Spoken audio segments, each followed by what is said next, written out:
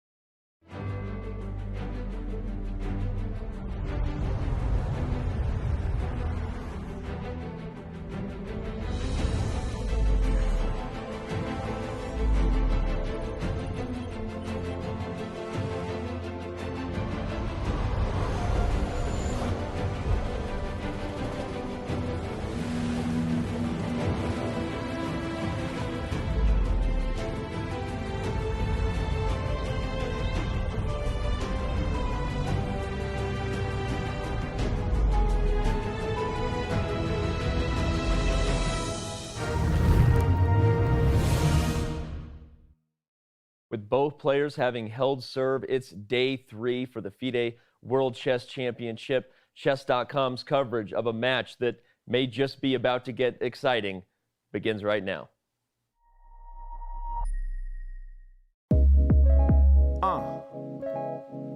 1, 2, 1, 2. Yeah, chess.com in the house, come on. Harry Mack in the house, come on, yeah. Turn your volume up right now, y'all. We about to make this happen. Look, come on. My name is Harry Mack. I had to hop on camera and spit. Welcome to the FIDE World Championship. 135 years, that's craziness. Been going down since 1886. Match format with 14 games. Many queens will be captured and kings will be slain. Check out the way I'm unraveling the rhymes. This is sure to be a true battle of the minds. Just so it don't remain a mystery, I'll take a moment to walk you through the history. I said we gotta show love to the masters. 27 years strong, that's Emmanuel Lasker. This next name here is an honor. Said it's the endgame master, Jose Capablanca. Can't forget Alexander Alekhine. Ayo, his technique matches my style of rhyme. Why is that? Well, he's the master of attack, and I'm the master of causing disaster over tracks. But when he died, who's gonna be the next leader? FIDE came with a 3-year feature. Soviet reign for 24 years. Cold War pressure, it had us in fear. In comes the American Bobby Fischer. He had to get the crown, I'm just painting a picture. I be in the shuttle straight blasting off. I be slaying my rivals like Kasparov. When they come to spitting, son, I'm about to get it done. Won't stop till my rating 2851. I'm getting loose with the style. That was the past, let me take it to the now. Coming off top with the clever words. Time to introduce your first competitor. If you don't know, this is a reminder. The endgame magician, Norwegian grinder. Triple crown winner, go hard for him. Of course I'm talking about Magnus Carlsen. Is he the GOAT, the greatest son? Highest score ever, 2881. Can anybody test the crown? Well, I guess so. I mean, if anyone can do it, then it's Nepo. Cause he's never been the wannabe. Give it up, y'all, for Nepomniachtchi, the ill Russian. The one that's causing a concussion. People pay attention from the moment that he's touching. The first pawn making the move that's dynamic, intuitive, the way he's doing it. Yeah, gonna be an exciting challenge. Nepo about to keep the game in balance. Going down 2021 in Dubai. Chess.com, we gon' keep it too live. Twitch exclusive, so keep it locked. We got Fabiano Caruana up in the spot. My man Robert Hess and Daniel Ranch. Yo, the gameplay guaranteed to be intense. FIDE Chess Championship, it's on. Keep it locked right here at chess.com. Peace.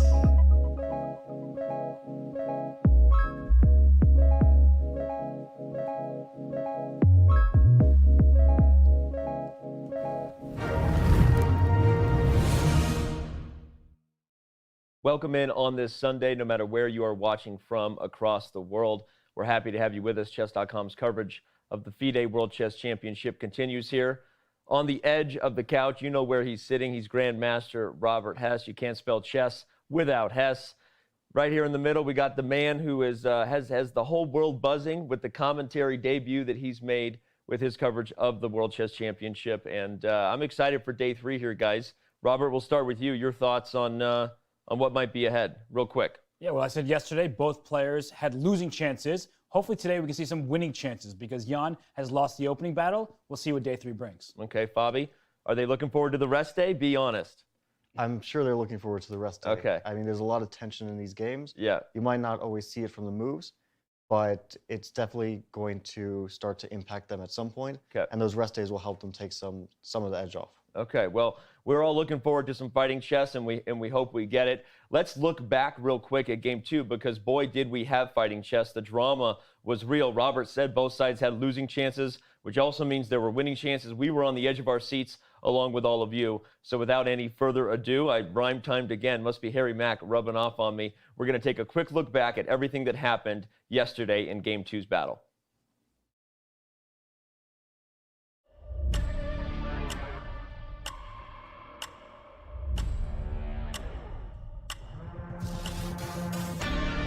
E4, we're all wrong. Wow.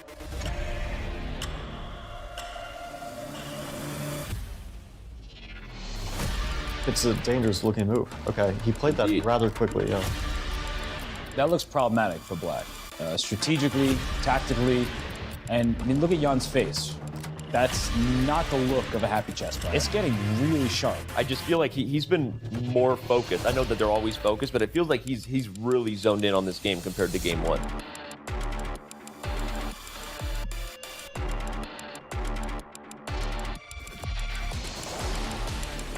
I don't think Magnus will go for take on b5 because it feels like his losing chances are very high. Right. And it's purely a 2-result position. Well, here at least Black has to think about some things. This type of position definitely offers Black huge winning chances.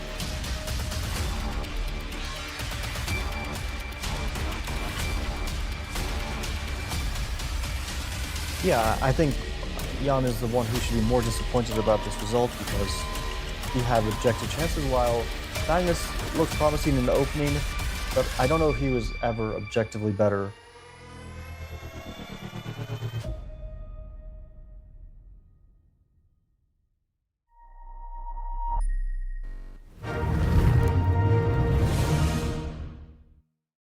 That video was hype, if I don't say so myself. I hope you're enjoying our quick recaps of the previous round, because we're going to continue to do it at the top of every show. We see chat. It's early in the morning here on the West Coast. We see chat buzzing. I saw Old Town Bob on YouTube saying Maggie's going to bring the pain. Shout out to Aquaman, already rocking and helping us over there on Twitch. We're going to be watching for your comments throughout the day, so keep them fun, keep them insightful, and maybe we'll be reading them on the show. I want to also say that on the show, of course, will be our guests. We have Hikaru Nakamura joining us, Eric Hansen joining us. We have a lot of guests joining us. Jan Ludvig Hammer continues to join us every single day and bring his view all the way from Norway, and it's been awesome to get Hammer's insights.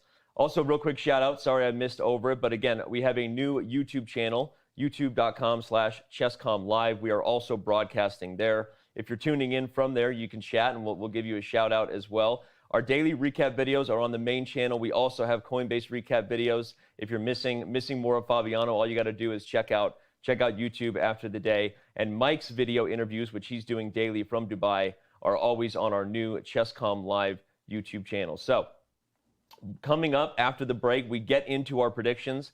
Robert, Fabi will give you their thoughts on what we're going to see on the board, both from a results perspective and a first moves perspective. So stick around. We will see you on the other side of the break as Chess.com's coverage presented by Coinbase continues.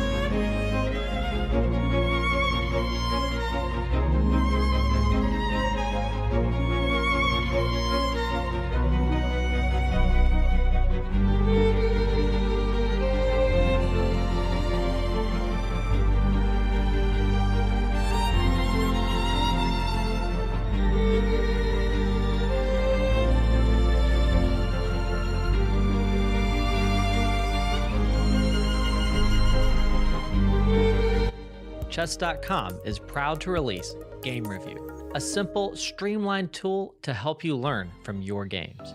Immediately see your accuracy and your opponent's accuracy and how many brilliant and great moves were played. Then select Start Review to dive into the game. Learn about the opening and get helpful stats on your performance. Retry mistakes to learn and improve your accuracy score. See why moves are played thanks to the coach's feedback and click Show Line to see helpful engine recommendations. Play a game, start review, and try it today.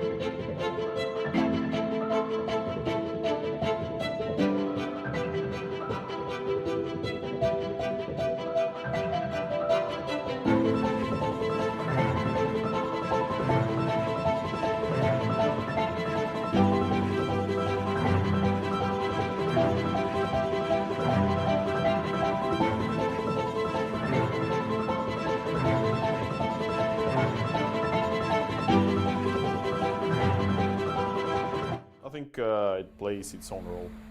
If trying to be... Mike Klein here with Chess.com, back in the Expo Media Center at the conclusion of round 2. Today, they gave us golf carts, but my driver got lost. I had to jump out of a moving one.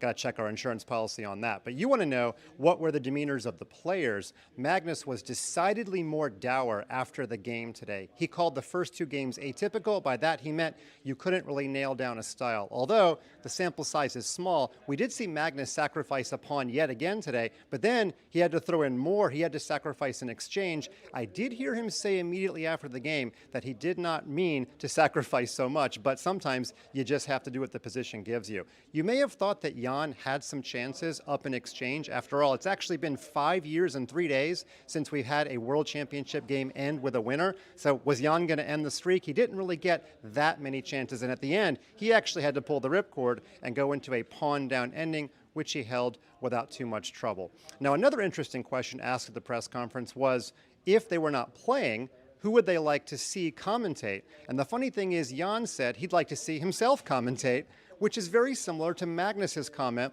in London 2018 when asked who he thought was the strongest player. He said, well, himself a couple of years ago. So Magnus thinks very highly of his chess ability. Jan thinks very highly of his commentary ability and his humor. I also asked Jan, what about Dubai? Lamborghinis everywhere, 7-star hotel. He basically said that he's not falling into that trap. He's focusing on the chess games, and all of that opulence is not part of why he is here. So there you go. A draw for each player. Nepo comes back with white tomorrow. We play for another day.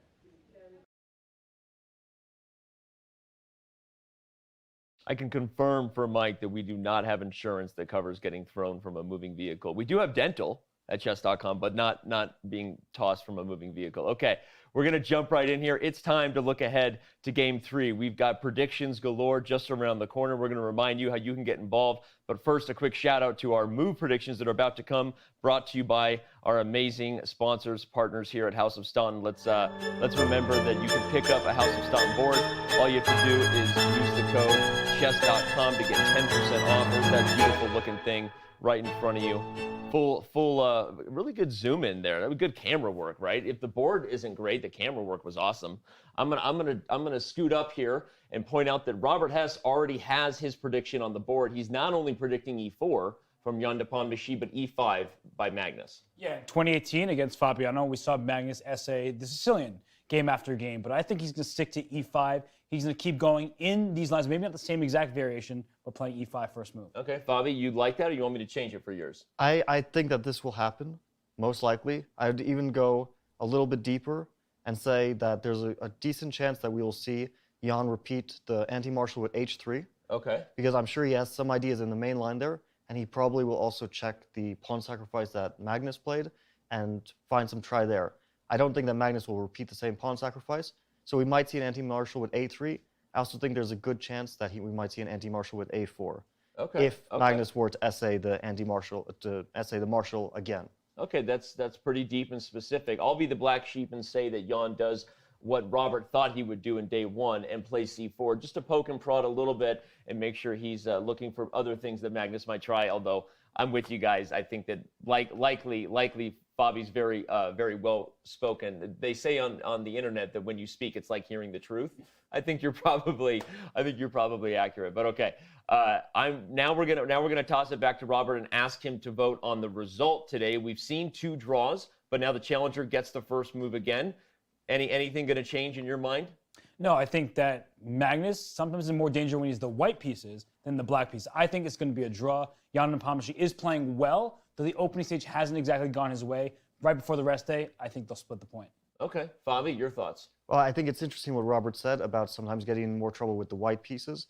And I think that Magnus, who always presses hard for a win, sometimes has a risk of overpressing a bit.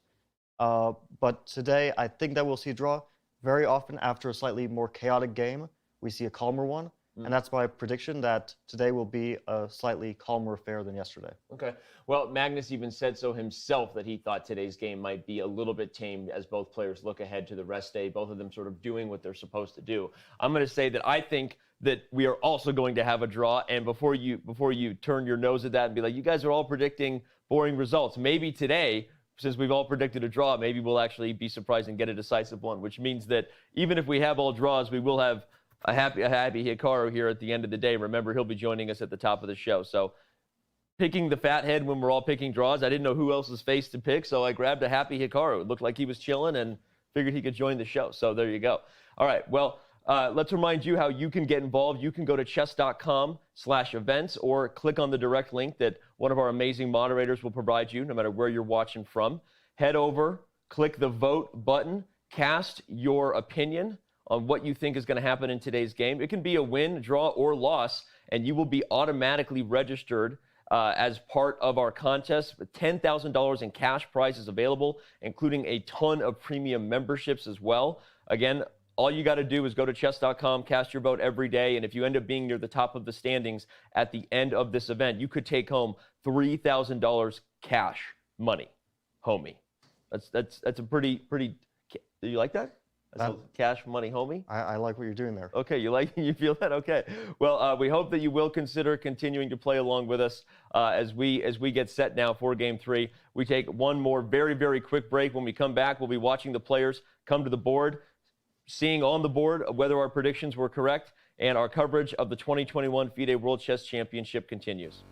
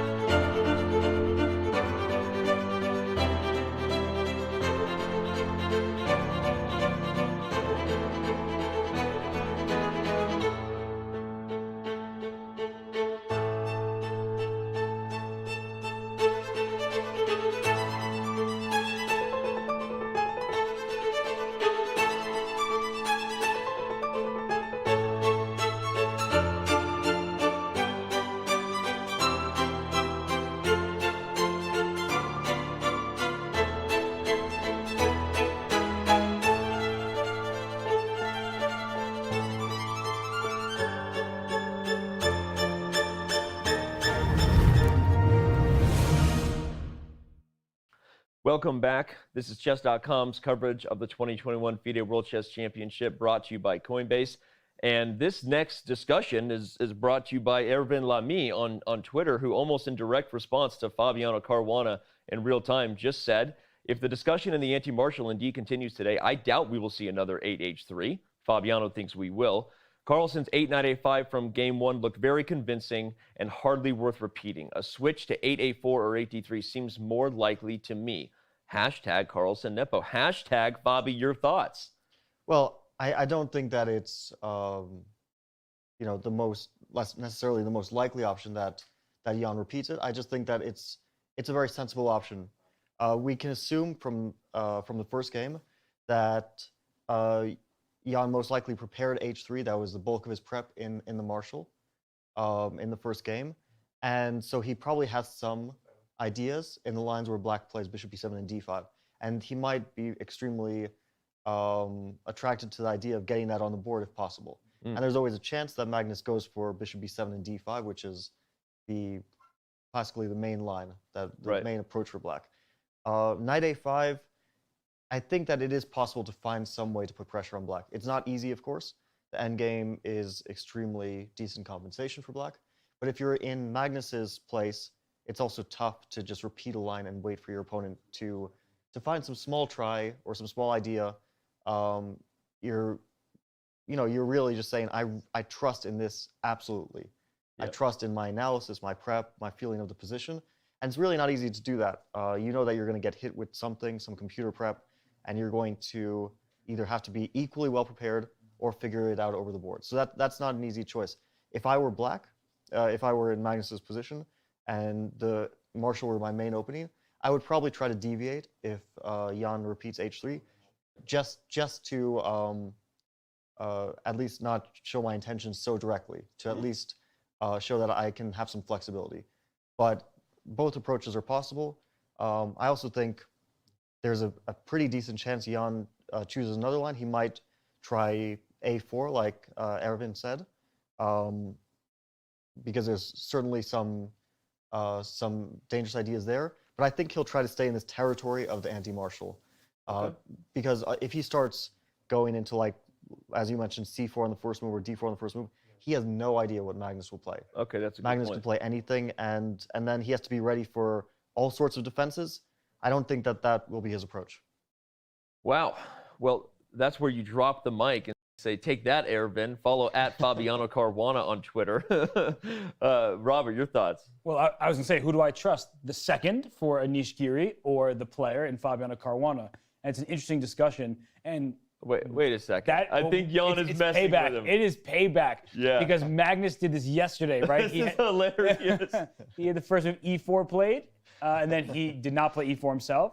And I think Jan is doing the exact same thing, but we'll see now. We're going to see right now. Moment of truth. Oh, yeah, there it is. Okay, look at that. A little gamesmanship between the two childhood friends. That is pretty funny. What's funny is the DGT board is already messed up. It's not on screen for all of you, so don't you worry. But this little gamesmanship that they're doing is hilarious because they're messing everybody up. That was hilarious. Okay, we are rocking and rolling here with no more D4 on the board. Just make everyone's lives as difficult as possible on move one. But back to that point from Grandmaster Lamy, who, as I mentioned, is Anish Giri's trainer and second. He does a lot of the prep work, the heavy lifting for Anish. And it's interesting to note that he was saying that, oh, there's not much there. But is it worth...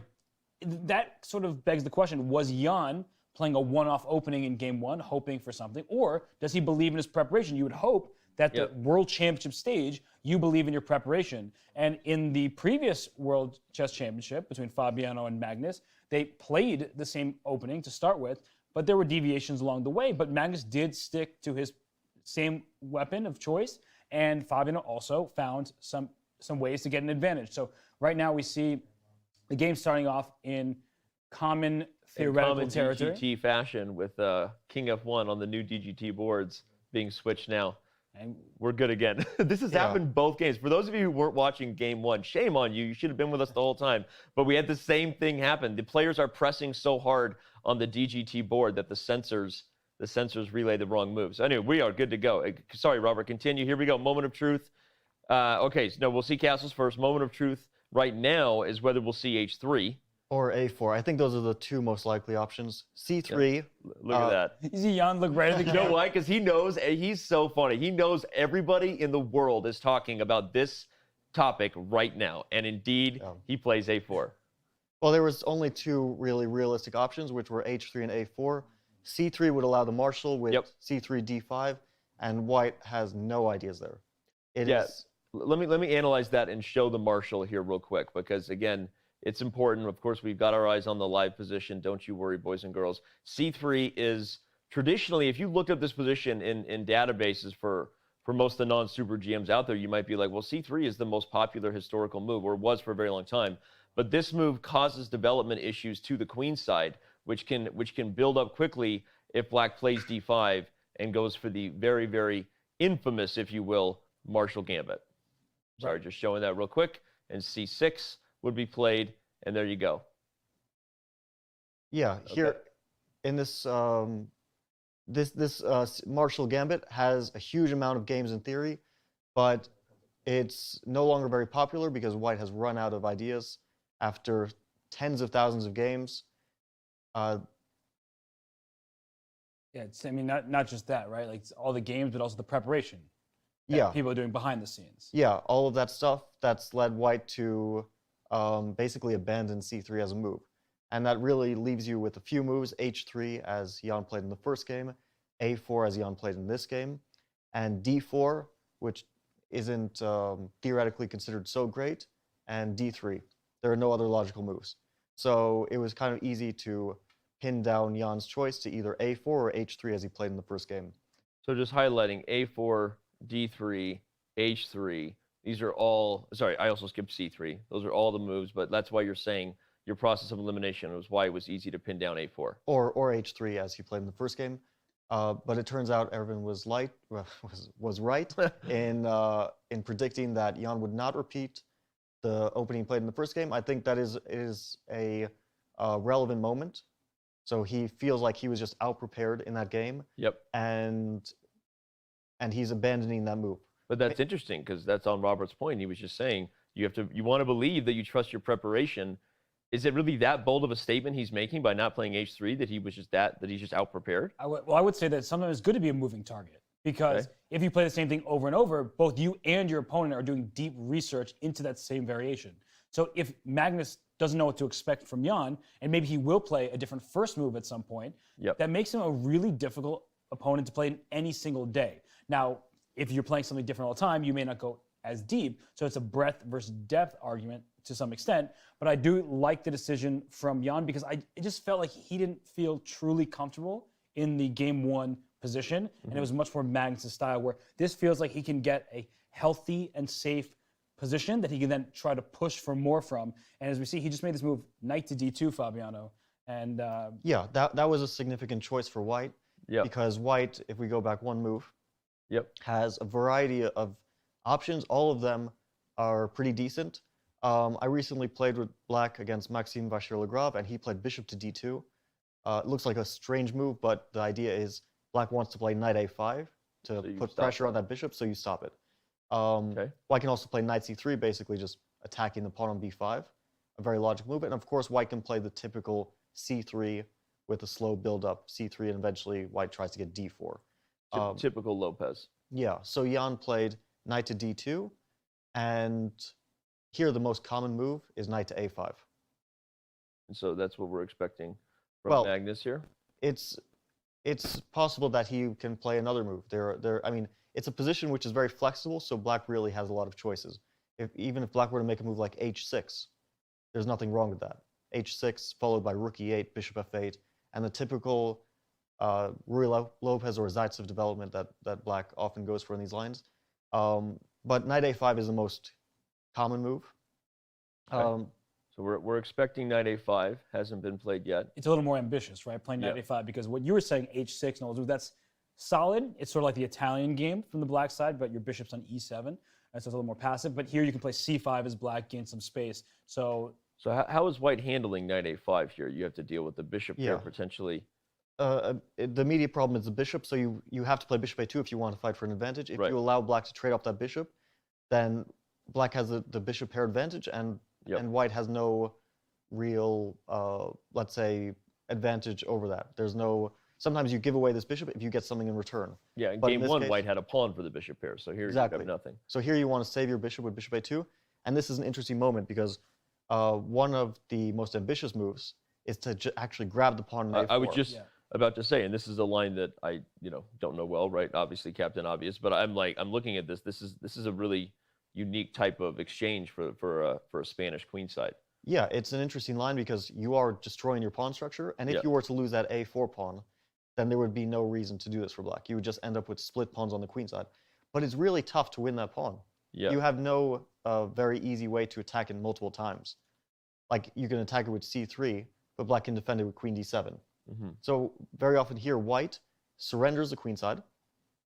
Okay, so what are you doing here then? You can play, for example, knight f1. You surrender the queen side, and you try to build an attack on the king side.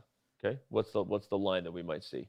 To be honest, I haven't checked this line in many years. I played a game in this b takes a4 line in 2014, but since then I haven't really looked at it very thoroughly, so I don't remember the theory. But that makes me feel better. Now there's two. Now there's two of us here. But one of the main things that you can see in this position is black's pieces, the knight on a5 and the bishop on b7. They're not in play over on the king side. So the bishop on a2 may be on the queen side, but it's the power of the bishop. It's slicing across the board to f7. So with Fabiano's idea here with knight to g3, and sometimes you can even play like h3, g4, and throw pawns up the board. But the point is that white is much more prepared to be active on the king side, whereas black not only has those pieces on the queen side, Fabiano's point, that if you move your knight back to c6, then it becomes much easier for white to go after the a4 pawn. And if you lose the a4 pawn, you will just be positionally worse because I'm going to show that real quick just to highlight. I don't know whether this is the move or not, but just to get the point across that what Robert's saying is b takes a4 for black may have won a pawn, but if that pawn falls, i.e. there's no more queen d7 or something, the structure here is greatly, just make a random move, greatly advantageous. This is the kind of thing you never want to do for black on the queen side in the Spanish. Yeah, this would be disastrous. And even, I think, more accurate than bishop c4 would be to play c3, because if you can make a move which attacks the pawn and is also a developing move, and c3 is a developing move because it prepares d4 in some cases, then you're killing two birds with one stone. So black shouldn't play knight c6. In fact, one of the main, let's say, development plans, and if let's say we don't play b takes a4, but we play c5. This is actually one of the points of playing knight a5. It's to chase the bishop away for a second so you gain a tempo to expand in the center. So now if you play knight c6 back later, let's say we'll just do this to show. Yeah, for example, your knight is no longer blocked by the pawn on c7. Right. So now you have a lot more space, and also that c5 pawn exerts pressure on d4. So white finds it very difficult to play d4 without massive simplifications in the center. Okay. Yeah, so that's interesting. c5 is the most common move after bishop a2. Yeah, and if you just take a snapshot of this structure, this is something you see this in the Spanish for the last 50 years, as far back as when Fischer was playing it. I mean, so this makes a lot of sense. And with this structure, when you have pawns 2 squares away from each other, like c5 and e5, the square in between is often the square that white would like to target. So, with knight f1 as a potential option, that's something that black does need to be careful about, because as is typical in the knight or in the Sicilian, if a bishop comes to g5 and takes this knight on f6, it's not that white is immediately better from an objective evaluation point of view. It just becomes a dark square bishop, and look at the pawn structure for black behind your own pawns. Making some random moves. Sure, exactly. We can show the d5 square is so important because you don't have a pawn that can kick a piece out. That's what an outpost is, and it's exactly what white would use in this type of position. Okay, well, what a traditional Spanish game that would be if it was delivered, but no. If I'm correct, it looks like we have a move on the live board. Indeed, we do. We see that Magnus has played the move rook to e8 on move 10. Fabi? Yeah, so this is similar to the plan I mentioned with h6. Yeah. Basically, he wants to develop with bishop f8 and get that bishop out of the way and eventually try to push d5. So now that he'll overprotect e5, and then d5 will no longer potentially lose a pawn on e5. The interesting thing is here is white can play knight g5, attacking f7. That's why I suggested h6 first. But I'm wondering about d5 here. Ooh, no. So we're not gonna play a little tickle. I don't think it works though. I think that after e takes d5, it's not going to work out. Do we have a lolly gambit happening over here? I want something nasty with queen f3. I think that you're really asking for it here. It does, right? It's got to. And queen f3, and the king has to go to e6, and oh my God! Just if this happens in a world championship, I will give every viewer a 1-year diamond membership. But there is an interesting point here that your d5 move, maybe it doesn't work if you follow up with knight takes d5, but aren't there positions without the king on e6, I was gonna say. where after e takes d5, let's say, yeah, you like play a move like knight d4 and you like start giving up pawns. Yeah. And it's similar in nature to what Magnus did in the first game, where he goes after the bishop on b3, he gets the bishop pair, but he loses the pawn. So this kind of move is definitely possible. You always have to watch out for d6. Like here it doesn't. I was just about to say the key is that black can take this first. Right, and after d takes e7, this is the really important point, queen d5. Yeah. Because otherwise you lose. If we just go back that half second here, that your queen's under attack and your knight's under attack. So you need to save your more important piece. If you take the pawn e7, you just lose your knight. So queen d5 attacks something greater in the position. So that means that black is actually the one who gets to escape. Only thing greater than a queen is the king over here. Very, very nice. Actually, I think it would be interesting to continue that line for just a second. Although I don't think it works out for white. Okay. I think it's still, if we're having fun checking some crazy lines. Hey, we're having fun. Look at that. All the viewers can see the live position, so calm yourselves. Let Bobby analyze. So d6, knight takes b3, d takes e7, queen d5. This is necessary so black doesn't lose that knight on b3, and it looks like black is winning the rook on a1. But if I play knight g to e4, now if knight takes e4, d takes e4 wins a piece because the queen is attacked. So black's only good move is knight takes a1, knight takes f6, g takes f6. So white is down a full rook, but after knight e4, white has very significant threats. And then knight on a1 is also probably going to die there.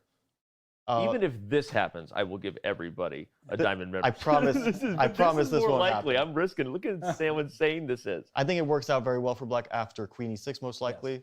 But it's God, not. There's still so knight bad. c5. There's But a lot of look how tactics. I love the fact that Stockfish 14 is evaluating a position with black up a rook anywhere close to equal. I am getting excited right now. I'm glad I'm not on camera. Yeah, this is very unlikely to happen, but it is an interesting line. It's some of the possible lines that will remain behind the scenes, but the players are probably kind of briefly looking through in their minds. Okay. But I don't expect knight g5. I think rook e8 is first of all preparation from Magnus. That's clear. He's looked at this line, so you don't start going for sharp lines like knight g5 without preparation in return. Quick note on the position. Apparently, so Carlsen has actually never faced the move knight bd2 in 14 games of this position. Thank you to our team working hard, bringing us stats. So that's already an interesting point, that one of the reasons Magnus paused on this last move before playing rook e8, maybe he'd never faced that move order. We also have a note that the move 8a4 hasn't been played in a world championship match since Kasparov Short 1993. Oh, so that's actually an interesting game. Kasparov Short? Yeah, it's Don't let Nigel hear you say that. Well, Kasparov won that game, and it was a brilliant game. Oh, then go ahead. But it was the reason that for decades a certain way of development for black was rejected. Okay. And then recently it was revitalized. It was black at some point plays knight d7 and knight c5, and based on that game, everyone thought this is very bad for black. But then more recently, computers said, oh, this is actually a very legitimate way of playing. Okay. And that game, even though it was a great game, is not theoretically so relevant. But anyway, that is not happening today. And that's the problem with great games, is people often take for granted that there's so much lying underneath the surface. So especially if Kasparov is the one playing, and you say, okay, I trust him. Yeah, the result and the man playing the position, you assume, okay, well, this must be good. But indeed, this is a very playable variation for black. Now we see h6 on the board, stopping knight g5. Fabi gets his wish, and Jan takes another sip of whatever's in that thermos. Yeah, I feel like knight g3 is feels like almost an automatic move here, because the knight on f1 has two places to go. It either goes to e3 or to g3. So most likely you put it on g3 first. Okay. Why is that? Just to both options in the Spanish are typical, but here with the rook on e1 and this anticipatory structure where d5 might happen just makes more sense to put it on g3. Yeah, well, we think about the knight on either g3 or e3 as where can it go? And the squares on g3 it can go to potentially are obviously f5, that's the most obvious square, and maybe h5 someday if the knight on f6 goes away. But that square doesn't seem very relevant at the moment. The knight on e3 can also go to f5, or it can go to d5. But on d5 it gets traded off, and white isn't really interested in trading off pieces to play for an advantage at the moment. But the knight on e3 has disadvantages in blocking off two of white's pieces, the rook on e1 and the bishop on c1. It limits their influence. So if the knights are going most likely to the same square, which is f5, why would you put it on a square where it blocks your pieces off? You'd rather put it on a square where it doesn't obstruct anything. It also opens up d4 as a possibility, right? Because the knight on e3, you're not playing d4. Your e4 pawn is loose. With the knight on g3, you have a second defender of that pawn, so d4 is in the card at some point, not in this particular position, because bishop f8, which is the move that we expect in such a line, because that actually helps black's rook, and at some point black may play g6. And we know a pawn 3 squares away from a knight dominates a knight, because where's the knight on g3 going? f5 or h5, a pawn there takes away those options. But if white is able to get a knight on f5 first... I was just about to say that. Yeah, you don't... One of the typical ideas whenever there's a pawn on h6 is you now have that anchor. So knight on f5 and bishop on c1 actually frees the pawn where it stands. g6 would hang the pawn. So I also want to... is this a line you think we might get? Knight g3, bishop f8, knight f5? I don't know about knight f5 because... Okay. One of the problems with knight f5 is, for example, black might just play knight e7. Trade it off. And just trade all that stuff off. Okay. What were you going to say then?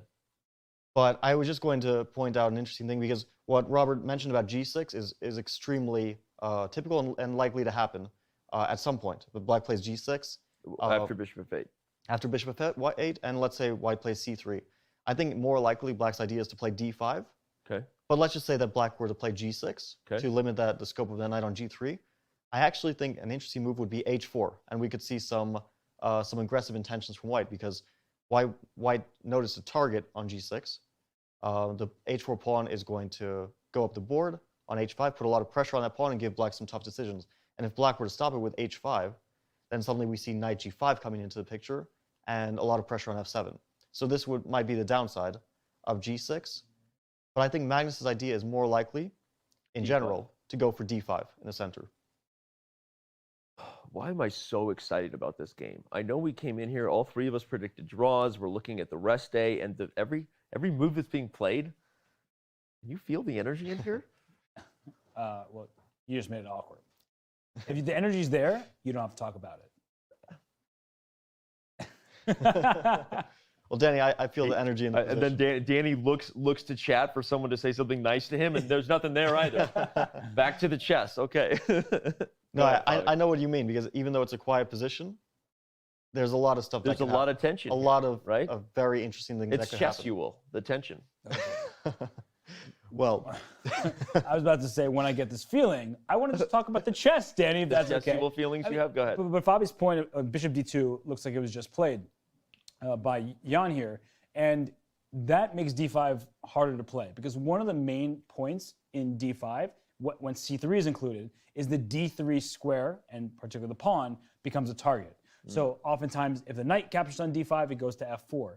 With the pawn still on c2, d3 is protected, right? There's a little pawn chain there, and so the e5 pawn probably can just be scooped up and captured, and that leaves black in some trouble, because where's their full compensation coming from? You have some piece activity, but white's bases are covered, and thus it's not justified. This is also interesting, Fabi, because this is sort of like the idea that Maxime played against you to prevent knight a5, but the white knight is already on f1 rather than on b1. So this is a very interesting move. I was trying to understand the idea, and it's clear when you play bishop d2, this is an indication Jan knows the position. You don't just play bishop d2 quickly, because it's not the most natural move, knight g3 is, without some idea of what you're doing. And I actually think the idea is, and I might be totally off on this, and I'll look a bit silly with this next move, but I think the idea might be bishop f8, c4. What? You do look silly. Explain yourself. And I think the point is that normally black can reply with knight a5 here and put a lot of pressure on that bishop, but you covered that square. You're threatening a pawn, so black has to make a decision with that pawn. What can you do with it? You don't want to take on a4. We already spoke about that in general. We're just going to remind everybody, this is a no-no on the black side of a Lopez. That's super bad. If you play b4, white will play a5, and that pawn will get isolated on b4 and eventually picked up. So you don't want to do that, because also now you can't play d5. So that pawn on b4 is a huge weakness. Look at this. Look at this and how it says no. It's really funny, because I think when people learn this type of position, the point is the bishop on b3 is so strong. So playing c4 to some extent seems counterintuitive because you're blocking your bishop, especially in the event of b4, as we were just looking at. But Fabi's point is extremely important that after b4 for black, white plays a5 and cuts off the circulation of the pawns. Because what would black like to do? Jump that pawn from c7 up to c5 right over the knight. Obviously, that's not legal. And where's your knight going? Well, you drop the pawn on b4 if you move the knight. So that's actually a big struggle that black has in such a position. So c4 is a really interesting idea, and one I would say that does not naturally come to mind for most. The last idea you didn't mention is what happens on this. Well, which is the move that black probably should play. But then after bishop takes c4, we actually notice that black has some concrete problems to deal with. Queen b3 is a big threat. As well as bishop takes f7 Possibly. for the record. Yeah, bishop takes f7 and queen b3, and these ideas are in the air. And so if black were to deal with that, white can actually start advancing on the queen side. The bishop on d2 is super useful, and there's like b4 ideas, maybe not immediately, but in general, and then b5 is coming, queen b3 is coming. You see how black is under pressure and white suddenly has initiative. And that pawn on a6 is a weakness. The bishop on c4 is staring at it. White also has ideas maybe to use the rook on c1, put pressure on the c-file, or play knight e3 just to cramp down on that d5 square. So I think this might be the idea that Jan is going for. And it looks like an interesting one to me. And it seems like he first put his knight on e3. So after bishop f8, knight e3 was played. So, I mean, the c4 idea is rich. Like, that's a fascinating variation. And he's leaving that option open. But at the same time, he's making sure that black doesn't have d5. Because in some of those positions, when you do play c4, maybe black will play d5 to take advantage of the fact that if you ever capture on d5, you're left with an isolated d3 pawn. So in the line we were just looking at before, like b takes c4, bishop takes c4, and d5 is possible. I'm not saying it's good here, but is a possibility. Whereas with a knight on e3, that move can't be played. So I think Jan is doing a good job of limiting the options that Magnus has. The reason that didn't work, everybody, is because of factoring queen b3. But forget the eval bar. I was just highlighting the instructive Robert Hess. But with like rook b8 included, right? Yeah. Sometimes you can then play d5 as we were looking at before. So yeah. The main thing is that knight e3 really restricts black in the initial position. And as Fabiano was pointing out, there it is. It's on the board. 100%, because it just go back a move before black played knight e7. From g3 and e3, we were talking about the knight's going to f5. But the bishop already made its intentions clear with bishop d2. We were discussing the move c4, thanks to Fabiano. And so now we don't need to look at d4, so the knight is great on e3, covering f5, and very importantly, d5. And so c4 makes sense, but Magnus responded very quickly. Oh, sorry.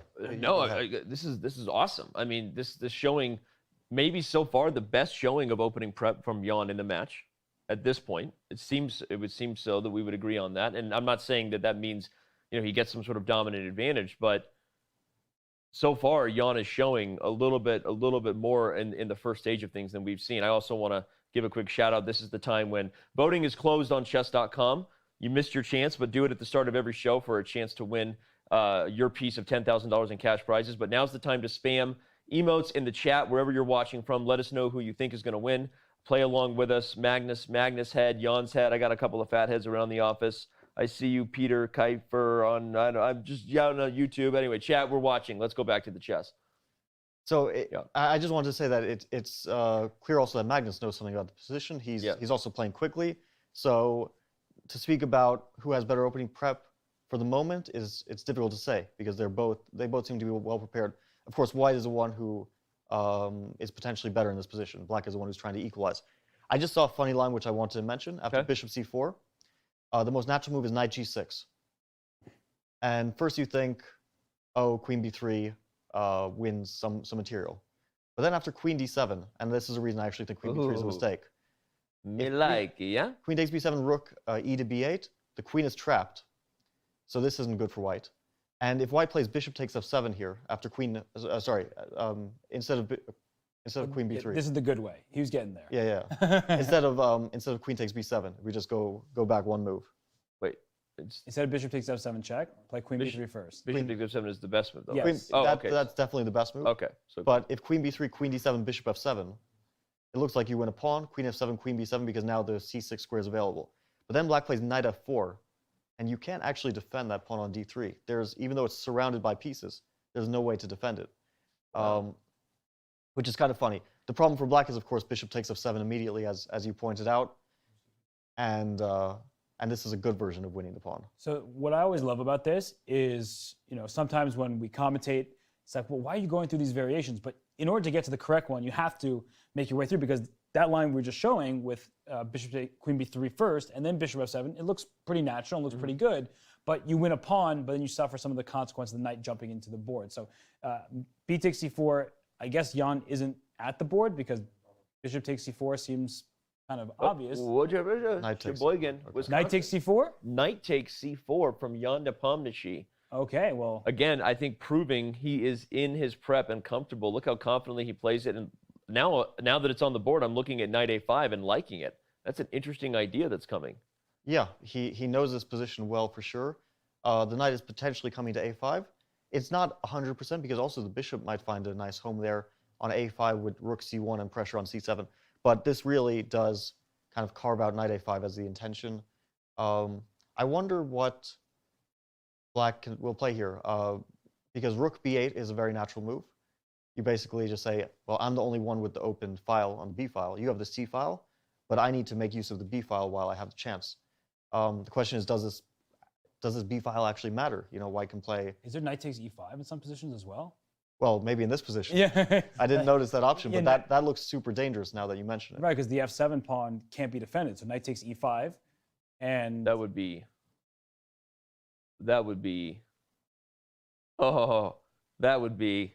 That would be a problem for black. That's a problem. It's interesting. Maybe black can. It's probably not very good, but maybe knight e d5. Actually doesn't lead to such a terrible position. E takes d5 is forced. Bishop takes d5. I thought we were going to go Marshall with like bishop d6, but yeah, okay. Yeah, then knight c6. Okay. White has a lot of weaknesses. If bishop d5, queen d5, suddenly a lot of things are hanging. Right. So maybe black has some compensation. Probably not enough for equality, but it's not a complete disaster, let's say. It actually doesn't look that terrible because it's an extra pawn for white, but look where the extra pawn is. I mean, the pawns are split for black, but it's this b2 pawn, which is backwards and targeted. The d3 pawn is targeted. So, of course, white is to be preferred here, but there's still good chances for black to find a way through. But yeah, knight 65, you don't want to overlook that move because just how it jolts you would not be a good feeling. And Magnus played a very interesting move, and he dealt with two threats in one move, knight a5 and knight takes e5. But he also spent two moves to get to the same square. But he also spent almost no time. We saw for a second, for anyone who couldn't see the camera, both players were gone from the table. Magnus comes back and sits down and makes his move instantly. So they're both still very clearly. I wonder, though, that's what I was just going to ask Fabiano. Like, do you think that Magnus is also in preparation, or he got to this point and then knight c6 felt like the move? Because he's playing it quickly, so it leads you to believe it's preparation. But this is kind of a rare line. No, it's an unnatural move. Yeah. Because you don't immediately think, oh, I have to go back to the square I just came from. And you also don't want to block that c pawn. Because one day black would like to play c5 to get some grip over the central squares. And he played it quickly. So it means, so what you're saying to me makes it more likely that it's prep. I think it's an absolute certainty that they're both in their preparation.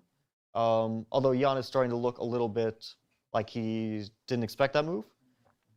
But it's clear that up to this point, all of their moves they knew about beforehand. And it is a rare line, but this is a World Championship match. The players have been putting an unusual amount of time into their preparation for this match. How would you know that? LOL. Sorry. An unusual amount of time, but yeah, go ahead. Maybe unusual isn't the right word, but they have the liberty to, let's say, play less events and put more of their effort into preparation. But it looks like Jan didn't really expect that one from his body language, and now he's started to slow down a bit. And the psychology, that's pretty interesting, because if Magnus maybe didn't expect in this game, but if he's seen this line before and expects knight takes c4, which you heard me say, I thought bishop takes c4 was going to happen for sure, and then he immediately responds knight 6, that actually is uncomfortable, I feel like, because you want the element of surprise, especially with the white pieces, to try to put pressure on your opponent. And the fact that Jan is the first one to sort of sit and think and maybe be like, well, maybe he knows his position better than I do. Well, it brings me back to Fabiano's point yesterday, which was an amazing point, which was brought on by chat, asking about how much you're using the engine prep and the idea that you're actually looking for positions sometimes where you might be a little bit worse, because those are the opportunities where you might trap your opponent, right? Positions that are a little bit worse, so they go for it thinking they have a safe edge, but there's an opportunity there that's maybe hidden, or an idea that maybe would be easily to dismiss, because as you said, no matter, it sounds in theory like we got a bunch of seconds and a bunch of engines, but you only have so much time, right? So no matter what, you have to choose where to put most of your resources, you were saying. So is this maybe one of those sort of traps where Magnus is a little more prepared for an idea, despite it looking like White's a little better? Yeah, I think what you mentioned is interesting, that there are a lot of seconds, but the decision is made solely by the player. Right. Magnus, he might get all these ideas in seconds telling you this is interesting, telling him this is interesting, this one I've analyzed and it looks good, but he needs to be comfortable with the position, and he needs to decide that this is what he likes. And I feel like maybe this type of position appealed to him because although Black is potentially under a lot of positional pressure, Black also has something to look forward to positionally. White has weaknesses. The b4 square, potentially the d4 square, and somewhat split pawns because White played c4, which was an ambitious move, but also a slightly positionally damaging move. And if Black were to get an extra move here and play a5, Black could start to clamp down a bit on those squares. I'm not sure if a5 is the right idea because it also is a potential weakness, right? Pawn a5 can be targeted. Right. But there is positional opportunity for White. And I'm kind of attracted to a move which maybe isn't so good for White, but it has an attractive idea for me at least, which is for White to play a5. The bishop comes to a4. It's sort of saying your last move, okay, it stopped my ideas, but I have some other ideas, which is bishop a4, a pin, maybe b4, b5, and try to create a passed a pawn potentially one day. So yeah, it's a super positionally tense situation right now. Both sides have a lot of options, but the good news for Magnus is it seems like he has again, for the third time, prepared a bit more deeply than Jan has. Fascinating, because just a moment ago we felt differently. Let's head back to the Batcave here and show again that the move we were kind of thinking was going to happen was bishop takes c4. It feels so much more natural, and it was all the tactics we're highlighting on f7 with queen b3 and the looseness. Jan playing the move that uniquely shows some prep, but Robert, you were saying it looked like from Jan's body language and what we're seeing now, the effort was going to be put into other moves here besides knight to c6. I don't know what those other moves were. What do you speculate they might have been besides knight c6? Because now that it's on the board by Magnus, as awkward as it was, the pony dance, it looks pretty good for Black. Yeah, and I think something that's important to note is c5 is a move that Black wants to play. Bishop a5 right. is a really annoying move to face because your queen can't go to d7 with knight b6 available at some point. I guess you actually technically sort of can for the moment, but it's very awkward. Your pieces get tangled. So I think that it's a tricky position, but very importantly, knight takes c4 means that d5 is not going to happen. And you are removing one of the main ideas for Black from the position. And if you can't play d5, you're a bit cramped. You look at the position here, the bishop on b3 is better than its counterpart on b7 because the bishop on b7 stares into a protected pawn on e4. The bishop on b3 is, again, heading towards the king side all the way to f7 for a potential attack. So the knight on e7, that blocks all of Black's pieces. So knight c6 does make a lot of sense. Going over to g6 is actually heading away from where the action is taking place. There's no attack in this position. It's more of a positional bind happening on the queen side. So knight c6 does make a lot of sense. And so did Jan's follow-up. With rook c1 is now on the board. It's a semi-open file. Your rook likes to have good room to work with. And it's also just passes it back to Magnus. The a5 move that I mentioned was the first idea that I was thinking of. At some point, perhaps play bishop a6 to take over the b4 square. But I was concerned that if Black plays a5, you can't really move your rook very easily from a8, and you can't move your knight for the same reason. The pawn on a5 is loose, which means you're not getting c5 in at any point. If you could just put that pawn on c5, then Black would be much happier in this position. But you have limited space, and your pieces are quite restricted from Black's point of view. I think White has much more dynamic chances. Bobby, your thoughts? Do you think a5 is still an option for Black here? Yeah, I'm a bit worried, like Robert mentioned, that after that the pawn will eventually become weak. And for example, a move like bishop c3 and queen d2, it might be difficult to find a way to defend that pawn. So I don't expect a5, but rook c1 opened up a threat for White. It's a move with a clear idea. The idea is knight a5, and then Black will be obligated to capture. Let's make some move to show everybody what might be coming. This would be very difficult to deal with because now you have to play rook c8 to defend that pawn. We can potentially, well, there's bishop takes f7 here concretely, so this is just bad. This is losing for black. So you have to play rook e7, which is super awkward. Yeah. But in any case, black has to deal with this threat. I think queen d7 is a very natural way of dealing with it, because now after knight a5, black can take and play c5, so that takes the bite entirely out of this idea and passes the onus back on white on finding some sort of threat. It's clear that black is in a slightly reactive mode at the moment. Right. Black is the one who's dealing with white's initiative, but there's some long-term potential. I think that's the main thing. But of course, white is slightly for choice here. And queen d7, I know I'm kind of keep going back to this the same idea, but it does really invite a5 again and bishop a4 because now it's a triple pin. I love that idea. And I think one thing we should highlight is that a5 for black and the line you talked about cannot be followed up quickly with a move like knight b4 because of tactics involving knight takes a5, immediately removing the defender and hitting the bishop. And yeah, exactly. It's important because if black could get knight b4 and then, to Robert's point, c5 to follow up, that would be a very good clamp to have established, right? So the fact that knight b4 doesn't work for tactical reasons is important. There's one sort of funny thing here. After bishop c3 in that variation, that we're talking about how the a5 pawn is loose. Sometimes, not obviously in this position, but black plays like queen b8, queen a7, and it's a move that looks very strange because you're moving your queen over to the wing where it's not fighting for the center. But on a7, it actually does compete for the d4 square. And very importantly in this position, like white needs to find a breakthrough.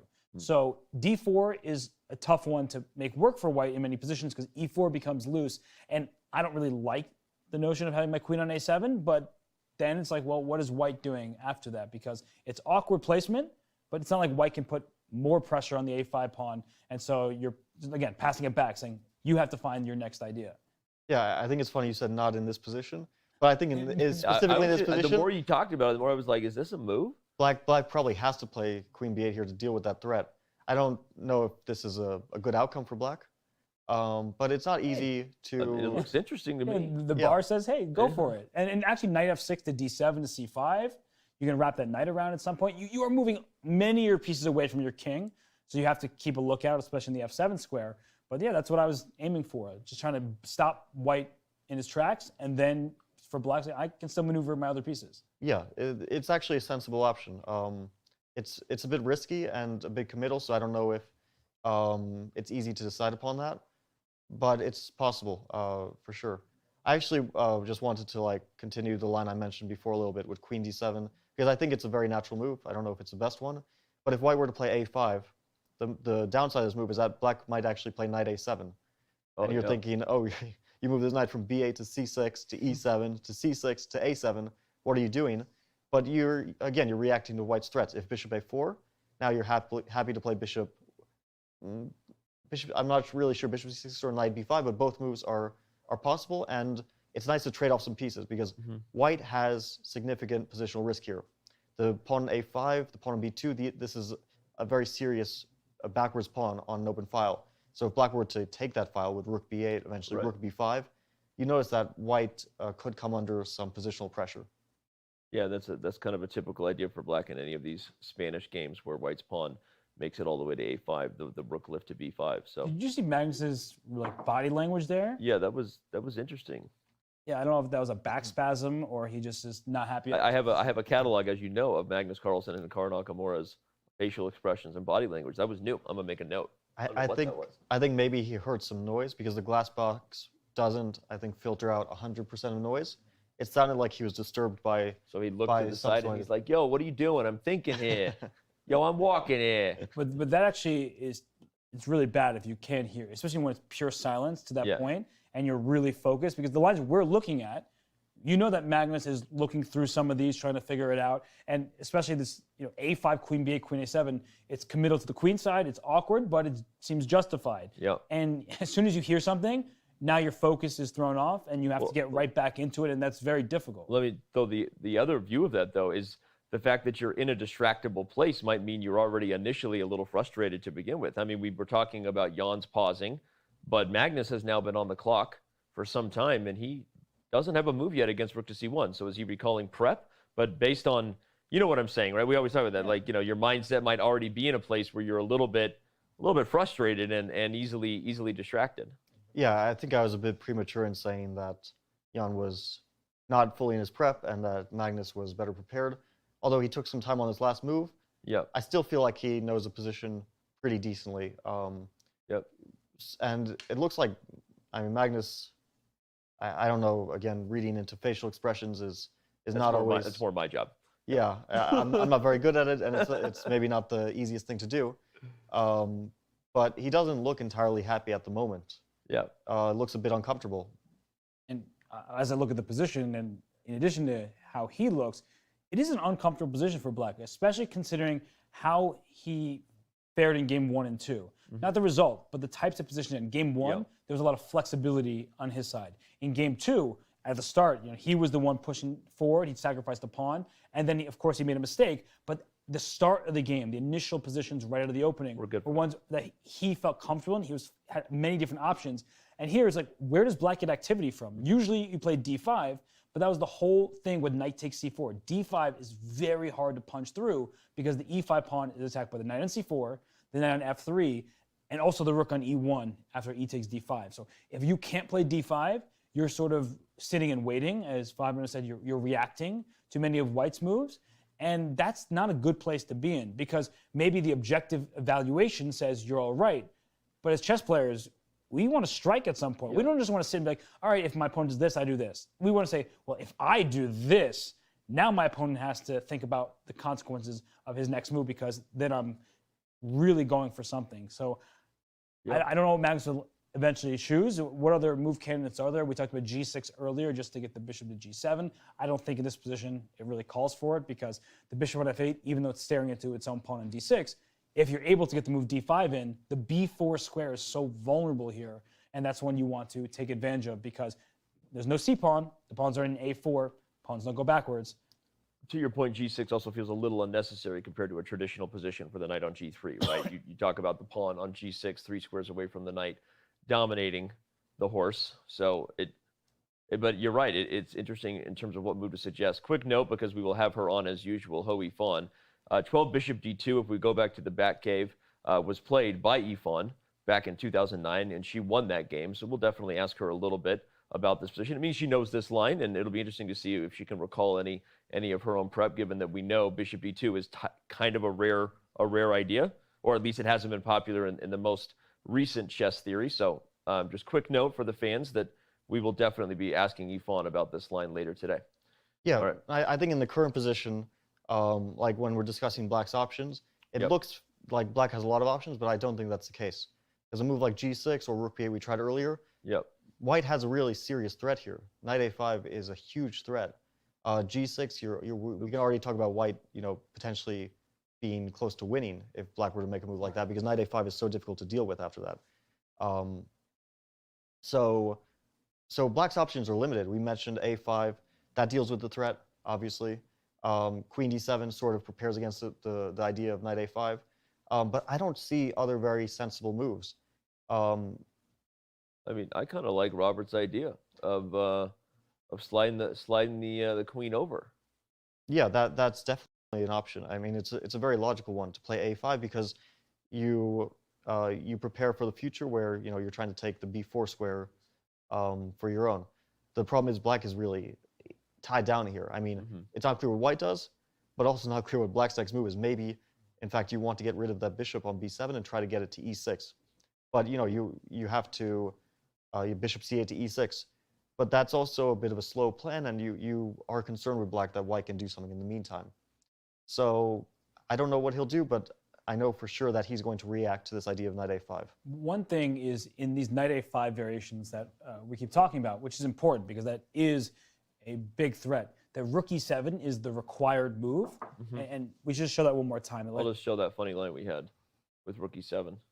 Yeah, but because we just want to show road turn. Rook c8 doesn't work because bishop takes f7 check. Yes. We just want to make sure everyone is fully aware of the sacrifice, followed by queen b3 check. We'll pick up the bishop back on b7 and win a pawn in the process. So that would be very bad news for black. So if rook e7 will be a required move, maybe g6 does make some sense, because if the rook is blocking that bishop and it's doing nothing, a bishop on g7 will make it more likely that black can play d5 at some point. So that's one of the reasons why g6 came to mind. Is I understand that knight a5, it doesn't look pleasant for black, but if I'm going to be forced into rook e7, having g6 in the picture does seem to at least feel a little bit better. Yeah, and I guess if white tried to continue to bring pressure here, you still couldn't play rook c8, I imagine. You could actually, because the rook could now. protects f7.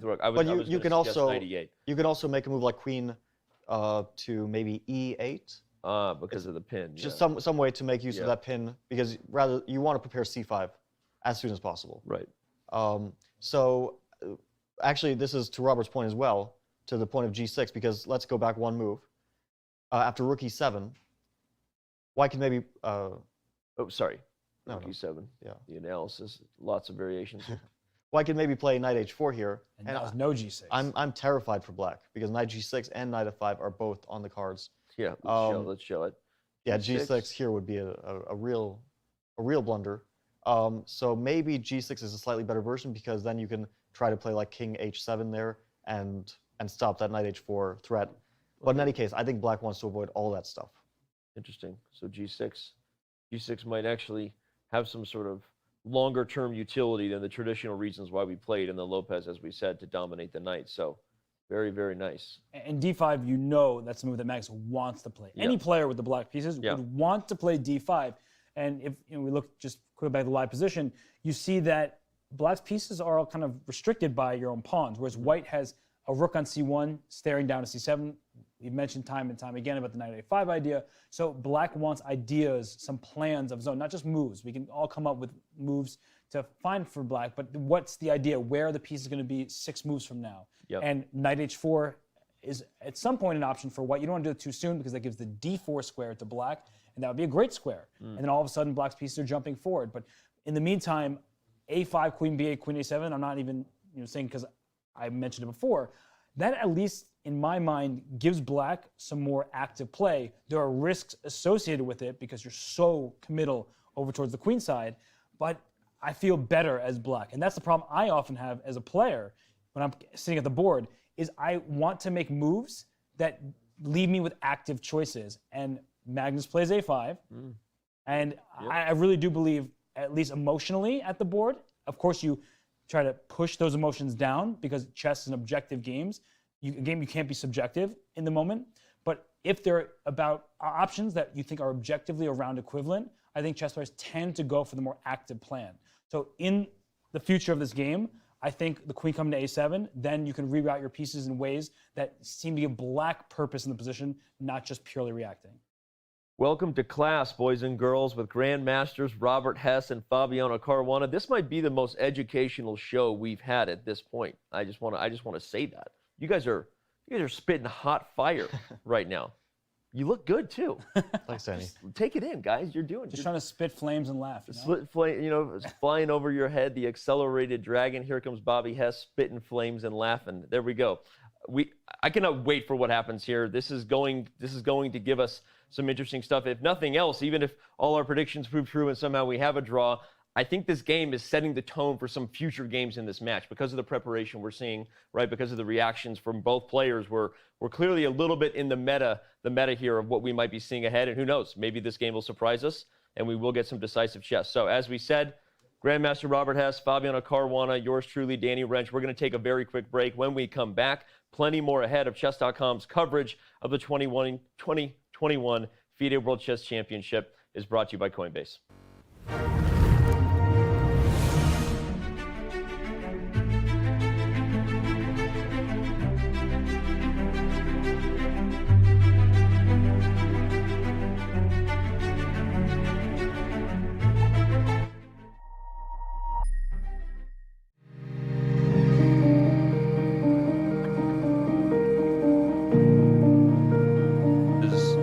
This. So here's what we're saying. Yes, we would discuss it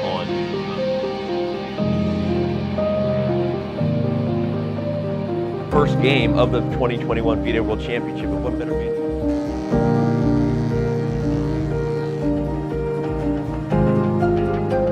Camera lighting and audio. We're going to crush through the top of the show. All right.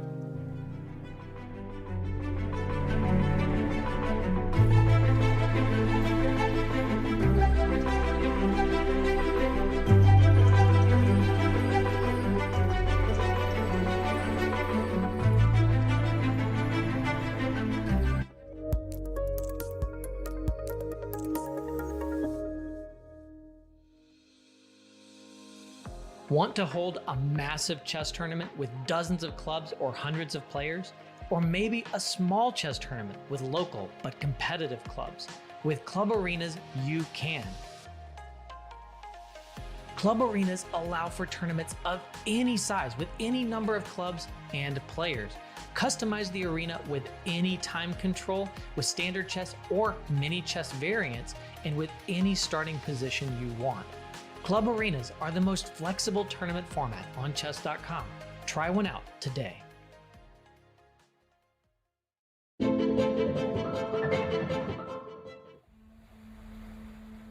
Am I supposed to feel ready? Yeah, but I guess when you prepare for such a major event, you always feel like you could do more. But I guess we are doing some insane amount of work, so I hope we get to be, ready enough.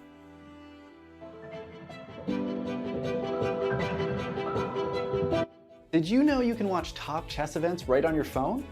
You don't even need to download an app. Just open any mobile browser and head to chess.com/events. You can see what's happening right now, check out top games, see results, and so much more. Try it for yourself at chess.com/events.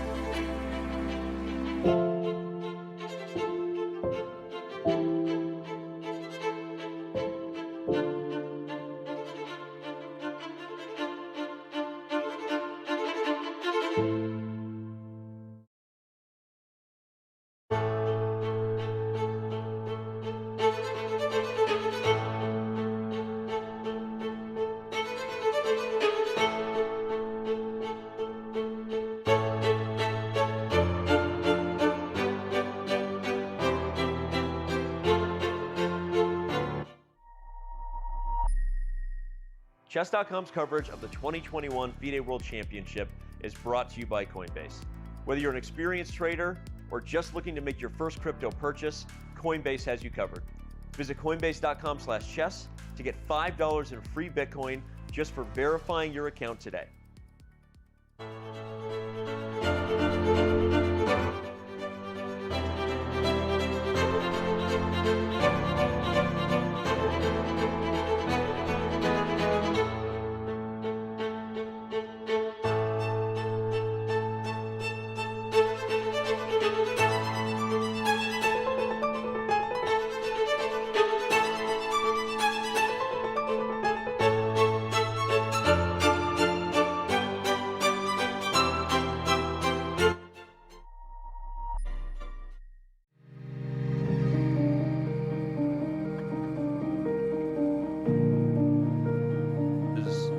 This. So here's what we're saying. Yes, we would discuss it on.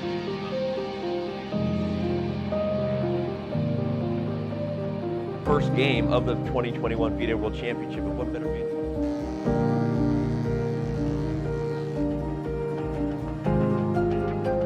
Camera lighting and audio. We're going to crush through the top of the show. All right.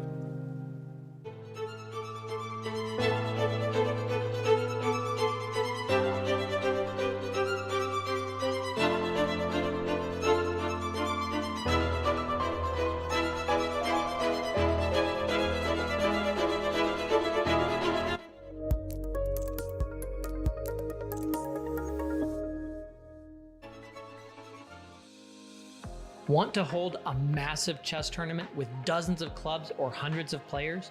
Or maybe a small chess tournament with local but competitive clubs? With Club Arenas, you can. Club Arenas allow for tournaments of any size with any number of clubs and players. Customize the arena with any time control, with standard chess or mini chess variants, and with any starting position you want. Club Arenas are the most flexible tournament format on chess.com. Try one out today.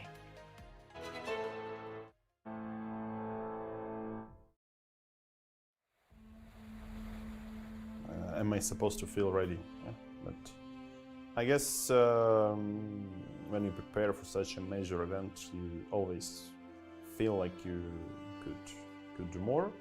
But I guess we are doing some insane amount of work, so I hope we got to be, ready enough.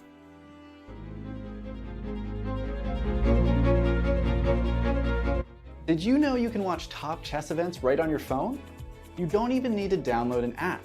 Just open any mobile browser and head to chess.com/events. You can see what's happening right now, check out top games, see results, and so much more. Try it for yourself at chess.com/events.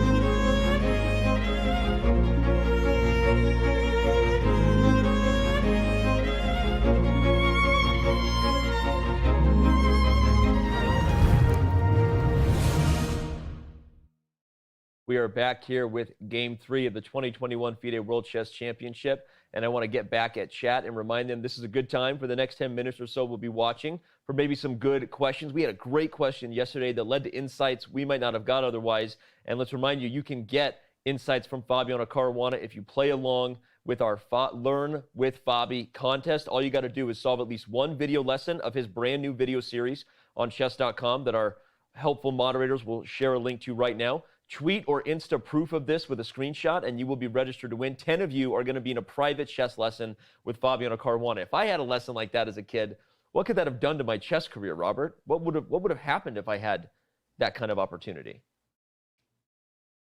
Okay, moving on. What we need to get into here, I feel like I just set you up to dunk on me over and over again. Why do I do it? Because in this instance, I couldn't do it. You put it out there. It was too easy. Okay, thank you. Appreciate you showing that you can hold back. You know who wasn't holding back when he came back to the board was Magnus Carlsen.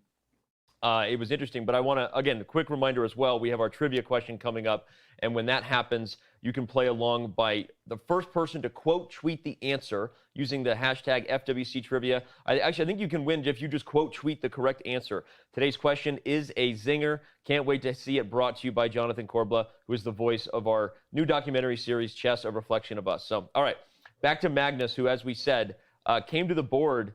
He did, those of you saw it at the break, he did a little funny thing with his finger. You know, you ever play a kid who actually calculated with his finger where they point the moves out? I feel like I played this kid locally who always did it just to like irritate his opponent, like point at the board with the moves he was thinking about. Was that you, but you're now blaming somebody else because we weren't there for the story? Like one of those where I pretended it was someone else? No. Yeah. Asking for a friend, right? Yeah, asking for a friend. Bobby? Danny, I'm a bit worried for Magnus now because he made a move we didn't expect. He played bishop to c8. We expected queen b8, right? We were talking about that one. So bishop c8. So I was just thinking about this for a second. The question is, what is Black's plan after queen d2? Because obviously he has something in mind against the most obvious move.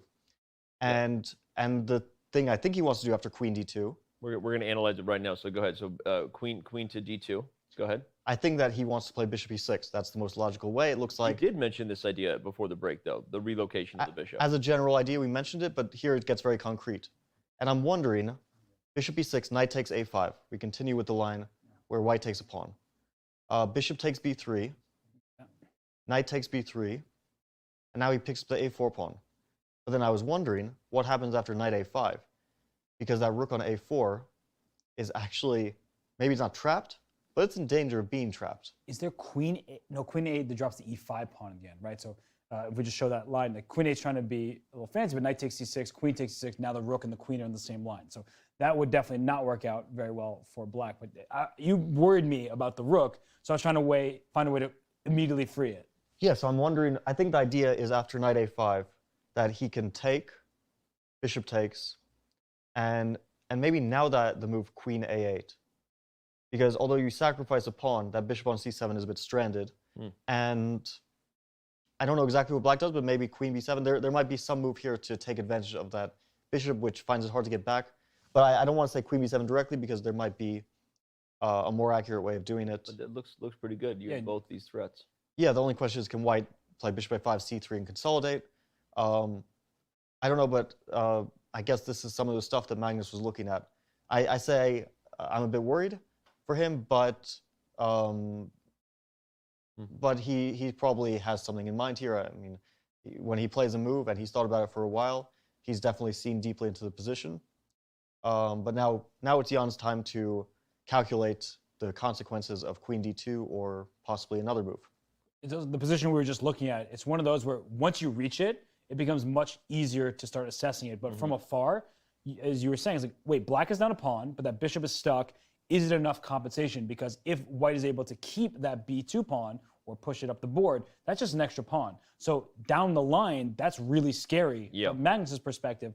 But Magnus, he's very good at being down a pawn. And he actually talked about this in his post-game interview in round one, where he was joking a bit. But in all seriousness, I do think that he is okay being down a little bit of material if that means his pieces are active. And we were talking earlier in the game, what I really like some of Jan's choices is he made sure, and Jan just made a face that I saw on screen, but he was making sure that Magnus couldn't strike with d5. He couldn't get an open position where black's pieces could start flowing and being strong. So I do like the way Jan played, but I also think that Magnus, if he does go down a pawn in that specific manner, that he will be okay there and he will be able to find the resources necessary. However, it's not going to be that fun to get into that position because white is a healthy pawn ahead, even though black has sufficient compensation.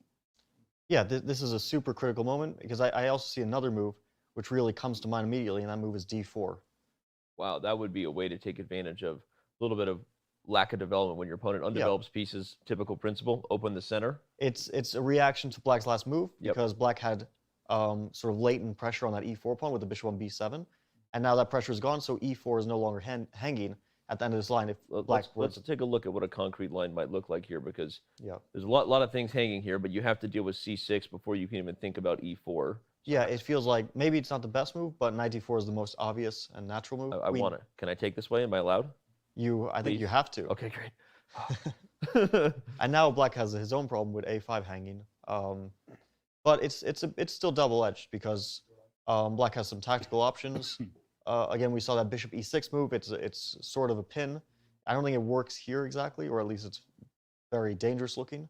Yeah, because it looks like you're just losing the pawn now that my queen guards a4, no? Well, no, but here there's c5. Ah, okay. A little tempy. And a lot of stuff is hanging, right? a5, you can defend that, but e4 and a4 are also potentially hanging, so this probably works out for black. Okay. But I was actually thinking bishop takes a5 might be super dangerous instead, because bishop c4, queen c4, rook a7, but maybe the f7 pawn doesn't matter so much. Queen f7, king h8, and that's the end of this attack. The knight on f6 really holds everything together, make sure that black doesn't get embarrassed. It almost feels like I just want to keep going here, but you're right. Probably the material is just enough for black. So yeah, once you see the position, you're like, okay, that doesn't look as scary as it did in my head. But it is interesting. d4, that definitely has merit, and it's a move that you have to be prepared for when you play bishop c8. And if you push this pawn to d4, sometimes black says, I can keep the tension. That is favorable to black often, but here I don't think you can, because bishop g4, looking to pin the knight on f3, Then you have to calculate d takes e5, and as you see here, the position is clearly growing for white because you can't maintain the pin. Yeah. If d takes e5, you think, well, the knight on f3, that can't move, but once the queen trade happens, then e5 falls, a5 is next, everything is falling apart for black. Yep, my pleasant choices here, but probably just taking e5 is just delicioso, Dora. So. Exactly. Yeah, this is actually, I like bishop c8 because it gives white a difficult choice, assuming that bishop c8 is not a bad move or anything. Right. But if we assume that bishop c8 is a decent move, then it also gives white a tough choice. Queen d8, d4, and also white has other moves which are very sensible. But black has a very concrete plan, and black isn't, maneuvering around too much. After bishop e6, let's say queen d7 next. So rook. Which line first? Like let's say h3. Okay. If white were to play some semi-useful moves, bishop to e6. Okay. And I don't know. Let's say queen to d2. Yeah, let's if bring white back the analysis board here. And? Yeah, if white were to make some kind of semi-useful moves, black can just play queen d7. And rook e to b8 is coming, so all of black's pieces are suddenly perfectly placed. Also to put pressure. We have liftoff, though. He played d4, which... d4, knock on the door. Which is a move you sort of have to play. If your opponent is playing bishop back undeveloping to c8, pieces. yeah, they're setting the pieces up for the next game. Yeah. Well, now's the time to strike in the center. Right. And Magnus, we were just speaking about, he has to take on d4. I don't really see another option. Yeah. And because of that c5 tactic you mentioned, where whatever captured on a5 could be a bit loose, the e4 pawn needs defending, it seems like his position can be held together, but it's kind of tough stitching. Yep. Yeah, I think the next few moves are extremely logical, maybe even close to forced. Black really should take on d4 because if white gets a chance either to take on e5 or to play d5, bad stuff is happening to black. Well, if d5 comes, a5 is just... It's just falling. Gone. So black pretty much has to take on d4. Okay, let's look at it. So e takes d4. Yeah. Knight takes d4 is obligatory. Knight Here takes I was d4. thinking it's not 100% obligatory because there are some moves like bishop to d7, but they probably don't work out so great. And knight takes d4 is a more logical move. And to clarify earlier, the reason Fabi said I had to take with the queen is because e4 is hanging. So white needs to take with the queen here, not the bishop. And now bishop e6, as you said. Black has to deal with the a5 pawn, and he doesn't want to play c5 immediately because it's a very weakening move. He creates a lot of holes and also an outpost for white's knight on c4. So bishop e6 looks like a good move. We might see this fairly quickly because it's very close to being forced. Yeah, we'll just stay right here in the analysis board because the live position, if I had to guess, is about to catch up with us. E takes d4 has been played by Magnus Carlsen, as you can see. The moment Jan returns to the board, he can't sit still this match. I feel like every time he moves, he gets up. Well, that's the funny thing. They move relatively quickly, but they also spend a lot of time away from the board. So maybe we won't get this position so quickly because they're not at the board. We won't get to our analysis position so quickly. You're right. But yeah, the question is, what does white do here? I think a move like rook c to d1 comes to mind. You just want to put all your pieces in the center. Potentially eye that queen on d8, latently with a rook on d1. Rook d1 feels good. It also feels like a position where white could play one of those sort of high-class waiting moves. Like, I don't know that h3 or something is good, but I kind of feel like, what is black doing next? Am I wrong? Is there a clear move next for black? Is it d5? Danny, are you saying that rook c to d1 is not a high-class waiting move? It's such a good move because it stops d5. I just wanted to say, like, it feels like white has control over the game. That's what I was trying to say. Yeah, that's for sure. He could play a move like h3. He has freedom. All your moves are high class. Thanks, Danny. But now all of them are waiting. So. But all of them are waiting moves, exactly. So all right. But in this position that we keep talking about, and this is about to happen. Yeah. One of the ideas that black would like to do is the knight on f6. It does attack e4, but maybe it could be better played. So sometimes you reroute the knight d7, go to c5 or e5, depending on what happens here, because this. We'll go with Fabi's move and then your move. Well, and so you look at the position, and you have to watch out for a5. So that was the point I was going to make. But when you ask what is black's plans, knight d7 would be a good move to play, and maybe it is possible here, but a5 is hanging. So at some point, black would like to reroute the knight because it's not doing as much as it can. But tactically, it feels super dangerous, right? Suddenly the bishop being loose here with the pressure of the e6. Yeah, I'm a bit worried about this generally. Yeah. Because knight takes a5, maybe c5, black holds it together. But I'm a bit worried about abandoning the king side, just as a general principle. Because let's say white were to play bishop c2, and that bishop well, not just that bishop, but white's 2 bishops and the queen are all eyeing black's kingside. And let's say black were to make a move, which is probably not very good, like c5, attacking the queen. Now after queen d3, well, obviously d6 is hanging, but also e5 is an option. And that's a mate threat on h7. So black also has to be a bit wary about chasing this bishop away from b3, because on c2 it might provide an even more useful function of a direct attack. Okay. We have seen the trade. Huh? We've seen the trade on d4 now. e4, knight d4. We have seen 2 more moves. We are in the position we were analyzing. That always feels good, right? When it follows the line you were anticipating. Bishop e6 is the only thing we've looked at so far in this position. Is there something else possible? Nothing very obvious. We mentioned c5 as not a very... No, well, I won't even... Magnus plays it before our very eyes, so we'll just keep it. Yeah, c5 is too committal, right? You protect a5 initially, but then d6 becomes a permanent weakness and all the light squares. So, of course, bishop e6 makes sense. And rook c to d1, that's a logical move. I wonder where Magnus sees the future of his pieces, because as we were just talking about, if you move the knight from f6, which is an idea you sometimes want to orchestrate, you're abandoning your king side. If you move your queen away from d8, let's say over to b8, like we were talking about earlier, you're also abandoning your king side. So you can't really play on the queen side in an easy manner, because white always has something to take advantage of if you're moving your pieces away. Well, I think Fabi's rook cd1 is the most likely thing to be played. By the way, welcome Magnus to the studio here in chess.com headquarters. Hey, buddy. How you doing? Sitting right there next to Fabi. But okay, let's keep analyzing. Rook cd1. I like rook c to d1 as a general move. It's definitely a useful move. I don't think I would play this move, but as an idea, we mentioned bishop c2 before when black's knight leaves the king side. But even instead of rook cd1, it makes sense to me. Right now. Because it directly threatens knight takes a5. It basically protects e4 so that after c5, white can just drop back queen d2 and white won a pawn. The thing is, it's probably not as useful as rook cd1. Rook cd1 is a move which definitely has a good use. And since Jan is a relatively quick player, he might play this pretty quickly, because it can't be a bad move. We should quickly ask chat, how quickly will Jan move here? In less than 30 seconds? Vote. Vote on chat. How soon will we see a move from Jan Nepomniachtchi in this moment? Well, Jan made a face, like he scrunched up his face a bit like he was surprised. So I don't know if he was expecting something else, or maybe he just thought that this isn't possible because of knight takes a5. But in any case, I think that he will quickly realize that bishop e6 was the best move. And he'll come to some sort of decision. Rook cd1 is a very likely option, of course. Well, let's bring back our analysis here to remind everybody why knight takes a5 is not the thing, because that was actually one of the first things we looked at when we first were anticipating this line. Start with c5. Oh, sorry, c5 first. I was going to play it next, but you got to play it first to gain a tempo and unleash the queen and rook on a5. And one of the important things, so if you actually go through bishop takes b3 instead of c5, after knight takes b3 and say, oh, I want to play c5 now, your queen has to move, now I have a4 c4, pawn. You have the c4 square. So you always need to think about how trades impact the position, and here it gives white the c4 square, which you don't want all the queen to sit there, it protects both pawns. Right.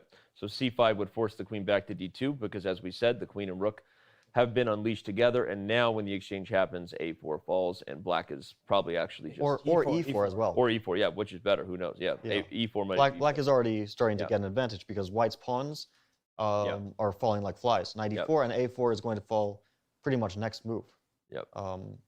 So definitely not what Jan will go for. The thing is, like I mentioned bishop c2, but that move can, like the threat of knight takes a5 can be met by even c6, for example. Black has ways to defend that pawn, so it's not clear if bishop c2... I'm wondering if rook cd1 also sort of puts some pressure on d6, so it discourages black from moving that pawn. But even after rook cd1, c6 is an option, and maybe not... it looks a bit like a strange move, but it's maybe not a terrible option, because black is just preparing d5 so that he can put as many defenders as possible on that square and maybe take back with the pawn. But apparently I was wrong. The one time I asked chat to guess how quickly Jan will move, he is already about 3 minutes into his thing. So sorry, chat, jebaited. How's that? How's that for wasting your time on a poll? But just kidding. Over the last few minutes, there have been some good questions. Shout out to my team, moderators and staff, kind of gathering them. We'll try to get one good question for Fabiano at some point, and appreciate all the positivity today. Go ahead, Robert. You could see Jan calculating, and this is like you see his eyes darting back and forth. Yep. But they're clustered where he's looking at, and it's a position where he's looking at rook c to d1. He's thinking about c pawn moves for black, c6 or c5, and it's all happening in that area. But that's what can be really tricky about positions like this. People often think tactical positions; those are scary. Those require a lot of effort. But in fact, the positions where there are so many different moves that all look pretty decent, trying to find which one is best, because at this level, whether you're Jan, whether you're Magnus, you just make that one mistake in a position like this, it goes to allows Magnus to make an easy draw. And Jan is now... I was about to say, Jan is he tired? I'm the one who's waking up at 3 a.m., buddy. He's just flexing that chess.com logo. I saw Jan is taking that was a close-up orchestrated by chess.com, scripted. I actually just noticed it. That's funny. He didn't like the shout out. He didn't like that. Didn't like that shout out. Jan knows the value of taking micro naps. Jan, especially during a game. He looks like a guy who appreciates a good siesta. You know what I'm saying? A little afternoon nap. But I'm still looking at this position and trying to figure it out, because rook c to d1, we keep focusing on that move. Bishop c2 also looks interesting. But this c6 move for black, that could be extremely important, because as the position currently stands, the knight on c4 can't move, or at least it can't move not to d2 or a5, because the bishop on b3 is lost. So c6 weakens the d6 square, but you can't capture that pawn on d6 without losing your bishop on b3. So c6 being an option, and then to push d5, that may be just what Magnus needs, not to get full equality, but to at least cause white some problems. That it's a slight advantage for white, it would seem to be the case, not regardless of the moves, but in many different variations. So c6, d5, black's pawns, still a bit vulnerable, still potentially weak, but that bishop on c3, to me, that's the most annoying piece from black's perspective, because it covers b2. That's a semi-open file, and as you pointed out, it goes towards the black king. So if I could get my knight to d5 and consider trying to either trade on c3 or take over the b4 square, for black, that is, the knight get in the knight on d5. I thought I was going for checkmate. If I get my white knight, which is actually not an realistic possibility at some point. It takes a while, but I was just saying, if black plays c6 and d5, capture with the knight, all of a sudden you're getting rid of white's probably most important piece in this position, because the bishop attacks the king side, attacks a5, stabilizes the b file all at once. So that would be the dream come true for Magnus. I was talking about the knight going to d7, but I would much prefer it to be on d5. So to build a bit on what Robert just said, I cheated a bit. I saw what the Twitch chat is saying, and I saw. I'm reading the Bobby, Twitch chat. we're changing you. We're slowly for the worse. Oh man, what are you doing? Stop it! Don't go ahead. I saw what one person said, which is that a strong computer, and we don't have access to a computer here, but a strong computer is mentioning the move queen to d3. And first I was thinking, that's a super strange looking move, right? But then I realized the idea is, in case black were to play something like c6, like we were mentioning that idea, white can play bishop takes f6. It's a very concrete. I was going to quickly show it, Then you get out of the way, so now you can go after the pawns, because the queen taking, right? Oh, or wait. If queen takes, then there is knight b6. Oh, knight b6. This might not really work out in the concrete variations. It might just be equal after rook b8, because black also takes b2. But maybe there are some ideas like this. I just want to give you some quick advice. It's not about chess, don't worry. Never listen to chat. Ever. Never look at chat. Oh man. When chat talks, this is what you do. What Jan do right there. Close your eyes. Close your eyes. Close your ears. It almost feels like nothing's changed at all. It's also possible that chat was just trolling me, and queen d3 is actually not mentioned by any engine. Which is another reason you never read chat. You made it, Bobby. Welcome. Welcome to the big show.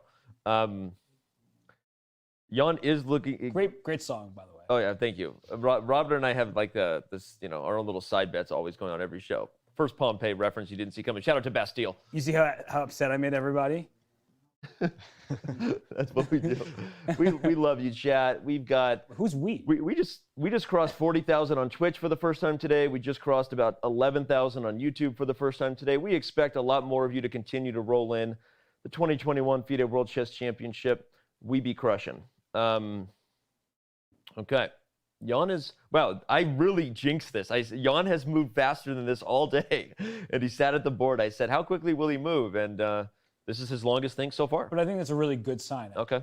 Because Jan has, in the past, moved too quickly in critical moments. He recognizes how big of a moment this is, because either he can maintain the pressure on Magnus, or Magnus is like 2 moves away from fully neutralizing White's initiative. So this is a very critical moment, and not just for the results of the game, but for how the tenor of the match will be played. You don't want to let Magnus slip without forcing him to defend, and just show him that I can beat you. And Magnus knows that Jan can beat him. He's a winning record against him, head-to-head in the past. But a match is so different, because what has Magnus been doing for the last bunch of months, whenever the candidates ended? Jan Nepomniachtchi, playing that guy in November, December. So the focus is different, the format is different, and so for Jan, if it's a clean slate, you have to prove yourself right here and now. The past is kind of irrelevant. Let's try to anticipate the most concrete line. Great points, Robert. I'm sorry, I started doing that weird thing I do sometimes where I think about chess. Let's actually. So Fabi, give us what you're anticipating now. I know I can see you're just spinning over there whether Queen D3 really is a good move, whether you were trolled by chat, but what are you anticipating as the most concrete line y'all might go for here? I mean, Rook CD1 is such a natural move. Just feels good, right? That it just feels right. But he's obviously getting deep into the position, deeper than we can really get. And he's going to figure out the details better than we are.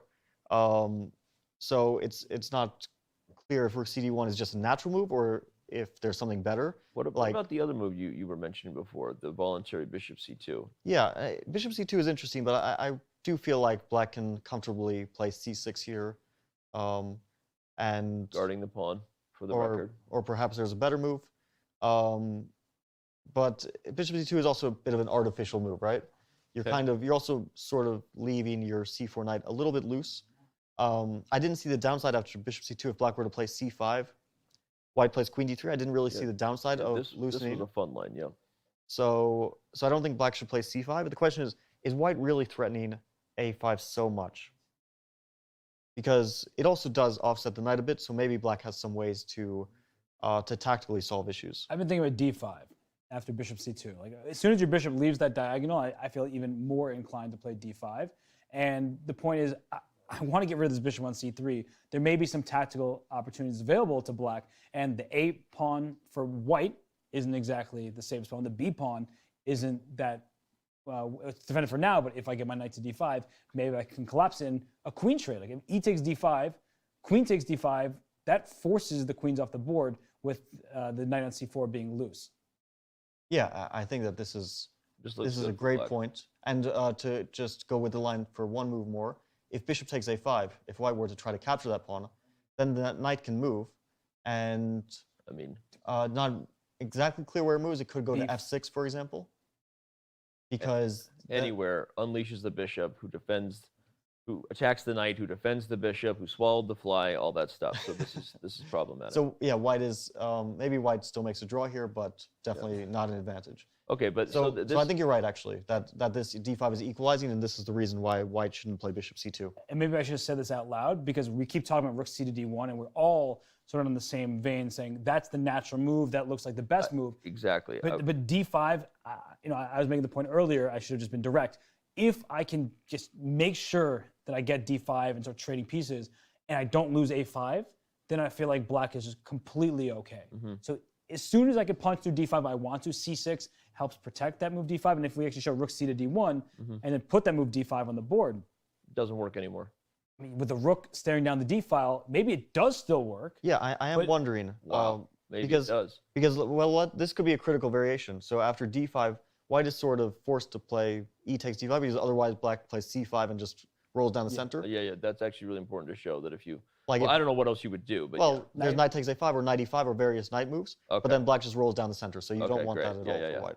Okay, so not that, so you got to take. So E D5 and now Queen D5 is a forced move. because black needs to trade queens in this position. And I don't see something very obviously bad. Like we noted the rooks in the center, but white has these awkward pieces on the queen side. The bishop on b3 and knight on c4 are pinned, and that pin is very relevant. And in an endgame like queen takes d5, I was just going to say, though, I want to play a move like this or something, right? Yeah. I want to slide the queen over. Yeah, queen f4 is very critical. Yeah. But maybe I'll just keep chasing you with that queen g5, for example. Just keep... You know what? I want to get greedy up in this. I can't do it, but I want it. Danny, if you get greedy, you're going to lose this game. Really? I don't think that you should take on... Yesser says greed is my best friend. Show me. I mean, I know. I want you to do it. Rook, which rook to c8? Well, they might allow queen b6, other than the rook. Yeah, this one. Okay, that Yeah, one. yeah. All right, fine. I answered my own question. So white probably will trade queens one way or another because black can bully that queen trade. And then the question is, well, white really can't grab the pawn on a5 without also losing the pawn on a4. So maybe black equalizes or gets very close to equality in this manner. Some fancy variation like this, and we are headed for the type of position we keep anticipating all along, right? This is pressure, right? It's interesting, but a lot of these variations just continue to simplify themselves out.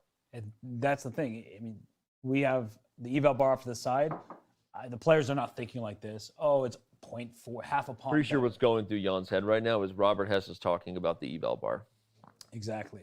But it is a moment where if he can sustain some pressure, he would love to do that because it feels bad, man, when you allow your opponent 20 moves in the game to like completely equalize, and that's the case in the event of bishop c2, d5, as we were looking at. Even in rook d1, d5, it seems like somehow, despite awkward play, despite being uncomfortable, as Magnus looked earlier, that he's finding his way out of the stage, and at least it's much clearer, right? Before, there's like, what am I doing? Where am I going to maneuver? And now Magnus's pieces have all found reasonable squares. The bishop on f8 is protecting g7 so that the knight can move. The bishop on e6 is challenging the bishop on b3 and the knight on c4. The rook on e8 has pressure on the e4 pawn. The rook on a8 covers a5. All of black's pieces have become harmonious. They're working together pretty well. And if I can punch through d5, then I think you solve pretty much all your problems. Yeah, I'm starting to get the feeling that maybe Magnus just is prepared. Like he's been taking his time, but that doesn't mean that he doesn't know the position. He could just be reconfirming the variations that he knows and going through them just to understand them over the board. He's still playing relatively quickly, and I think he's playing pretty good moves, possibly just the best moves. It kind of feels like it might still be Magnus in preparation here. Well, you've said before that there are two different types of how you're remembering preparation, right? There's like concrete variations, and then there's being confident that the ideas of this position are X, Y, Z, and you at the board you're sort of piecing together, the proper way to execute on it. But so maybe he was thinking, maybe he had to take a second to pause. Was this the right idea? Bishop c8, bishop e6 here. Yes, I remember, right? But it does seem that way, right?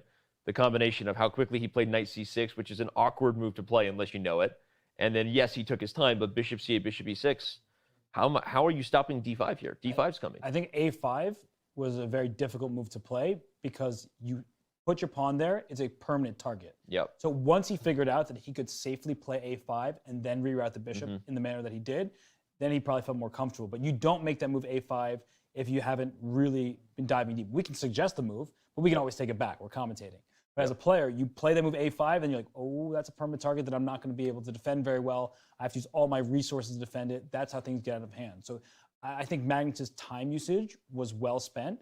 And so out of the opening, I did like Jan's choice, but it seems like Magnus has found a way to pretty much neutralize any advantage that Jan could really hope for, as long as he gets that d5 move in, which it seems like that's almost pre-movable. All right, well, and I guess I also curse the fast pace that we've been running at here by thinking that Jan was about to engage in another quick move. No, and in fact, he has settled in for a long Dubai nap right now, and we're going to take a very quick break. When we come back, we have the four-time women's world champion, Hoi Fan, who has played this variation as white, so can't wait to see how much she remembers that game, knowing that she's been busy with some other things over the last couple of years, but we will ask her about this line. Trivia is coming right up, your chance to win a one-year Diamond membership, and so much more on our Round 3 coverage of the 2021 FIDE World Chess Championship on chess.com. brought to you by Coinbase.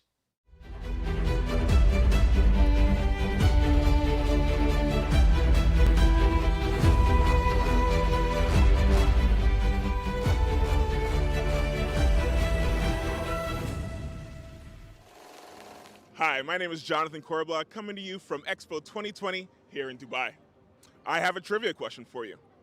If Magnus Carlsen successfully defends his World Championship title, he will have won 5 World Championship matches, one short of the record.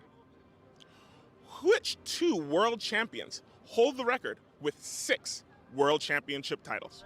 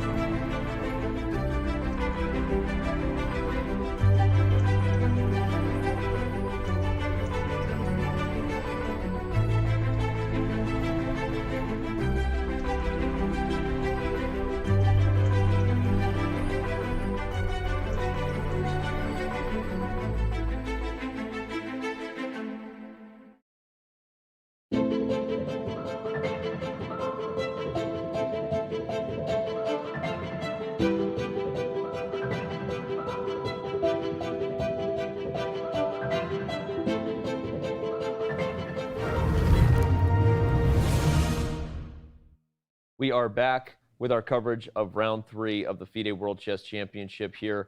And right on cue as we return with Ho Yifan, 4-time women's world champion, we have a move on the board. So where to go? Normally we started with some casual small talk. I think we might need to dive right into the live position, Yifan, if that's okay with you, and your thoughts on Jan's last move, H3. Yeah, definitely. Because actually during our last break time, I found that Nepo just played this move H3, which I thought is actually making sense because, to be honest, most of the white pieces are kind of in the best squares, but some it was kind of like frozen in the center. To be honest, I didn't see exactly like which piece white could still improve. But in the meantime, it seems like it's hard for black to clarify the position at once because he got this long-term weakness on A5, right? Like the pawn structure should be slightly in favor of white, and also this diagonal from C3 to G7, like also in white's favor. But the question is like, you know, what should be the plan for black to develop? Whether it's maybe D5 or, well, knight D7, knight C5. I mean, black needs to decide like which direction to go. For sure, it's what we were discussing, Yifan. And I mean, I just want to ask you about the position itself in the game. Like, you actually had a game in this very variation, right? When you played in the World Championship. Yep. Right? Or was it? No, it wasn't the World Championship, but it was. You played it Bishop was in D2. the Grand Prix in 2009. You played the move 12 Bishop D2 here. Yeah, actually, you know, I simply didn't like remember clearly about this game, but I've also received a short notice from our producer say like, okay, you know, you got game exactly the same position, 12 Bishop D2. So I quickly go back to my database and found this game. And to be honest, I have no deep impression about this game. It was just played in some, let's say, I think it was some invitational event. Yeah, but I remember I was trying to recall how I made this move, whether it's some preparation or just a random move. Then I figure out, okay, definitely should be a random move.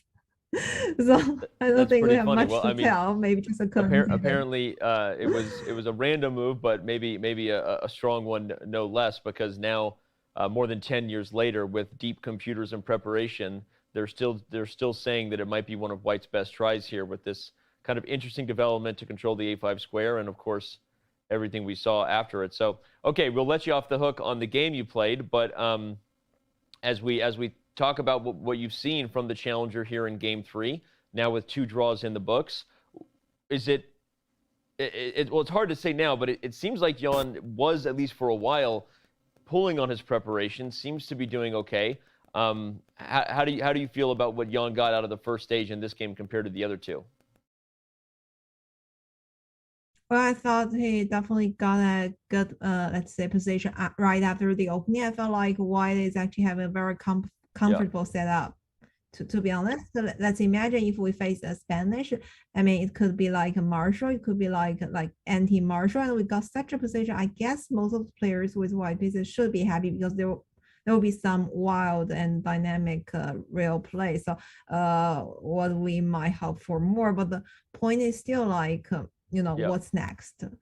I mean, happy doesn't equals to a win or convert to a win, right? So it's too early to say anything, but I just feel like all looks natural for white, but also the maneuver of this bishop from the world champion also looks great, because otherwise maybe it will be even worse. Yeah, it definitely was well played by him to get the bishop to E6, and he spent a bunch of time thinking about the move A5, the move directly before that, because it was such a committal choice by Magnus.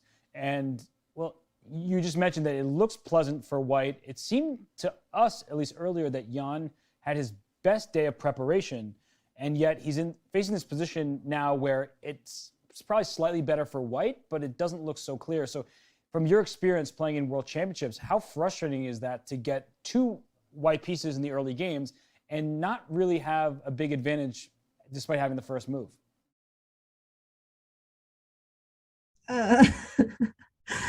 Okay, it is fine, the first move. Well, in general, I thought it's fine, to be honest. I mean, because the match is, let's say, a long race, right? So we shouldn't be hurry. And due to my own experience, I felt like actually the later half not only the match, but also the game would be decisive. I mean, no matter you got a good opening, you have a fantastic preparation, but let's say in the second half of the game, if you do not make mistakes and you could make use opponents in accurate play, that would be more important than, for example, whether you got a comfortable position in the opening or not. But let's say again, here the match is like the highest level, so I guess the accuracy from the very beginning actually matters more compared to my matches, which actually I felt like the second half definitely play out than the first half of the game, and also of the game. Actually. You know, I was gonna ask. We've seen.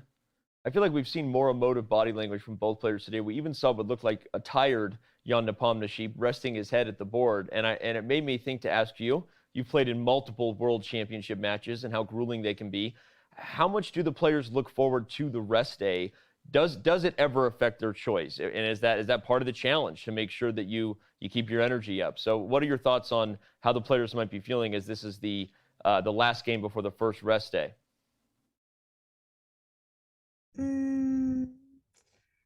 I remember that in my previous matches, actually there will be a rest day after every 2 games.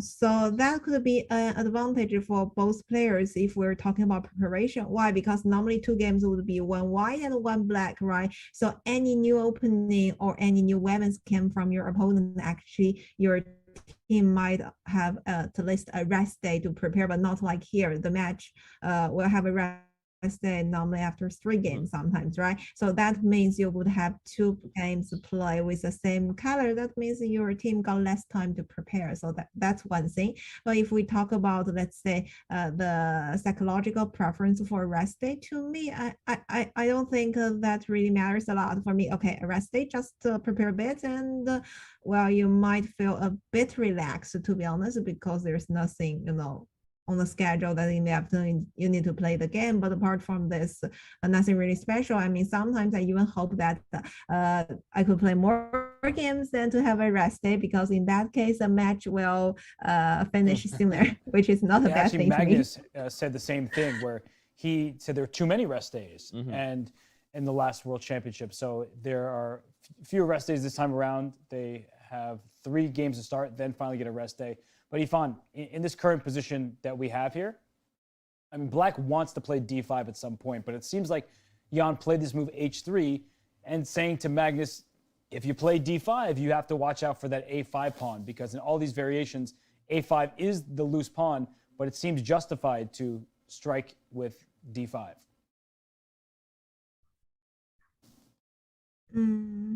Yeah, bishop takes a5 in our analysis board. Okay, so if there is no possibility to go the move like c5, I guess that's just a free pawn, right? Could be. You take on d5 with the queen always, as Black if you like, because once the queens get traded, you can move the queen away. You could even maybe play bishop takes d5. It's not out of the question to play in this manner, but now the rooks might get traded and f6 can be captured, so the pawn structure might not be very good for the end. Yeah. But knight takes d5 for sure is the. Yeah. So let's play knight takes d5. And bishop takes a5. There might be just knight f4 is a possibility, trying to go to d3. Then also bishop takes c4. And then bishop on a5 is loose. Like, there's so many different tactical possibilities here, and it's not and rook to b8. So there's so many options for Black now. And well, Yifan, let me ask you: even though White would be up a pawn in that position, would you rather have White or Black in the lines that we're looking at? This line, at the moment, after knight f4. Well, that's a difficult question, because to be honest, I was trying to figure out how White should avoid, let's say, material disadvantage. Yeah. So I still didn't see the best way, but if not, I mean, there's just some clarification. Let's say half piece for like pawns.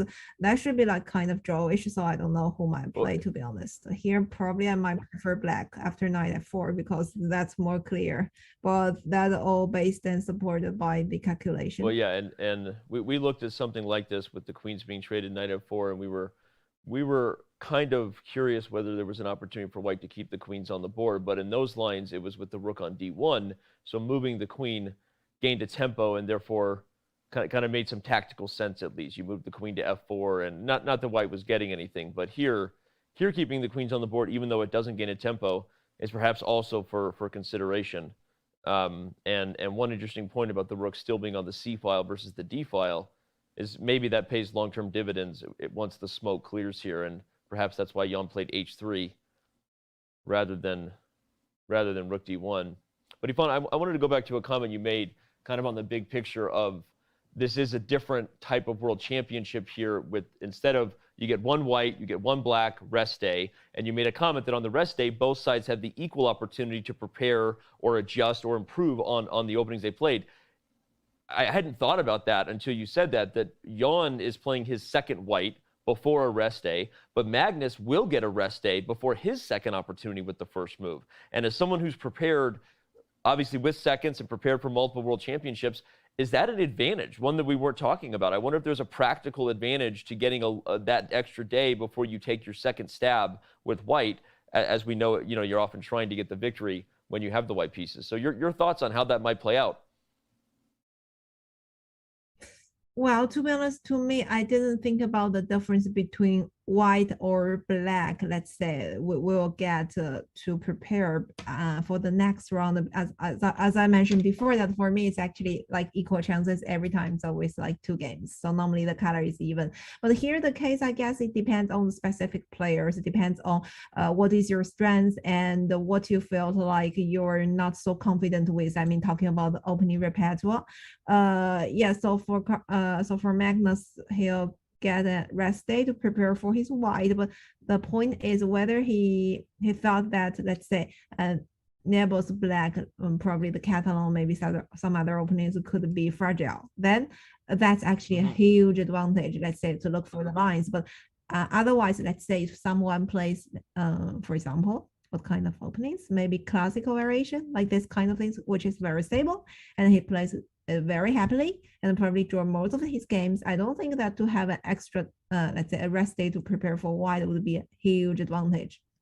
But on contrary, let's say somebody as white pieces plays e4, always went for this very sharp variations. Actually, to get a rest day prepare for black is not a bad thing either. So it really depends. Okay, well that's an interesting answer in regards to whether the rest day is more useful to prepare for white or to fine-tune your defenses as black, right? But I think it is a storyline we haven't been talking about because this is different than 2018 when we all covered Caruana Carlsen with the traditional 2 days on, 1 day off.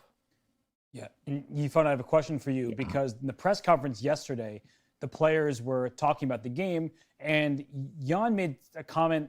He said, "Oh, Bishop E4. I played this move C3 after that in yesterday's game to sort of make sure I didn't lose." Do you read anything into that? Do you think that maybe he's a bit nervous at the start of the championship here, or do you think it was just one game and he played a little bit inaccurately after getting the advantage?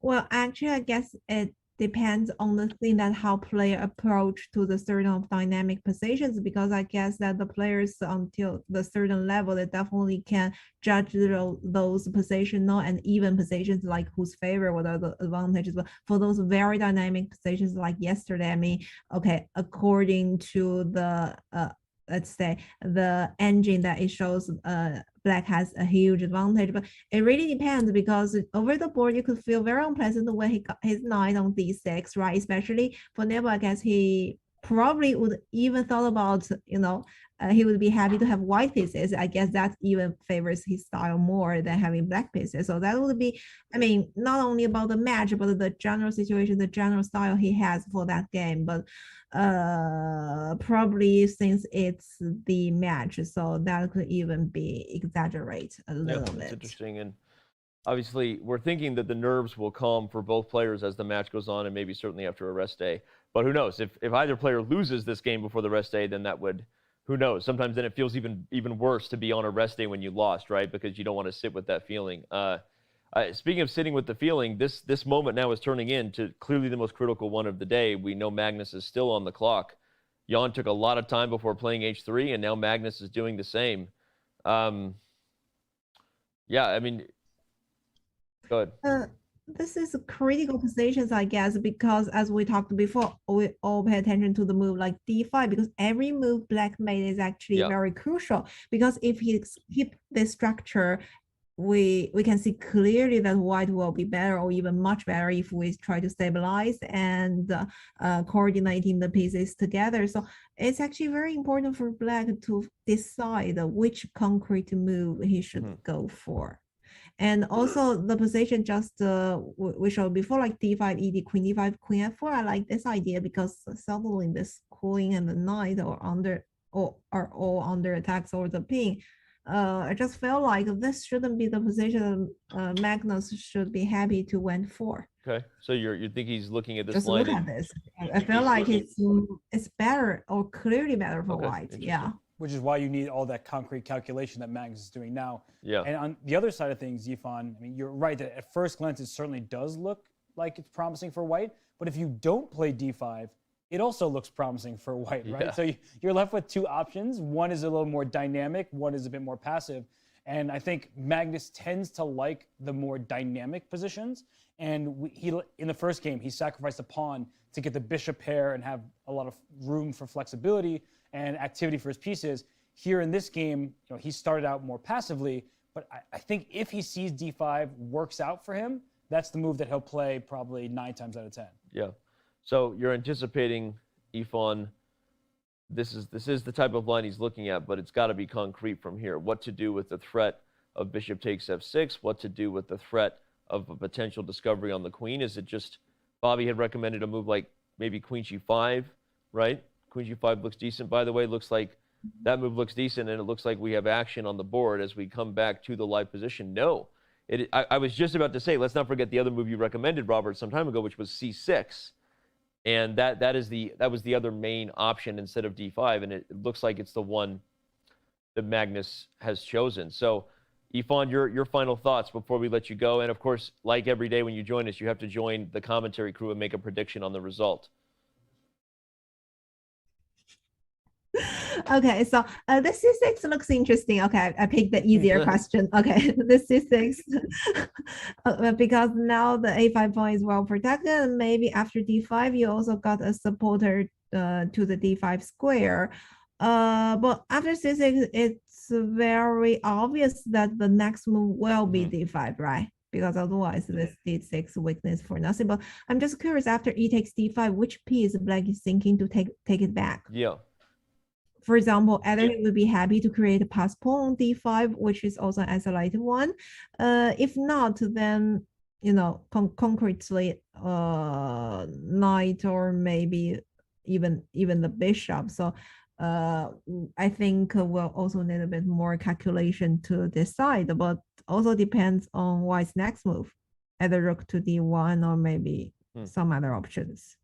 Okay, well, it seems like we've set the stage for the critical decision on the board. Will d5 come, and when, and how will it be handled? But I want an answer, Yifan. What's the result of this? Yeah, I was just about to say, but we haven't answered the critical decision off the board. Just the result. What do you think today, Yifan? Do we get a win or another draw?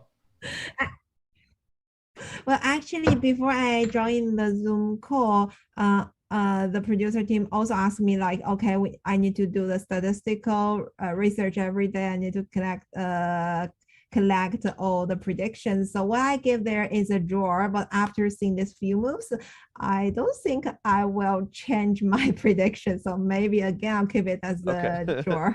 And we'll see. Okay, well then we have our fourth draw prediction. All of us are on the same page today, and like I said, maybe that'll jinx the players, and we'll actually get a win because we're all anticipating a peaceful result before the rest day. So, Yifan, we're going to let you go. Thank you so much, and we will see you tomorrow. All right. As Yifan leaves us, I want to remind everybody we do have other guests coming up as well today. After the game ends, always remember that is when our post show begins and the party gets going. We will be joined by Hikaru Nakamura, the one and only, the biggest chess streamer on Twitch, followed by Grandmaster Eric Hansen of the Chess Bra crew, the true OGs of the chess streaming community. And then we have the man from Norway, Jan Ludvig Hammer, who's just who's just bringing it every day, bringing the thoughts, and I can't wait to see how he is on a decisive day, regardless of who wins or loses. So don't go anywhere. When we come back, we continue our detailed coverage. We will be rejoined by the one and only Fabiano Caruana as Chess.com's coverage of the FIDE World Chess Championship presented by Coinbase continues.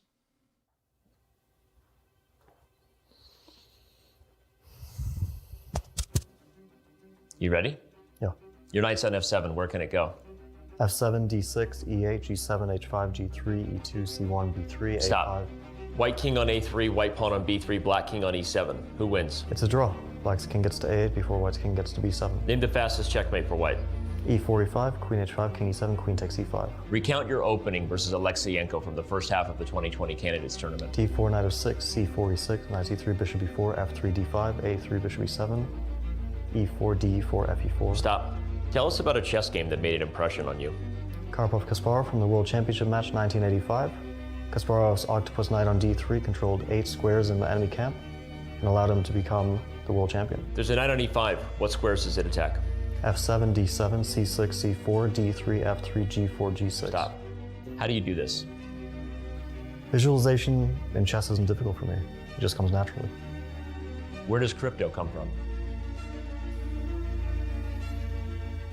Honestly, I don't know. Can you tell me?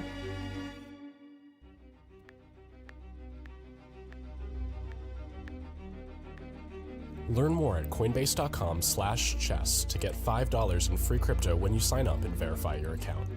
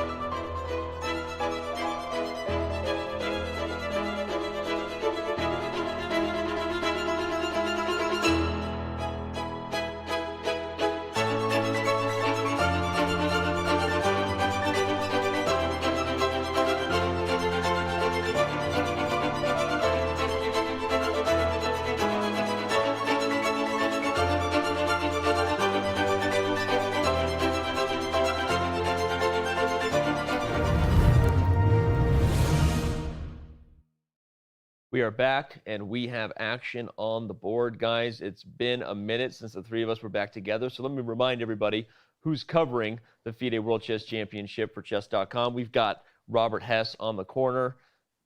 Go follow him on Twitter because he tweets like once a month. Then we've got Fabiano Caruana, who tweets once a quarter. So good reasons to go give them a follow. Just kidding, guys. It's been great. Hope you're having fun. Yeah. Yeah? Fun. How's it feeling on that side of the room? Much better than it would be over there. Yeah, but is the weather good and everything? And yeah, there's a lot of brain power being used on this side. Yeah? So yeah, it's hard work. You can't overplay the same roast over and over. You know, it gets old after a while. And stop lobbing it over to me so I can spike it in your face. All right, we have H3, D5, oh, and E5, right as it happens. We have a lot to talk about. So, Fabiano, take it away. Yeah, I'm afraid that although it looks like a very interesting position now, this position will not be very interesting in like 2 moves. Okay, and show us how. Black will play d takes c4, I think. I don't see... he can also move the knight, but he will run into problems because knight d6 is coming. Like, let's say knight d7.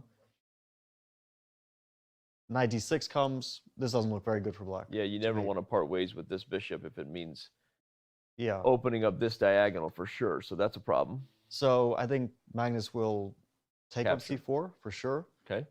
White will probably... I don't know if queen d8 or ef6, but let's just say e takes f6.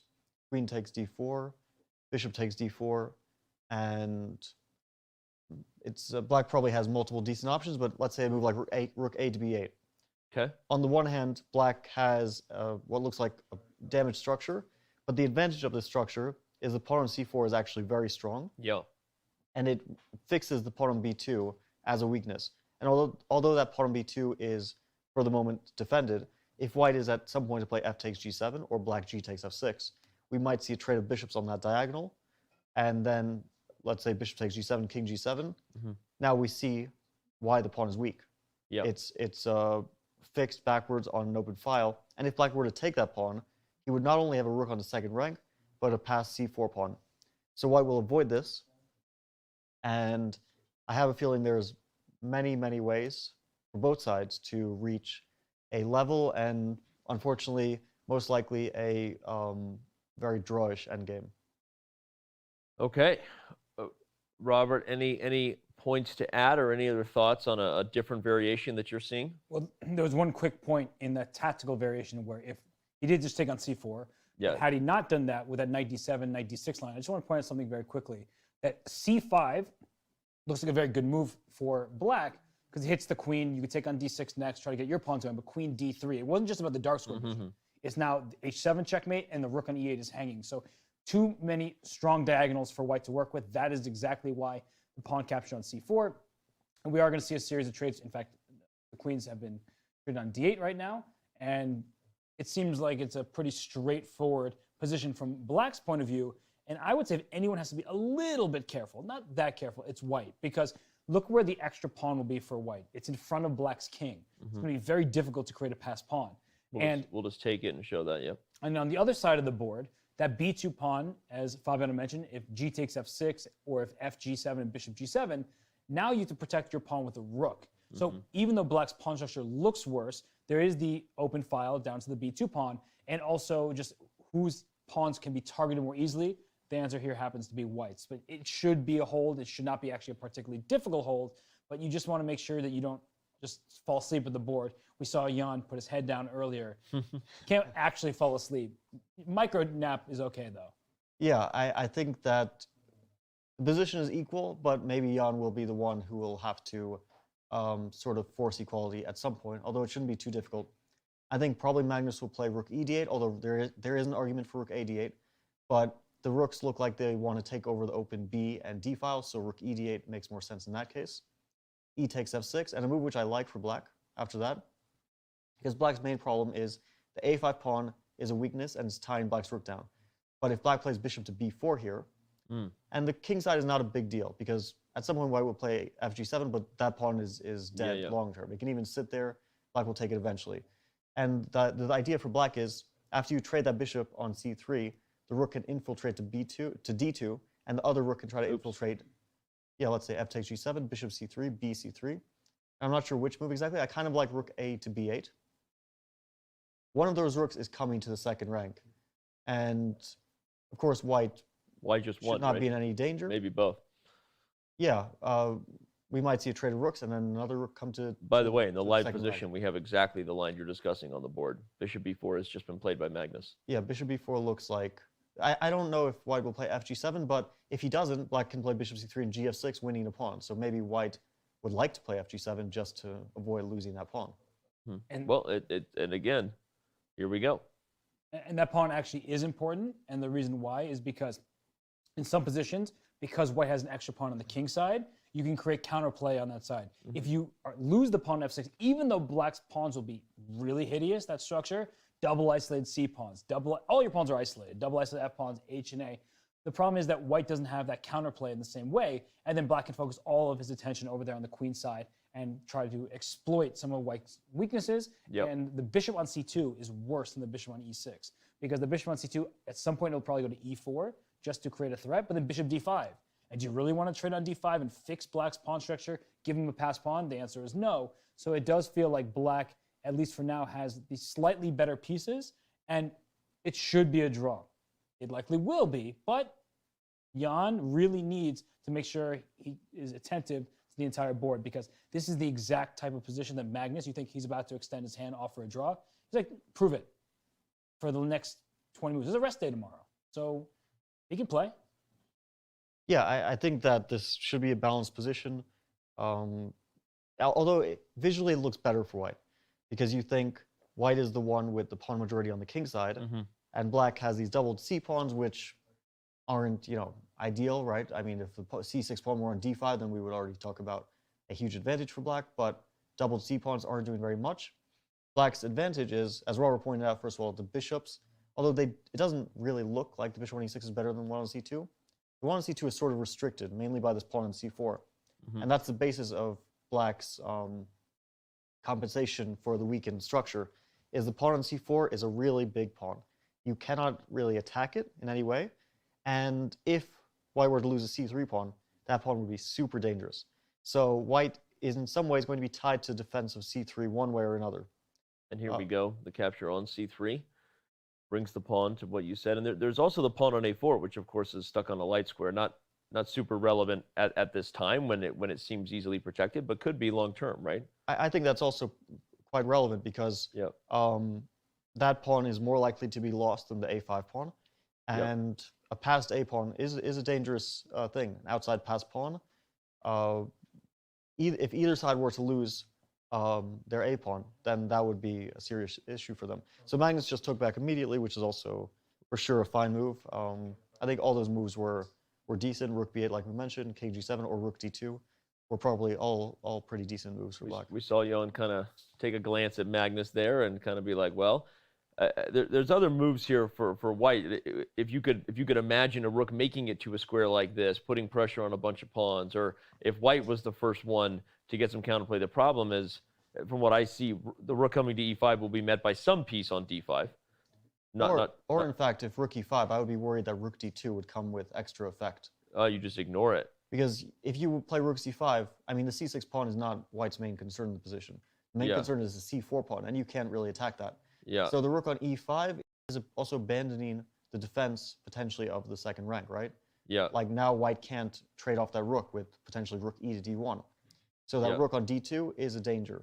White would love a trade of bishops, but concretely here it doesn't work out. It's really important that you can't challenge anymore. A trade of rooks would be good for white, and also trade of bishops. If bishop to f5, this would be But ideal. that runs into king f6. But king f6 wins in exchange, so white can't go for that. Yeah. So I'm thinking maybe instead of rook e5, bishop to e4 is the most likely move, because if bishop d5, which is probably a good response, we'll see a trade of bishops one way or another, and with every trade, the position becomes more and more drawish. And having the pawn on c3 is huge for white now, because if we had a bishop on c3, then d4 is really a threat, but now it's just an offering of a trade, and then we'll see liquidation. And also, but not just the pawn on c3 to guard the d pawn, but the pawn on b2 was such a target, right, on the b file, as you pointed out, because the c4 pawn kept it backward. It's looking more and more like our predictions were correct, and more and more like maybe the question from someone in chat, we asked for it a little bit ago, is a little bit relevant here. Mr. Stupid Sacrifice, I'm reading that name out loud because I've made a few of those from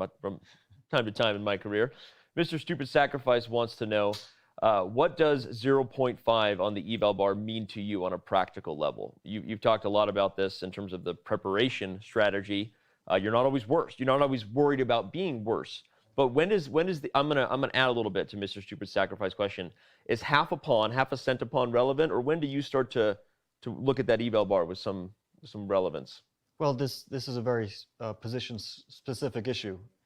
In some positions, 0.5 doesn't mean very much. In some positions, especially in positions where you don't really have counterplay, that can mean that your opponent will put pressure on you for the entirety of the game. So it's a bit too much based on individual positions to be easy to answer. The thing is, of course, the players have no clue what the evaluation is. They might have a general idea that this is basically equal, but players think not in terms of evaluations, but equal, or worse, or better. So they're probably thinking this is pretty close to equal and likely to be drawn. They're not thinking this is 0.2 for white or minus 0.1 for black. And I actually like the move that Jan made here, king to f1. The idea is simple. After rook to d2, white now has the option of rook to e2, trading off the rooks. If white were to trade off all the rooks, let's just imagine, black should, of course, avoid this entirely. But let's just say... We'll make it happen real quick. We'll do something. Okay. Yeah, rook takes d1, rook takes d1, let's say. Rook to b8. And then rook to b1. To b1. And already things have gone a bit wrong for black here, but if black were to take, I think black loses this position.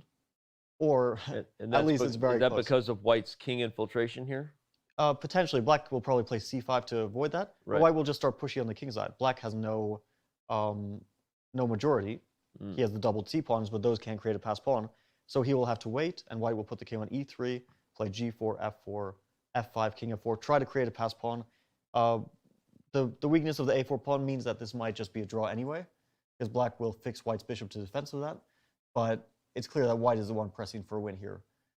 And so trade of all rooks, not what Magnus is going to go for. He's going to try to create counterplay. Rook a to b8 still comes to mind for me as a very natural move. Because if we were to play, let's say, rook a to b8, and white were to stop the infiltration with rook b1, black takes, and the rook may be able to infiltrate. But still, after rook d2, if white plays rook c1, we actually see that the rook can't maintain itself there for very long. So maybe white will be pressing here, because once the king gets to the center, black has no infiltration squares, and that kingside majority makes it a bit more pleasant for white. Are we suddenly thinking that maybe Jan is the one with a little bit to push for here? Possibly, yeah. My feeling is maybe black is the one who has more problems to solve than white. Because the problems are long-term for black, right? The problems for white are a bit temporary. Rook's getting on the 7th rank. If you trade a pair of rooks, you get rid of that problem. So for black, the pawn structure is clearly worse. If you think about it as a king and pawn endgame, we remove all the pieces from the board in our heads, the rooks and the bishops, that is, white is up a pawn. Because you have a 3-on-2 majority on the F through H files, and black's 3-on-2, you can put that in air quotes, because double pawns are notoriously bad because they can't create a pass pawn. And they give you open files, but they make sure that in the end game you're not getting a pass pawn. So I completely agree that Magnus would be wise not to trade both pair of rooks unless he sees definitively it's a draw. It likely is a draw because when you have a bishop, you can't attack both color complexes. So black can keep a king on a dark square. Even if you get a pass pawn, if the black king is sitting on a dark square in front of that pass pawn, it could just be a draw. So if the rooks get traded, Jan can push. And that question, which I thought was a great one, by the way, about the eval bar, and Fabio did a great job explaining of how it's situation dependent.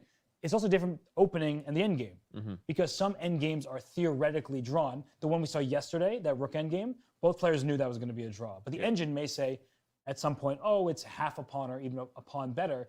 But then you work down the line, oh, you're going to have a series of trades, and then we know it could be a draw. You know I love to mention it, bishops and rook pawns. You have a light square bishop here. So if white is left with a light square bishop and an H pawn, even if black has no other pieces, that's a draw. Not going to be necessary in this particular game, but it's something good to keep in your back of your mind in case you feel like you're getting in some danger. You may have that kind of option to bail yourself out. But Magnus, of course, he's not going to get there. He played rook to b8, rooks on open files. I liked rook b1 as a suggestion by Fabiano, and maybe Jan can hope that Magnus goes awry somewhere. Okay, so I'm sort of entertaining a crazy idea. Okay. I love it when you get crazy. But unfortunately, it probably... Rook b3? Yeah, rook to b1, rook to b3. This becomes a very dangerous pass pawn. It's probably not good for a number of reasons. One is... You can just sacrifice right back. Yeah, you could sacrifice with rook e6, and maybe this is a draw because black's rook will get to a1, and we'll see a lot of pawns being traded off. But in any case... I'm not. It's also super risky because after c takes b3, if white were to make, let's say, 2 moves in a row, like rook e to d1 and king e1, then probably the king gets to the center and controls that pawn. It's not easy at the moment to control that pawn because rook e to d1 actually loses. Rook takes d1, rook d1, and bishop f5, and white cannot stop that pass pawn from promoting. So maybe it's not that easy to handle, but also difficult to decide on for black. What if white even just like activates the king? I mean, well, bishop c4 is the other problem. And then is this long-term compensation just really good for black? Yeah, rook d3 check, go to e3. You would. And I think that after king e4, black, well, there's this is what I was thinking about. I thought if you took king d4, but I guess you have rook c2 and you're fine. But even rook to d2 here, I kind of like, because maybe you can go after different pawns rather than the c3 pawn. Okay, interesting. Yeah, even if like a move like c5, just like. But then rook takes b3. That is the. There's a threat. Rook takes b3. Oh, okay. There you go. Tricked me. I tricked you. LOL. You guys are adorable when you get like that. Let's show it. C5, rook b3. Whoop. Hess tricks Fabi. Someone clip it and ship it. Hess c5 is a great move. In that case, I mean this. All right, but let's go back. Let's go back to the line with rook to b3. But I believe he played king to f6. Yeah, he did. Wait, it's already on the board? Yeah. Okay. Okay, king to f6. So white can take and play rook b1, like we were discussing, that bishop ending. Maybe a draw. Not too easy to decide on, though, for black. But here the king actually gets access to the e5 square. So I'm wondering if white were to play rook takes b8, rook takes b8, rook b1, and black were to just take and play king to e5, white is maybe not in time to chase that king away, because king e2, black can play f5, and then f4, and black actually gets a lot of important space on the king side. If white were able to get f4 and g4 and h4, g5 and force black back, I think it would be a very dangerous endgame. Yeah, but all right, we've got rook takes b8 back in the live position here. I was just going to say something quickly, that there is a good illustration in that variation we were looking at of the king being on a dark square and the bishop couldn't chase it off. So all right, we'll bring back the analysis. We might get it, right? Like, yeah, it could happen right now. In fact, we'll just so if we get this show the same line again, takes, shake and bake. Right, so let's say after f5 you play g3 because you want to play f4, and black plays f4. Yep. And you take on f4. Like, oh great, I have a passed pawn. I have a clear passed pawn. You're never kicking that king at f4. In fact, you see the evaluation go this way because black is actually going to start winning your kingside pawn. So you have to be really careful. h4, this king g4, and so on. So, but ignoring the fact that pawn is hanging, I just want to say the king on f4 cannot be kicked out of that square, and that's the limitation of a bishop. And you might think, and this is I think a relevant question, white might try to create an outside pass pawn with g4 here. But this outside pass pawn is not too dangerous, and white's king is kind of locked out. So let's say after g4, black just plays c5, and white plays like f3 to try to play h4 and g5 eventually.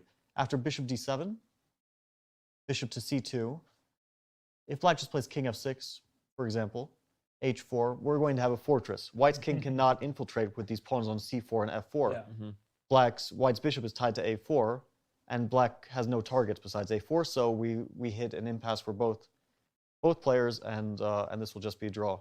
No way in, no way out. And we actually saw the trade and king e5 on the board, so... Yep, we are. Well, this has been perhaps an unfortunate day in terms of how many times we've accurately predicted the next variation that was coming, right? Because we have the help of the eval bar, a couple of great grandmasters, one idiot with the mouse over here, right? But together we are... Complete my sentence.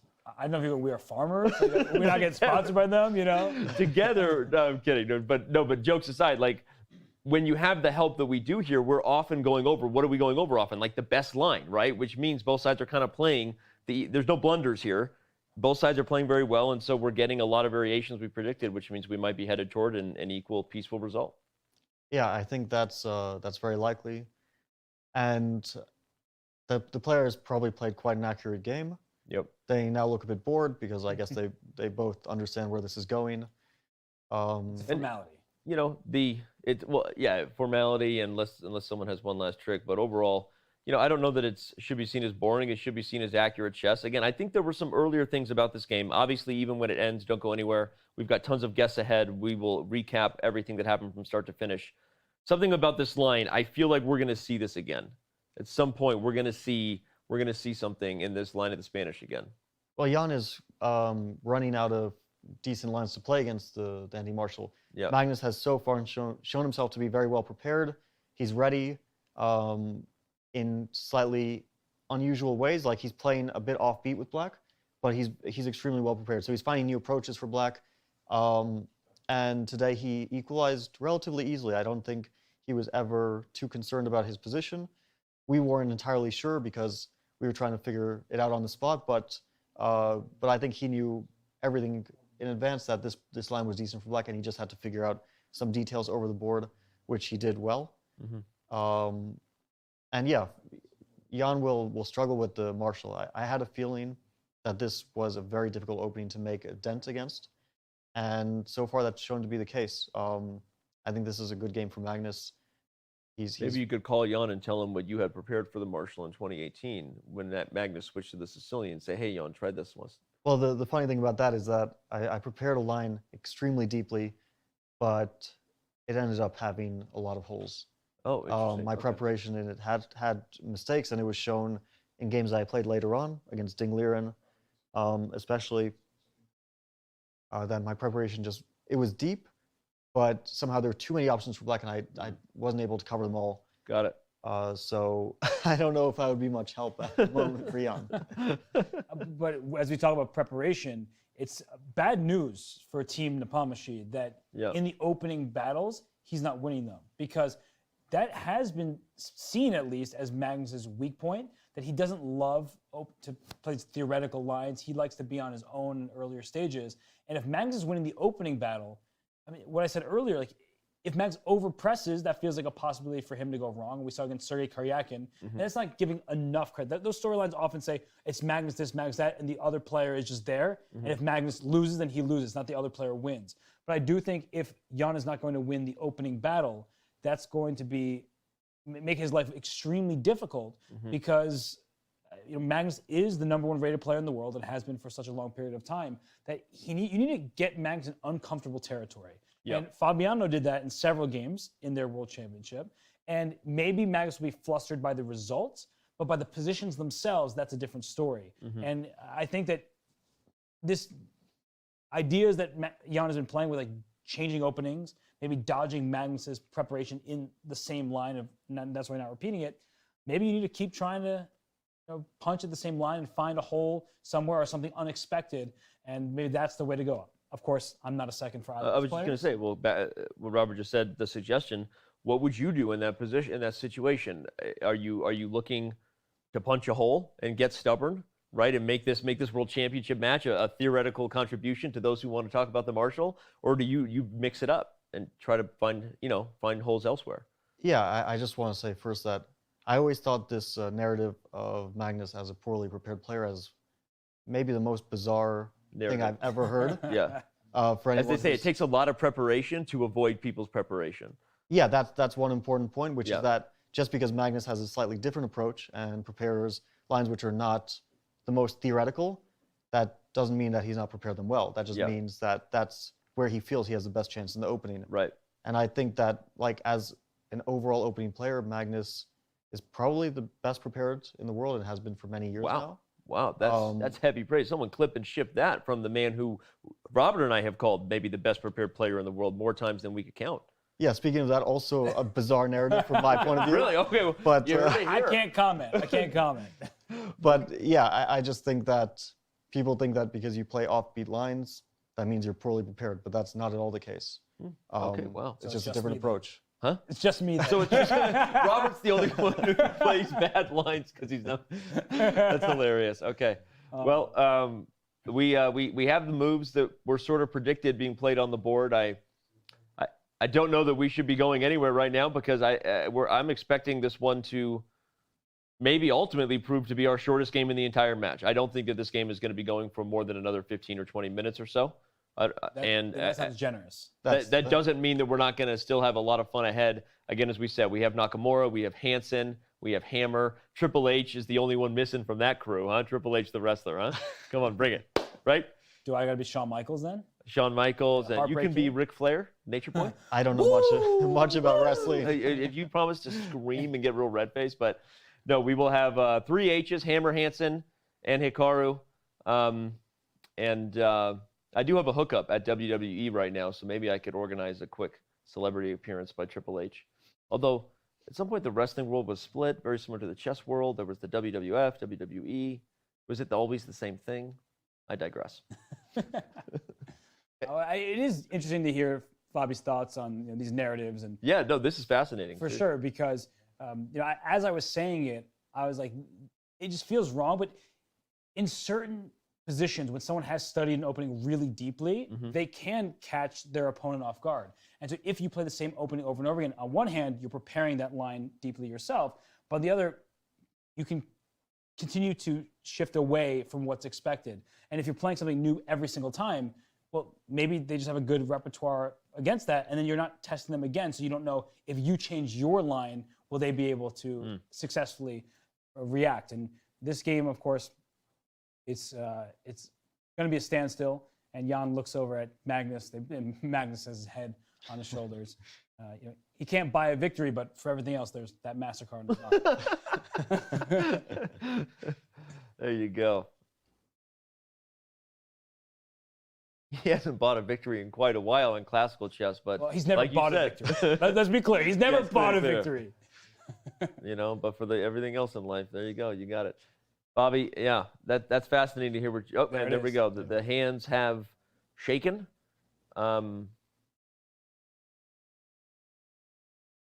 We have our arbiter coming over.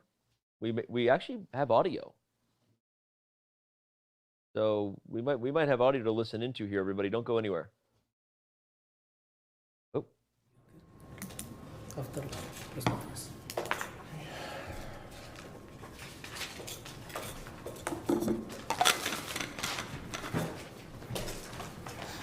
That was fast. Nothing to discuss, I guess. No post-game banter today, boys. Well, I think part of it is that if they discuss it, they're talking about some of the preparation opening lines. This wasn't a game with a rich middle game where it's like, hey, Jan, if I played this move here, would you have sacrificed your pawn? No. If you talk about the game, you're saying, this is what I had planned, and that's giving away way too much information. Okay. Yeah, I think that's one thing that Robert mentioned, that basically the only content in this game was for a few moves in the opening. Right. Besides that, it was just a very dry game where not a whole lot happened. Maybe there was one moment where they were out of prep, which was after h3, c6, where White had maybe something different than what he played. Well, let's hold that thought and dive right into it then, because as you said, no content or dialogue between the players after the game, but we have a lot of content and dialogue ahead here in our Coinbase Rapid Recap, where we review the entire game. For those of you who just tuned in, we know there are a lot of you because we are at peak viewership right now. So many of you are like, well, I got up a little bit late on a Sunday. We hope you had a great Saturday night. Hope you partied hard and you showed up now. And we had another Spanish game. A lot of the pregame fodder was around the topic of will Jan play 8h3 again, or Erwin Lamy correctly predicting that we would not see that with the move 8a4. Bobby. Yeah, Jan, maybe he should have tried to find something in h3, but it's of course difficult to give advice from the sidelines. Obviously, they're going much deeper into it. Yeah. They didn't find any ideas, or they were maybe worried that after h3, Magnus will play a different line and be well prepared in that. For those who forgot, h3 was the move order in game one, which saw Magnus's pawn sacrifice knight a5, a rare line, but one that gave us a lot of interesting stuff to talk about here. Also, as we said, Jan plays a4. Sorry. Also, there is one other thing which is possible, which is that sometimes in a match, you need time to find ideas. And he's giving his seconds more time to maybe try to find something after knight a5. Yeah. And so we shouldn't rule out the possibility that we will see something like this again in a later game. Okay. The interesting thing, of course, and we suspected this, is that Magnus is sticking to his openings. He believes in the marshal. He's obviously prepared it extremely deeply, and I feel it's a good choice because he is a natural marshal player. He's always felt comfortable in these positions. Yep. And yeah, he played a rare move here, rook e8, but it was obviously deeply checked by him and his team. Okay. Yeah, rook e8 is a rare move, but still theory and was checked. We mentioned that after knight f1, h6, and then bishop d2, this position had been played both by Kasparov versus Tkachev in 2001, and then again by Ho Yifan in 2009. But neither of those games had really any real relevance here, Robert. But tell everybody what the whole idea of bishop d2 was. Yeah, Black wants to claim space by playing knight to a5, attacking the bishop on b3, following that up with c7 to c5 to clamp down on the center, on the d4 square, open the queen up on that diagonal as well. But bishop d2 says, not so fast. You cannot get active. And as we saw in the next few moves here, it was about shuffling, both players trying to find their footing in the position until finally Jan decided to strike with this move c4. Mm-hmm. And Fabi called it after bishop d2, not only the point you just highlighted that it stops knight a5, but pointed out the unique idea that c4 was coming. And sure enough, we had it on the board. When it first meets the eye, this feels anti-positional for White because of the things pointed out. That did have some storyline in the game, the weak pawns, but overall, as Robert said, the main point bringing the knight to c4 is d5 is very hard to get now, right, Fabi? Yeah, it's a very interesting opening discussion. And Magnus played knight c6, so he played it rather quickly. He knew about this idea. It looks funny at first sight because you just came from there. We'll highlight the path of the pony to show a little awkward. Yeah, it looks very strange. You wouldn't really come up with this move instantly. It wouldn't be one of your first candidate moves, let's say. But the position changed. White had concrete threats, knight a5 and potentially knight takes e5. So Black just reacted to that. I was kind of wondering after rook c1, a5, which happened in the game. I had this thought before we went to break, and then a bunch of moves happened, so I didn't get to share it. But I was wondering about the move knight e3, sort of funny mirror of black's idea. The knight coming from where it just went from, with the idea now that the pawn on a5 created a weakness on b5, and maybe the bishop can sneak in bishop c4 and bishop to b5. I don't know if this is a good move, but it was briefly seemed interesting to me. Fav and I quickly talked about it during one of the breaks, and we were just trying to dissect it because white tries to go in the light squares, and if black plays knight b4 as a way to get active himself, there's problems with this as well because you might have to play c5 at some point. All those light squares, d5, b5, c4, can be whites for the taking. Okay, well maybe that'll prove interesting. We'll make note of that, everybody, that if we see this line again, perhaps Fabi's idea is one that resurfaces. But a5, bishop c3 was played, and then bishop to c8. We had speculated an interesting approach of queen b8, queen a7, and Magnus was showing body language, remember, at the board, that we weren't sure yet how well prepared he was. But as soon as he played bishop c8, and we saw that this forcing exchange was met by bishop e6, we were already, unfortunately, as commentators, kind of sensing the foregone conclusion here, right? Magnus was prepared. d5 is going to be very hard to stop. Anything else white could have done here, Fabi, than the forcing lines we saw ahead? Yeah, my feeling is, and Magnus was taking time, so we can't say for sure, but my feeling is that if you play bishop c8 over the board, because it feels like a rather unusual move when white is obviously preparing d4 to take so much time to reroute the bishop, that it doesn't really come to mind so easily, and that Hebo played it and it turned out to be the top engine line, as we found out, suggests that he knew about this in advance. And the only thing is after h3, c6, because he could have played d5 and probably equalized easily with that, I think this is already immediately equal. Playing c6 maybe open up some possibilities for white to try something besides what he tried. But it's probably more or less within equal bounds anyway. Well, Jan played bishop c2. You say try something he didn't try. Is there something else you would suggest here? Well, we were looking at queen d3 in similar positions, and I'm sort of wondering if queen d3 here.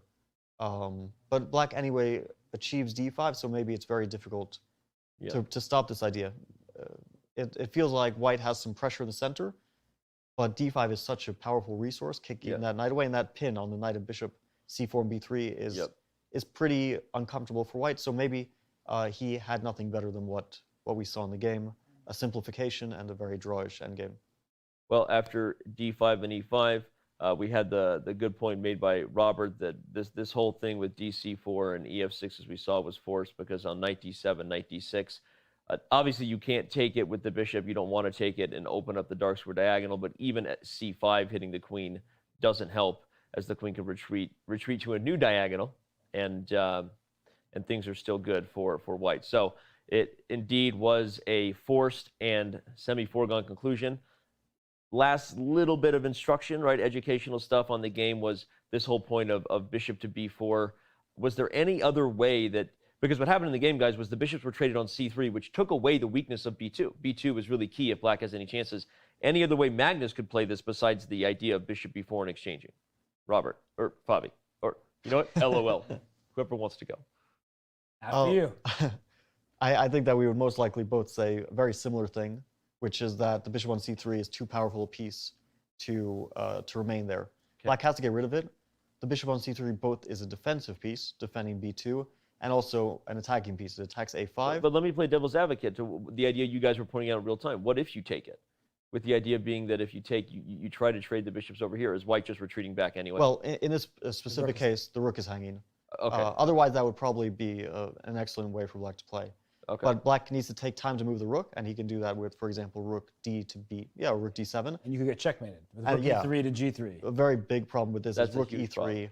and you might still be able to escape because you can stop rook g3 with bishop d6, but not what you want for sure. Okay, so there really was no other way, as you said. The bishop on c3 too powerful. Bishop b4 was forced for Magnus, Robert. Yeah, and Jan was wise just to keep the bishop there because at some point black's going to have to take, otherwise you're not going to make any progress. And what progress is made, you've opened files, but the rooks came off so quickly that even though white has a pass pawn potential, it can't go anywhere because it's a bishop you can't control the dark squares of the light square bishop. So Magnus was able to bring his king to the center on a dark square and make sure that the game just petered out. Yeah, pointing out bishops are limited, and that's exactly the problem for white here, using a 3-on-2 majority that we've highlighted. Not really possible because the black king will dominate and control progress on the dark squares. Exactly what happened, and there we have it, petering it out and letting Fabi give his final thoughts here. Yeah, this was, I guess, a game where all the content was in the prep. Yeah, it's mainly a win for Magnus because his preparation really held up, and that will make Jan try to search for something that he can put pressure on Magnus in the remaining games. Okay. But that's not going to be easy. I think this was a good opening choice from Magnus' side. All right, well, that was our Coinbase Rapid Recap. Thank you so much. For those of you watching this live on Twitch, remember that they are available daily at our YouTube channel. If you want to give that a little slow-mo instant replay, we also have original content going to our new YouTube channel, youtube.com/chesscomlive. So, all right, with that note, we are going to take a step back. Remember that the post-show is always packed. We have the press conference coming up next, and then right after that, the three you see before you will join in that order. Hikaru, Hansen, Hammer, and we're going to have a lot of fun discussing what happened here. And maybe who knows, maybe Hikaru has some thoughts in terms of what he knows about this line in the Spanish or Marshall. So can't wait to see what those guys bring us. We are going to continue our coverage of round 3 of the 2021 FIDE World Chess Championship when we return. Come on, check it out, Ayo, stepping up to me, but it can't be one. Magnus, Nepo, who the champion? I mean, both players been doing their thing, but tell me, who about to be the king? Who really about to make the people cheer? Don't change the dial, keep it here. Y'all know we keeping it on. FIDE Chess Championship, chess.com. What?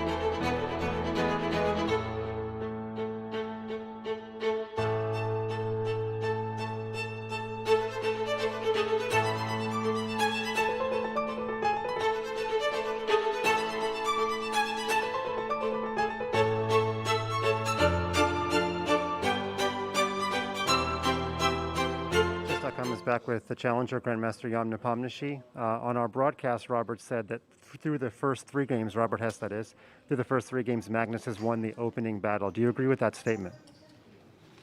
Well, indeed he knows better, but I think I wouldn't say so. I guess, for example, today, I assume I had a very pleasant edge, maybe like very small, but very, let's say, long term. And I'm not sure, I wasn't sure how to proceed after this, okay, 97 takes a 96, but I guess, okay, what I did was quite logical. And, somehow after takes bishop e6, d5 is coming to the next move. So, the best I can get is some typical martial extra pawn, like after knight d2, let's say he plays d5, I trade everything, I take on e5, but this is very likely a draw, so I decided to play h3, but I guess he had several reactions, so he reacted quite well. But in general, this martial is hard to break. Indeed, many have tried. Going after round 2, Magnus gave an interview on a podcast saying he predicted a stale game today, I suppose, after the craziness of the first 2 games. But I'm going to guess that you don't want a stale game as white, right? Every white is still very important to you. I guess every game is important, and in general nowadays there is not a major difference between white and black pieces. Anyway, once you see the chance, you try to use it. So, indeed, in white, you're trying to fight for opening advantage. And, okay, I guess, as, for example, today, I managed to pull out something out of the opening, but maybe afterwards I wasn't very precise. But, overall, game can be, exciting or really, really boring. But this is, of course, one of the outcomes of the opening. Yeah. So it depends on which type of position do we enter. And finally, we reached our first mini break of the match. Can you give yourself a letter grade A through F? Should be pretty much average. So only good point I didn't lose any games, but I guess yesterday I could be more precise. Thanks for your time.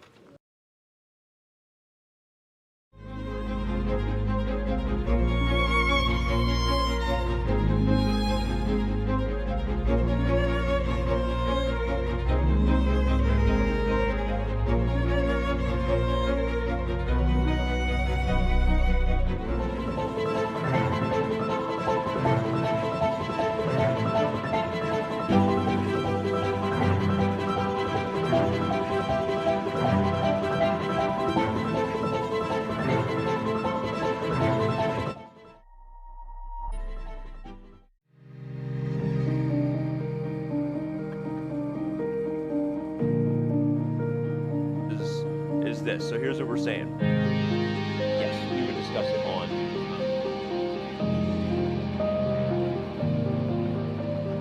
first game of the 2021 FIDE World Championship. But what better be?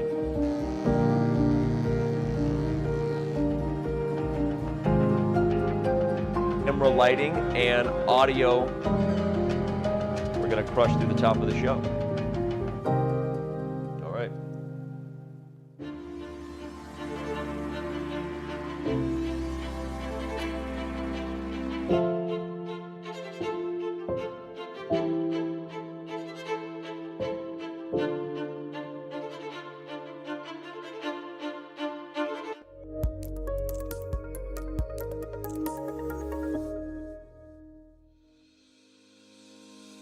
Want to hold a massive chess tournament with dozens of clubs or hundreds of players?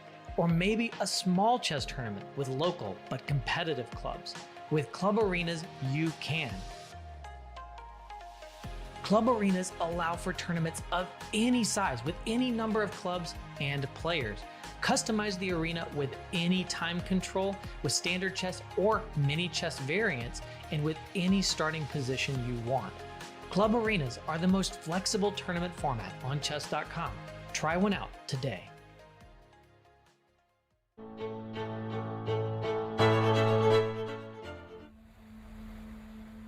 Am I supposed to feel ready? Yeah. But I guess when you prepare for such a major event, you always feel like you could do more. But I guess we are doing some insane amount of work, so I hope we got to be, ready enough.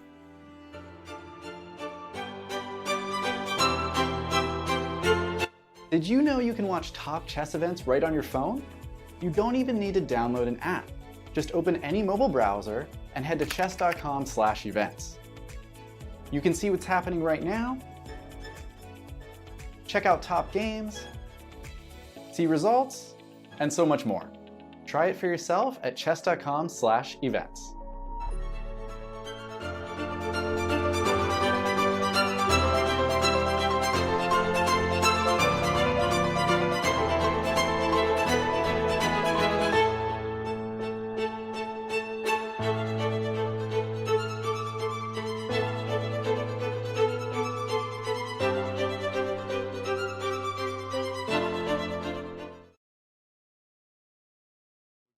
Preliminary questions to the players. You can go to the microphones to the left and right of the room. Do not touch the microphone and always leave your mask on when you ask any questions at all of the players. Jan, you had your second white today. Was there a point in the game you felt like you might have had some chances? It seemed like it petered out pretty quickly. Well, I guess I could roughly say that opening ended up in my favor. Like I got some very slight edge, but it looked like it's going to be, let's say, long term. But then, well, this A5 move from Magnus is, positionally surely questionable, but seems like after some precise moves, Black can be close to equality. And, well, d4 looks absolutely natural, and, if I would realize earlier that after d4 and exchanges after bishop e6, I can't basically prevent d5. So after d5, Black has some decent counterplay even in the endgame. I would probably play it differently, maybe, I don't know, some h3 or knight e3, just play it more slowly. But, after bishop c8, d4 looks like very natural, so Black has all his pieces onto the last rank. But yeah, somehow after bishop e6, it's really hard to do something. So I spent quite some time, and probably the best try I found part of h3 was, I believe, knight d2 move. But even then, okay, I can only hope for some Marshall-like. Okay, we're playing anti-Marshall, but anyway, Marshall-like extra pawn against two bishops. So basically, extremely close to a draw anyway. So that was it. Are you feeling any frustration about the fact that you haven't gotten going, so to speak, with the white pieces yet? No, okay, absolutely no frustration. So I guess it was a clean game and a very logical one. And even in the end game, if I would be, given a couple of tempi, I could pose some problems in this, like say, bishop endgame. But okay, especially once Black Kings enter c5 and the 5 f4, there is never anything for white. Well, I mean, this is the current status of the chess theory. Yeah, so it's hard to find some advantage. Magnus, is there anything sexy you can say about today's game? Well,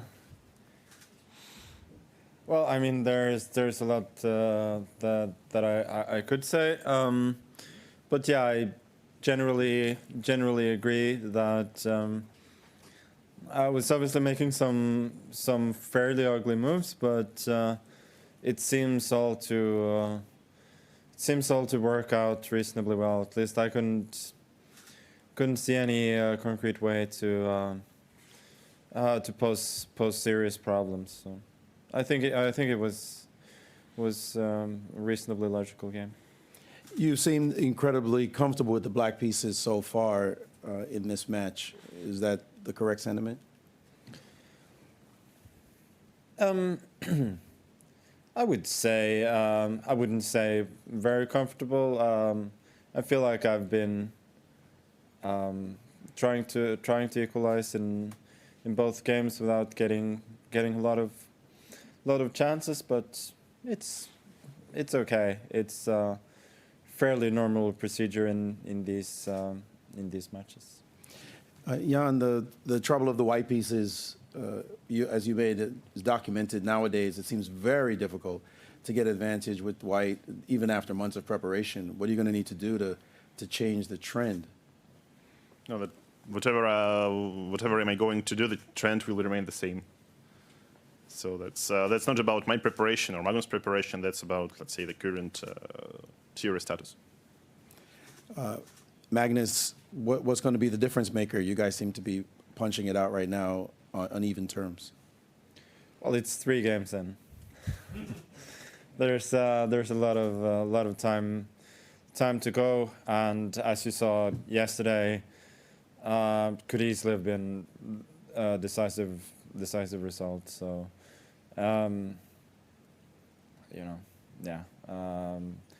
it could. Obviously, for each game, the most likely result is a draw. I mean, there's just saying otherwise would be quite disingenuous. But I mean, any game could explode. Just not today. One last question for you. The tension, people see draws and they think it's just draws, it's not so interesting, but you've been a part of these so many years. How does the tension grow with each draw? Yeah, as you say, obviously, as the match goes along, with each draw, you get a bit more tense. But I would say so far, yeah, it's 3 games, and personally, I've been black in 2 of them, I'm fairly satisfied, and there's a lot of time to create something. Although obviously it's not ever going to be easy against a very strong opponent. All right, if I may ask the journalists, you have again microphones at both sides of the room. Here. So Jan, I wanted to ask you about one moment. So when you played Rook E8, were you expecting Knight A5, which is sort of the main line, or? You mean Knight A5 instead of Rook E8? Yes. Was that something you were expecting, or was Rook E8 was it a surprise? Well, in some way, I expected everything. So I guess after such long preparation, you more or less try to be familiar with most of the moves. But I'm sure there are also maybe some worthy tries which haven't been played yet. But yeah, okay, Rook E8 is one of the pretty logical sidelines. Like this whole plan is very healthy. Rook E8, Bishop F8, H6. Yeah, so a little bit like the Zaitsev variation. Yeah, but I mean still very very nice for black. And then to Magnus, I wanted to ask about this moment with H3. If Jan had played Knight D2, was your aim to play D5? Yeah, as Jan mentioned, we'll after D5 pretty much force get this ending with an extra pawn for white, which I thought was just a dead draw. So even if the bishop, would come to c3 and pawn on a5, was your idea to reroute the bishop to a6 possibly, or did you think? No, I thought the bishop eventually after d5, everything gets taken. You take on a5, rook a8, bishop c7, rook a4, bishop goes to e5 and then c3, and then you go f6, king f7, h5. The bishops are just way too strong, I think. So you would say that you were more than willing to go into this endgame, or did you consider perhaps playing another move to keep things going and maybe perhaps some chances? I hadn't decided yet, but I had I had that in reserve, at least I thought. So there might have been other options, but it didn't feel realistic that I could actually play for something. So probably that's what I would have done. And I know on the first day I asked you about football player. I'm sorry, we have to give all the journalists an opportunity. You can come back on the mic if there are other questions. Sure. Thank you. Hi, Saravanan from ChessBase. Ian, in the official commentary, Vishy Anand was discussing about your opening strategy. To quote him, in every match, people have tried different strategies against Magnus, but so far they haven't cracked it. Ian's strategy seems to be very reasonable. His style has been classical. He's playing the Rylopers, the Catalan with black. For the moment, he is playing the main line and it's working for him. Was this your strategy? Would you agree with him? And do you think it's working for you? No, but as Vishy said, it seems very reasonable for him. Yes, actually, I also hope it's reasonable. But I guess after 3 games, it's too early to discuss the strategy. Mike Klein with Chess.com. This question is for Magnus Carlsen. Magnus, this is far from your first rodeo, and I know you have processes that have probably been established. So I'm wondering, how much are you trusting your team for in-match opening improvements, or are you still very hands-on in the middle of a match when looking for opening improvements? Yeah, it's an excellent question. I don't wanna say too much, but it's always a combination that obviously you have a good team that you trust, but I mean, at the end of the day, I'm making the decisions. Hi, this is Jan from VST from Montenegro. I have a question for Jan about the move h3. How happy were you at that point to make that kind of a move? Can you walk us through what was going on in your head at that point? No, I think I surely won't tell you what I was thinking. But in general, I found out that d5 is likely inevitable, and this was a way to improve my position before d5. So maybe I could capitalize on that if black would push d5 immediately, but I guess also d5 should work pretty nicely. But yeah, somehow after h3, c6, it's not such a great important tempi, but h3 could be useful in many lines. So I'm not getting mated on the first rank at least. Thanks. I am Rune from the global broadcasts of Chess24. The question is primarily for Magnus, and would also love to hear if Ian had a reaction. It appears that today's game was analyzed in an online database all the way up until move 20 2 days ago. If this was somebody from your team who forgot to make it private, how would you react? I don't think. I don't think any of us can reasonably comment on that. Well, I can only say that normally you try to switch up this online cloud option in your chess base when you analyze, to make sure no one uses let's say your fruitful analysis. But I mean, it could probably be a coincidence as well. Okay, thank you. Alexander Evstigneev, TV channel Russia 1. My question is for Jan, and I will ask in Russian. Ян, скажите, пожалуйста, 3 ничьих подряд, насколько для вас комфортна эта ситуация, насколько она вас устраивает, и после суточного вот этого перерыва, который предстоит, можно ли ждать изменения тактики игры, стратегии, ужесточения, может быть? Спасибо. Ну, сложно сказать, вчера, на самом деле, были некоторые довольно серьезные шансы, хотя в целом даже вроде глубокий анализ показывает, что ничего прям форсированного зачетных не было, да, то есть там совсем прям выигрыша. Вот, но, конечно, в принципе, всегда нацелен на максимально возможный результат, да, и, скажем так, вести 3-0, наверное, было бы лучше, чем сделать 3 ничьи, но надо понимать, что, в принципе, борьба очень вязкая, очень плотная, да, так что, вот, ну, опять же, играем как умеем, вот, а получается, после выходного дня, ну, не знаю, надо сначала сыграть партию черными, потом партию белыми, то есть я, честно говоря, не загадываю, тут такая, шаг за шагом. Спасибо. Thank you. Ole Christianström, VG Norway. Question for both. As far as I understand, there is a doping test today. Do you think you can get an advantage in chess by using any kind of doping? Jan? Well, but if you use a doping, you are getting banned from the event, yeah? So, I mean, that's how it works. But also, I don't know about, let's say, any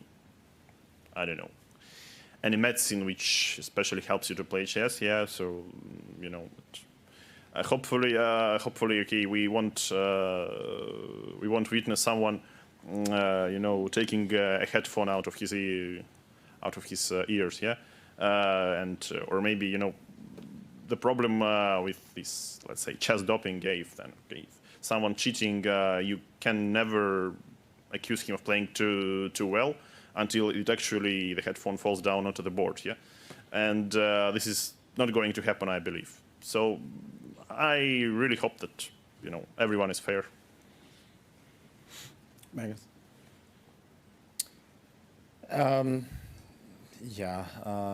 I think there are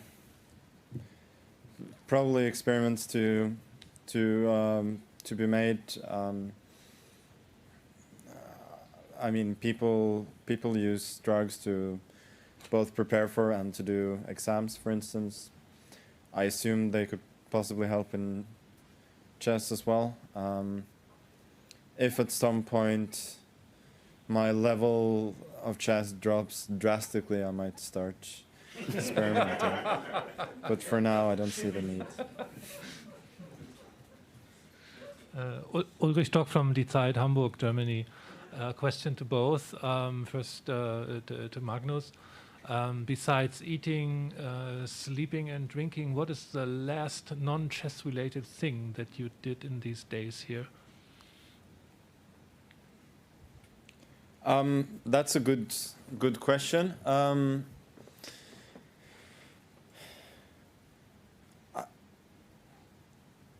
I don't remember, but I can instead tell you about my plans, or the immediate plans after the game today. If it were not for the doping control, which sort of messes it up. The first step of the plan was Chelsea, Manchester United. Then the next step was Real Madrid, Sevilla, and then Golden State Clippers, and then I thought we'll kind of take it from there on the free day. Apart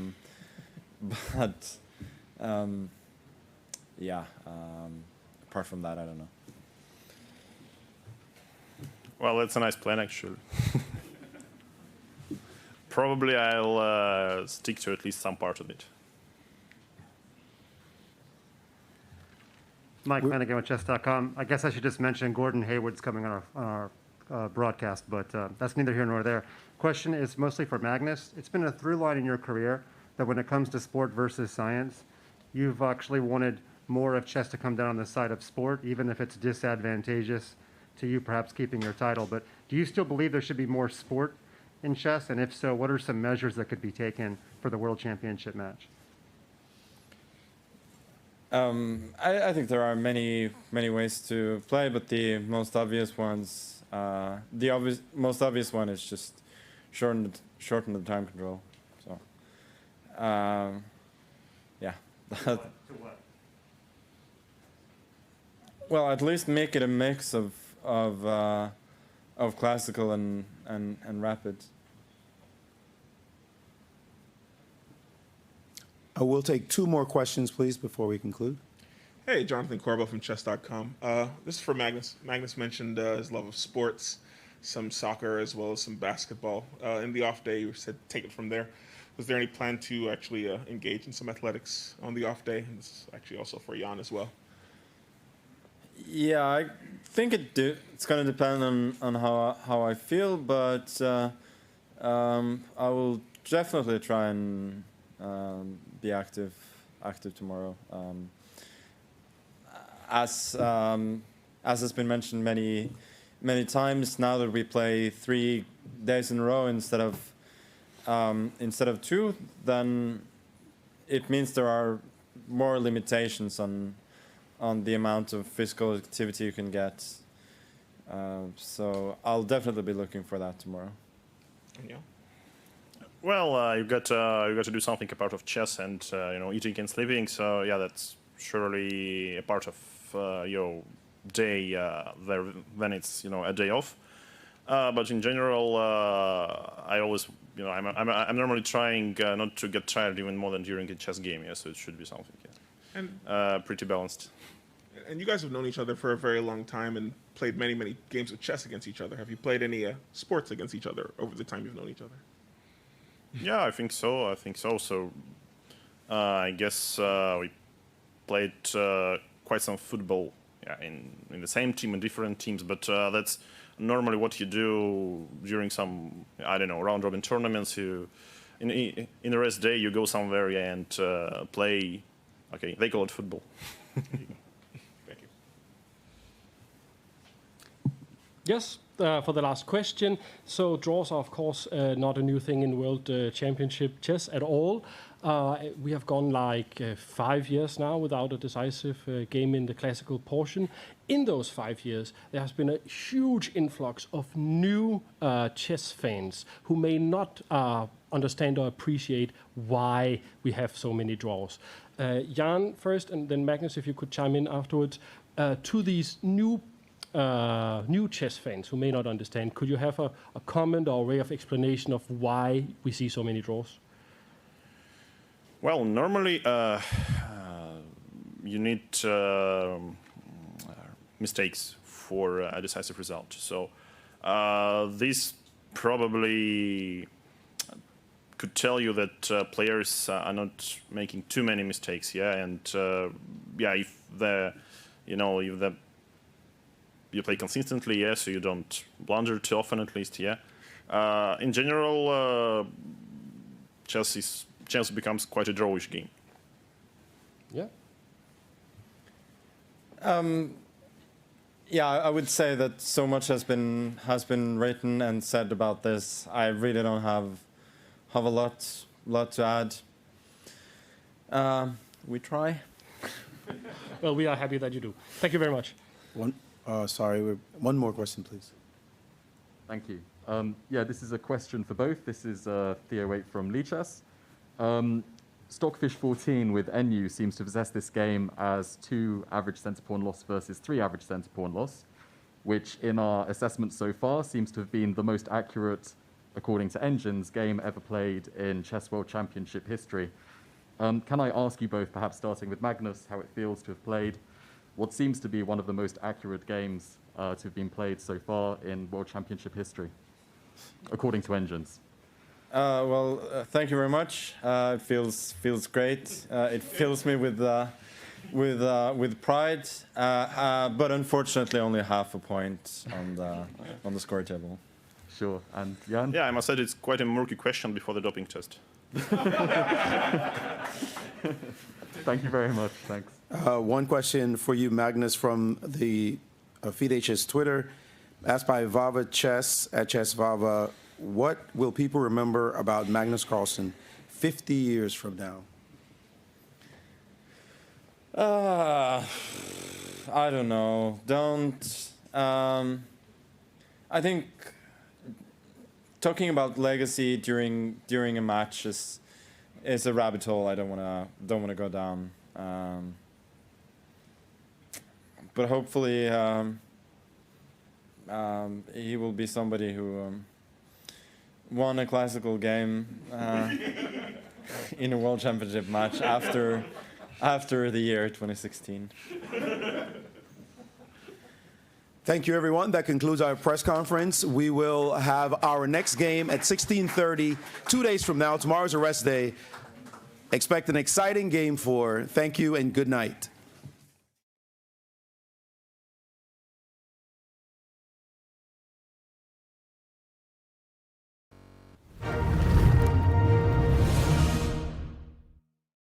Okay, that was a good move. You got to be patient here. Be patient. Then he's attacking. You have to make a counter move at some point. I don't know what to do. Okay, support the baby dragon with Valkyrie. All right, but it's in cooldown. No, okay, put the barrel. Barrel All in right. the back. Okay, I'm barreling him. Yep, good call. He's attacking my tower, Danny. Dude, his tower's yours. You got it. Sometimes the best defense is a good offense. Don't go anywhere. We'll be right back.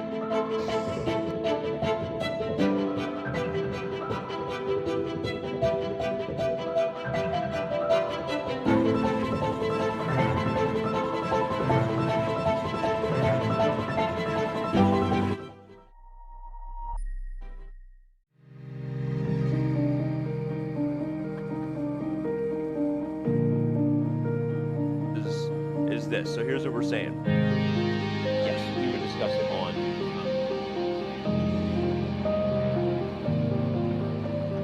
first game of the 2021 FIDE World Championship. And what better mean?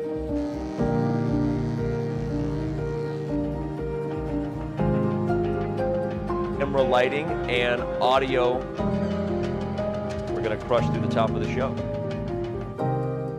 All right.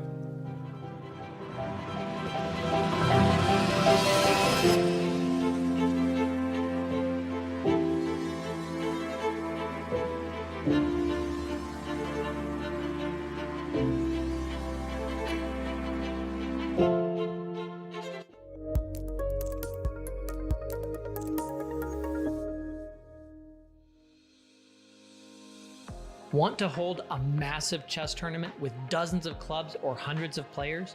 Or maybe a small chess tournament with local but competitive clubs? With Club Arenas, you can.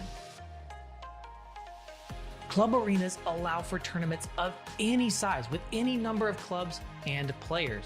Customize the arena with any time control, with standard chess or mini chess variants, and with any starting position you want. Club Arenas are the most flexible tournament format on chess.com. Try one out today.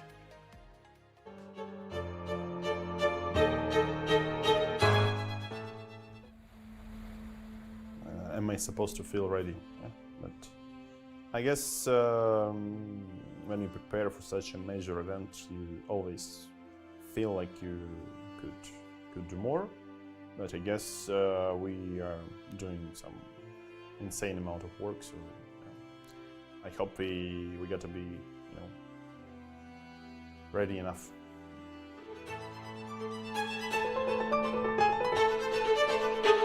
Did you know you can watch top chess events right on your phone? You don't even need to download an app. Just open any mobile browser and head to chess.com/events. You can see what's happening right now, check out top games, see results, and so much more. Try it for yourself at chess.com/events.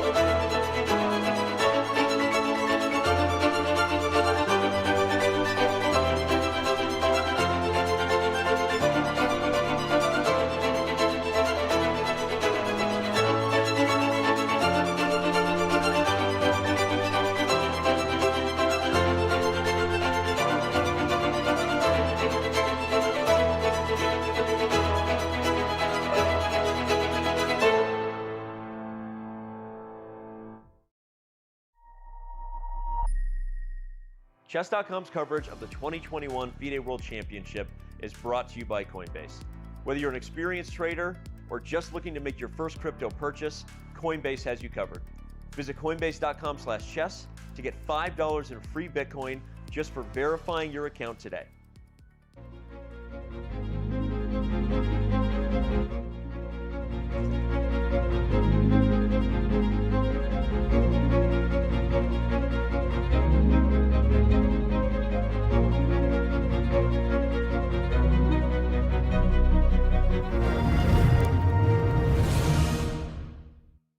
Well, after an interesting Game 3 and a perhaps even more interesting post-game press conference, as promised, as always, our post-game show may be the most exciting part of the day, depending on whether we get a draw like today. But either way, our round 3 coverage, post-game coverage continues now with the man himself, the biggest Twitch streamer in regards to chess anyway, Super Grandmaster and 5-time U.S. champion Hikaru Nakamura is now with us. Hey, Hikaru. Going good, man. How's it going, Danny? Good to talk to you. You're here with me and Fabi, and we are excited to get your thoughts on this game. Obviously, there's been a lot of talk about how this was kind of just a prepared game, but I'm going to kind of go through and let you give your thoughts on first of all, Jan's decision not to repeat what he did in Game 1 and whether this is maybe a bad sign for his prep. I don't know. I mean, I think if you look at Game 1 in terms of playing this whole H3 variation, he got a small advantage. I think more speaks to a theoretical question whether you can play H3 at all. Because normally what happens is, and Fabio obviously having played a match could speak to this better, but you know, when you play these ideas like H3 or A4 or C3 or whatever the line is, you hope that like around like move 13 or 14 there's some deviation, but when the deviation comes right away after H3, the move like knight A5, which is so forcing, which might just kill the whole line. I think it just speaks to how well Magnus prepared prior to the match. And then in terms of A4 today, I mean, it was definitely interesting. Again, I feel like Jan is going to have to mix it up because he didn't get very much today. Yeah, I agree with what Hikaru said, which is I don't think Jan is super happy to see these early deviations. But the Marshall is a great opening in that respect because Black has a lot of flexibility in terms of playing small lines which are not super well known, but are extremely decent. And we saw that in Game 1, also today. Jan was in both cases prepared, but he couldn't go quite as deep as in the main lines. Right, okay. Well, and is Rook E8 considered the early deviation from today, Hikaru? If Knight A5 was in Game 1, was it Rook E8 or was it another move, perhaps when Magnus... Go ahead. I mean, I don't know. I mean, I feel like Rookie has been played a little bit. I don't know the exact theory because I haven't really played this line in quite a bit. But it felt like both players knew the line, whether it's been played in games or not. Both players knew the line pretty deep. And I think it was just very, very equal. I mean, I think Magnus maybe equals to the wrong way of putting it, but Magnus was only very slightly worse, and it never really seemed to get out of control per se.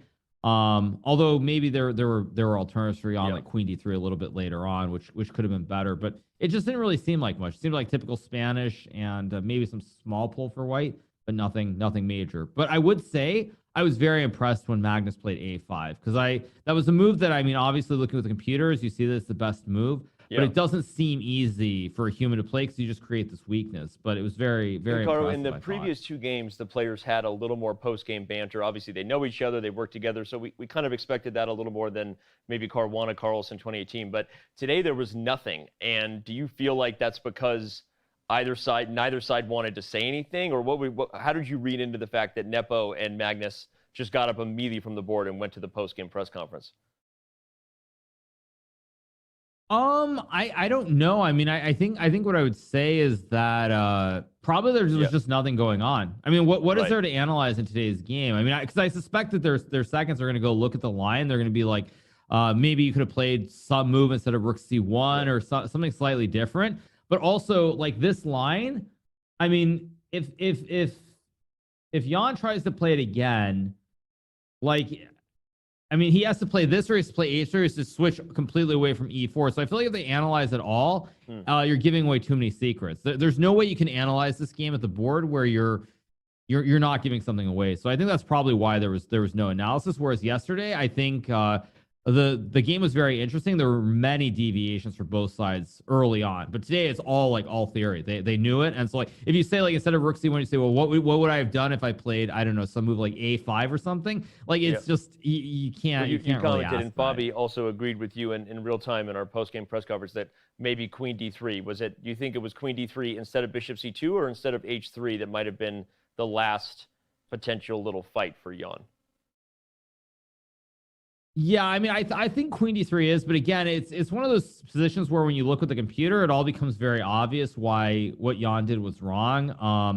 But I think again, for humans in that situation, it's very hard to realize that queen d3, there's just one slight nuance difference, which is that after, I believe after queen d3 d5 there, queen d3 d5, there's something with takes and, is it takes and bishop c2 maybe?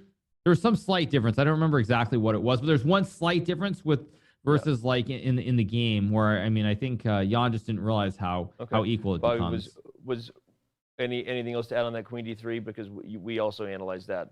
Yeah, actually what Hikaru just mentioned about queen d3, d5, because black's main idea is d5. Yeah. So we understand that queen d3 is the computer's line, but it's not easy to figure out why it's an improvement over d5. And I was speaking to Robert, and we were trying to understand the difference after d5, e5, queen d5.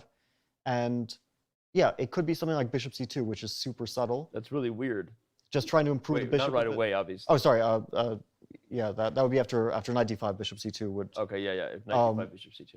But we were looking mostly at queen d5 in the game, right? So is queen d5 still probably what black goes for? Yeah, I think this was Robert's suggestion, knight d5, bishop c2, g6, because c3 is still potentially being traded off. Okay. But queen d5 is more natural, and I guess white will anyway trade queens. Knight takes d5, and if bishop takes a5, there's knight f4 with a fork also on d3 coming. So it's not exactly clear or easy, to figure this out over the board. Okay. Well, the chess is like you're both saying, right? It feels like where do you even talk about an improvement without revealing prep? Maybe there wasn't even an improvement, and obviously we know. Oop! I lost Hikaru out of my ear. That's how you know it's live TV, everybody. I'm going to put Hikaru back in my ear. Hey, Hikaru. Okay, cool. Yeah, I can still hear you guys. I guess we'll switch to the practical nature. This one petered out, Hikaru. Your thoughts? Obviously, we do what we can to catch up with all the super grandmasters around the world. We've talked now with you and Levon and Maxime, so I want to ask you a couple of the general questions. What are your thoughts so far generally on what you've seen from both players, what you've seen from Jan's team in regards to preparation? And also, I want to end with a question. I know I'm giving you all at once. On the rest day strategy being different this time, I wonder if there's something to the fact that Magnus does get a rest day before his second chance with white. But please start with your thoughts on what you feel Jan has showed at this point in the match. Well, I mean, I think first of all, Jan has definitely shown better prep than I think Sergey did, because I remember in that match in 2016, I'm just talking about the two Russian players, so I think they have very similar teams. I feel like Sergey was in trouble right from the get-go. There was a game, I think, in the Marshall, maybe it was like game 3 or 4. I don't remember the exact order. One of the early games where he was in trouble, he was very lucky at a fortress and he drew the game. But it seemed like he was struggling a lot in e4, e5. So I think Jan definitely has had better preparation than Sergey did, even though they have probably very similar teams. I think that it's been a strange match overall. I felt like game 1 was kind of weird. I thought that Magnus surprised Jan, then maybe Jan was better. Then it felt like Magnus got an advantage. So it was very choppy. Game 2 was even weirder, because at certain moments it felt like Magnus was losing, then maybe he was pressing. So it was very strange. Today felt like a sort of a return to the to the mean. Basically, it felt like everything returned to normal. Or it was just a pretty dry Spanish. I think Jan has done a good job so far. I think the next 3 games are critical, though. I think there's a big advantage for Magnus. Obviously, with 3 draws, now Magnus getting 2 whites out of the next 3 games, that next series of 3. I think this is where it gets really critical. If Magnus can win one of these next 3 games, I think he's in very good shape. I think if it's 3 more draws, though, the advantage goes right back to Jan again. So I think so far Jan's been good. I don't think he's been in too much trouble, which is important, but. Again, it's still very early in the match. How do you feel if the match continues to go on? I want to ask you about your Speed Chess Championship match coming with Anish. And on that note, you are considered by many to be, one of the best rapid and blitz players ever. And one of the dynamics coming into this match has been, would Magnus have an advantage should this match go to tiebreak and rapid and blitz? You played both these guys, right? Jan and Magnus. What are your thoughts on should we get a third tiebreak in the World Chess Championship for the third time in a row on Jan's chances in that potential tiebreak? Yeah, so I mean, first of all, to answer the question about the tiebreaker, I mean, I think if this match is something like 14 draws or 12 draws, and say 1 win for Magnus, one win for Jan, I mean, I think FIDE needs to change something with the format, because I mean, frankly, I think the fact that, you know, Sergey lost that match at tiebreaks, the fact that Fabiano lost is I mean, very, very unfair to both of them, because it is, of course, the classical World Chess Championship. So I think something will have to change. You know, one difference, though, I think, is that Jan, he's very unpredictable in rapid and blitz. And I think because of that, Magnus perhaps, I think he assumes he's a favorite in rapid, but I don't think he can feel comfortable about it. So that might change the match strategy a little bit. But it's kind of what it is. And I think the longer it drags on, the more confident Jan should feel, especially if he gets through the next 3 games without losing interesting. One. Hikaru, I have a question to expand on that a bit. How would you feel about a change of format from a match system to a tournament system like we saw in 2007 and 2005 when Vichy and Veselin won the World Championship?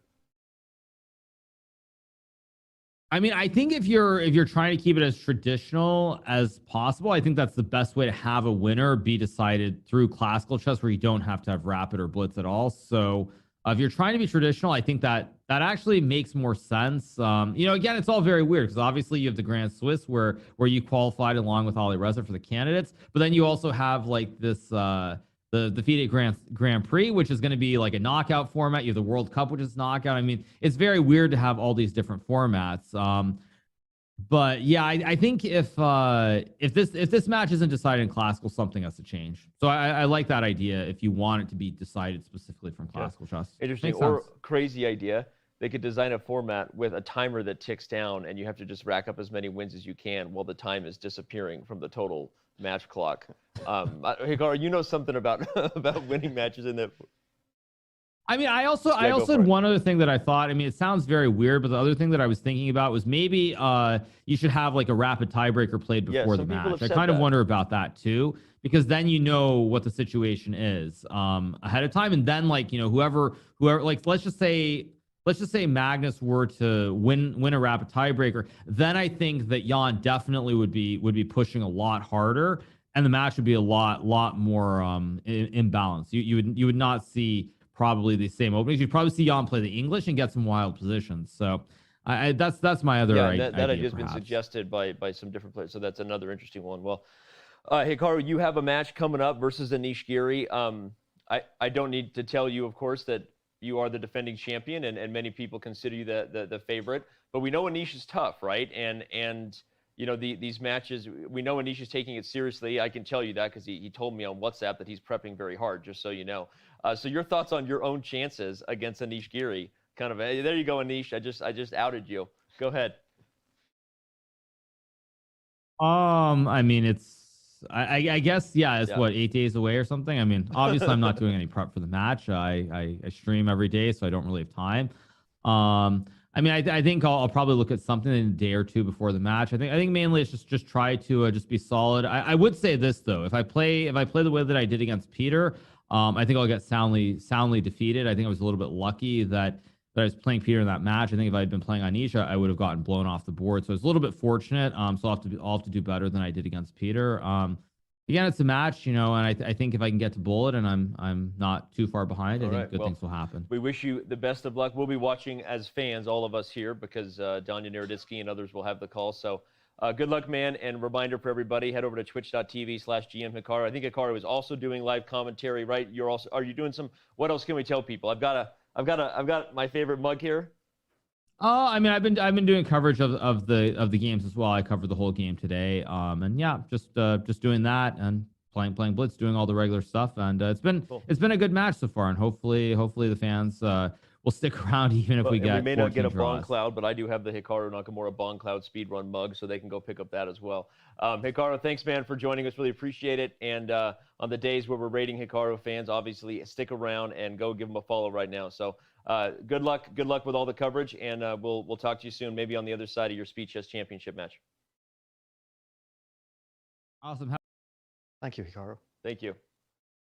All right, that was the one and only Hikaru Nakamura giving his thoughts on round 3. Some interesting things there to take away. I like the discussion you guys had about what might need to change should we have another World Championship match where the classical world champion is not decided in classical. You and Hikaru kind of agreed on that. Well, it was interesting to get Hikaru's thoughts because he's played in the World Championship cycle Yep. for many years now. Yeah. As well as have our other guests Yep. before, Maxime and Levon. So it's always interesting to see the inside perspective of a top player. Yep. And he may also be playing in the Grand Prix. In the Grand Prix and in this World Championship cycle. Yep. So he has some also insights that the regular player might not have. Yeah. Interesting stuff. A lot to unpack. Remind everybody that we mentioned Hikaru Nakamura versus Anish Giri Speed Chess Championship match, but Fabiano Caruana also plays tomorrow versus Maxime Vachier-Lagrave, and now is an important time to mention it because right after this segment here, I'll be rejoined by my boy Robert Hess, and we'll have other guests coming up, Eric Hansen, Jan Ludwig Hammer, but Fabi will get a break. So, Fabi, I'm going to wish you luck in your match tomorrow versus Maxime. I mean, I'm not going anywhere. I'll see you tomorrow, but since this is probably the last we'll see on today's show, good luck tomorrow. Thank you, Denny. And everyone else, we have the answer coming up to our trivia question. If you haven't been playing along, what's wrong with you? We got a 1-year diamond membership up for grabs. All you got to do is quote tweet the answer every day. We tend to ask it around the 45-minute to 60-minute mark, and you can play along by, again, quote tweeting the answer here. Here, right at the top of this break, we're going to have both the question and the answer again, so don't go anywhere. Chess.com's post-game coverage of round 3 of the 2021 FIDE World Chess Championship returns in a few.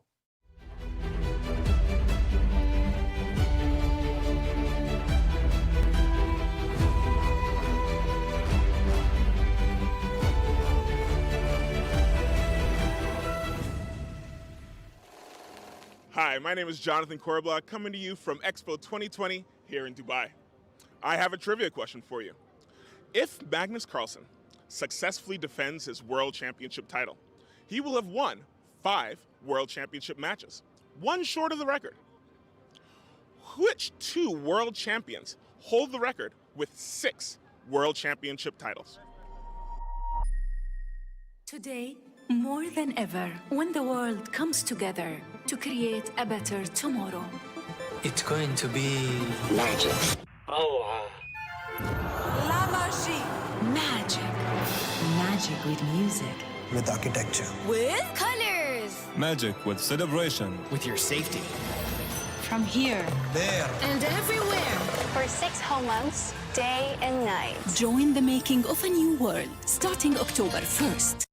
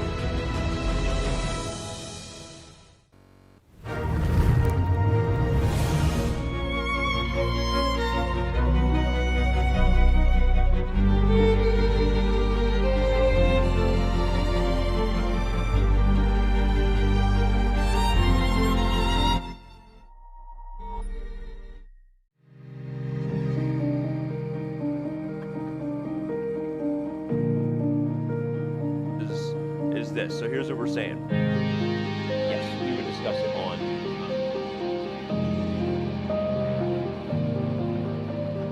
First game of the 2021 FIDE World Championship. And what better mean?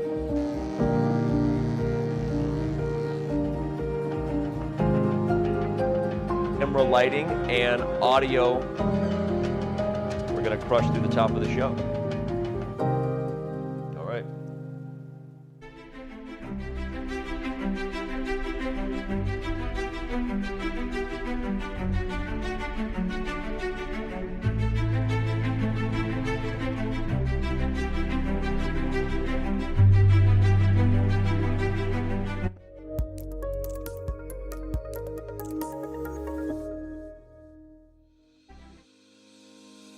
Want to hold a massive chess tournament with dozens of clubs or hundreds of players? Or maybe a small chess tournament with local but competitive clubs? With Club Arenas, you can. Club Arenas allow for tournaments of any size with any number of clubs and players. Customize the arena with any time control, with standard chess or mini chess variants, and with any starting position you want. Club Arenas are the most flexible tournament format on chess.com. Try one out today.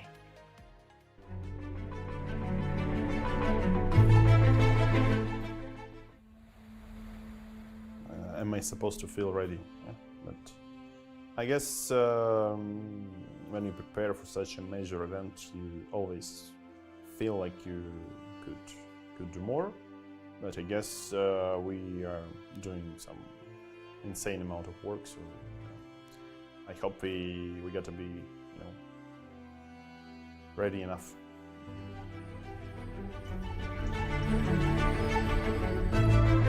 Did you know you can watch top chess events right on your phone? You don't even need to download an app. Just open any mobile browser and head to chess.com/events. You can see what's happening right now, check out top games, see results, and so much more. Try it for yourself at chess.com/events.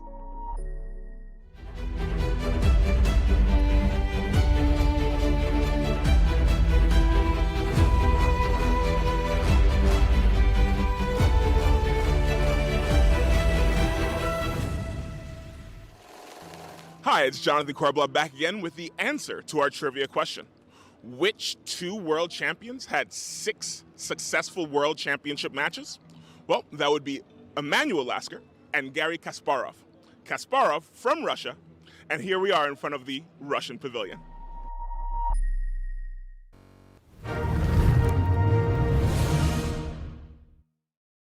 And we are back here. Chess.com's coverage of the 2021 FIDE World Chess Championship is brought to you by Coinbase, and now we are going to have it brought in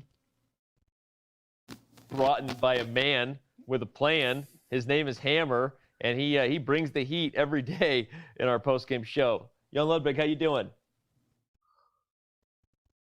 I'm doing good, Danny. How are you guys? I was better before Danny said Broughton. It has been brought in. Right now we have Jan Ludwig Hammer, and let's bring it, Hammer. So tell us, we're now 3 games in, right? We have had nothing but peace on the board, but the world champion now gets a rest day and an opportunity to go back to the drawing board before he gets another stab at the white pieces. What's the temperature like in Norway? How are the fans feeling, getting anxious for a Magnus win? And all your thoughts on what Game 3 gave us. Well, Norway is very, very cold right now, Danny, but we're getting heated up, cozying up in front of the television, watching this World Championship match, and we're liking what we're seeing. Magnus Carlsen with the black pieces is getting out of the opening alive. That's all we want. As long as he survives the black games, he should win this World Championship match, because the one thing we fear is that he gets into one of those computer preparations where his opponent isn't really even thinking themselves, where they're just regurgitating what the engines have been telling them ahead of time, with Magnus looking perplexed at the board. That hasn't been the case. Magnus has been well prepared. And now in this game, he gets out of it with a fine result and without seemingly being in trouble. That makes perfect sense. But Hammer, something to be said for the fact that in World Championships past, having the white pieces can in some ways be a disadvantage because you feel the necessity to push. I mean, we know Magnus Carlsen played against Sergei Karyakin, and if you are drawing with black, at some point you need to win a game if you want to win in a regulation before tiebreak. So do you think that there's almost too much of an onus sometimes on having the first move advantage, and how do you think Magnus, copes with that? Yeah, I was kind of bluffing, but you caught my bluff.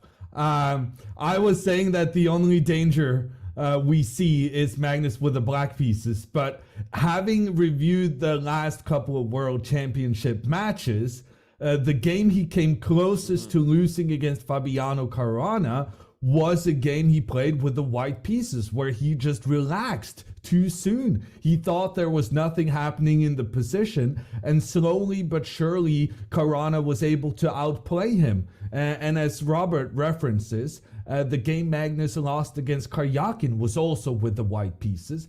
And frankly, the game where he's been in the most trouble here at the beginning against Nepomniachtchi was with the black pieces, when he missed a move and Nepomniachtchi took the white rook, and it was quite dangerous there for some time. So you have seen through my bluff. In reality, Magnus's concentration with the white pieces is also going to be important, but in general, my feeling is that as long as Magnus survives the heavy white opening preparation that the Russians have been brewing for many months, then our man should be able to win I want this to match. jump to a couple of the topics that came up in the post-game press conference. I know you tune in for those, so you're well prepared for all of our questions because you're a pro. We saw Magnus not necessarily get defensive, but he said, look, this topic has been brought up so many times now. It's been written about. There hasn't been a decisive game in classical chess of the World Championship for more than 5 years. We could add the topic you said yesterday. He actually hasn't led the classical portion since 2014. You could tell there was he had a little bit of energy in that response, right? A little bit of frustration where he's like, look, we're trying, I'm trying, right? But how much is that one of the reasons why Magnus has gotten in trouble with white? Because he does want to put an end to that. He does want to push, and maybe that is something that he needs to think twice about as he gets the white pieces again heading into game 4.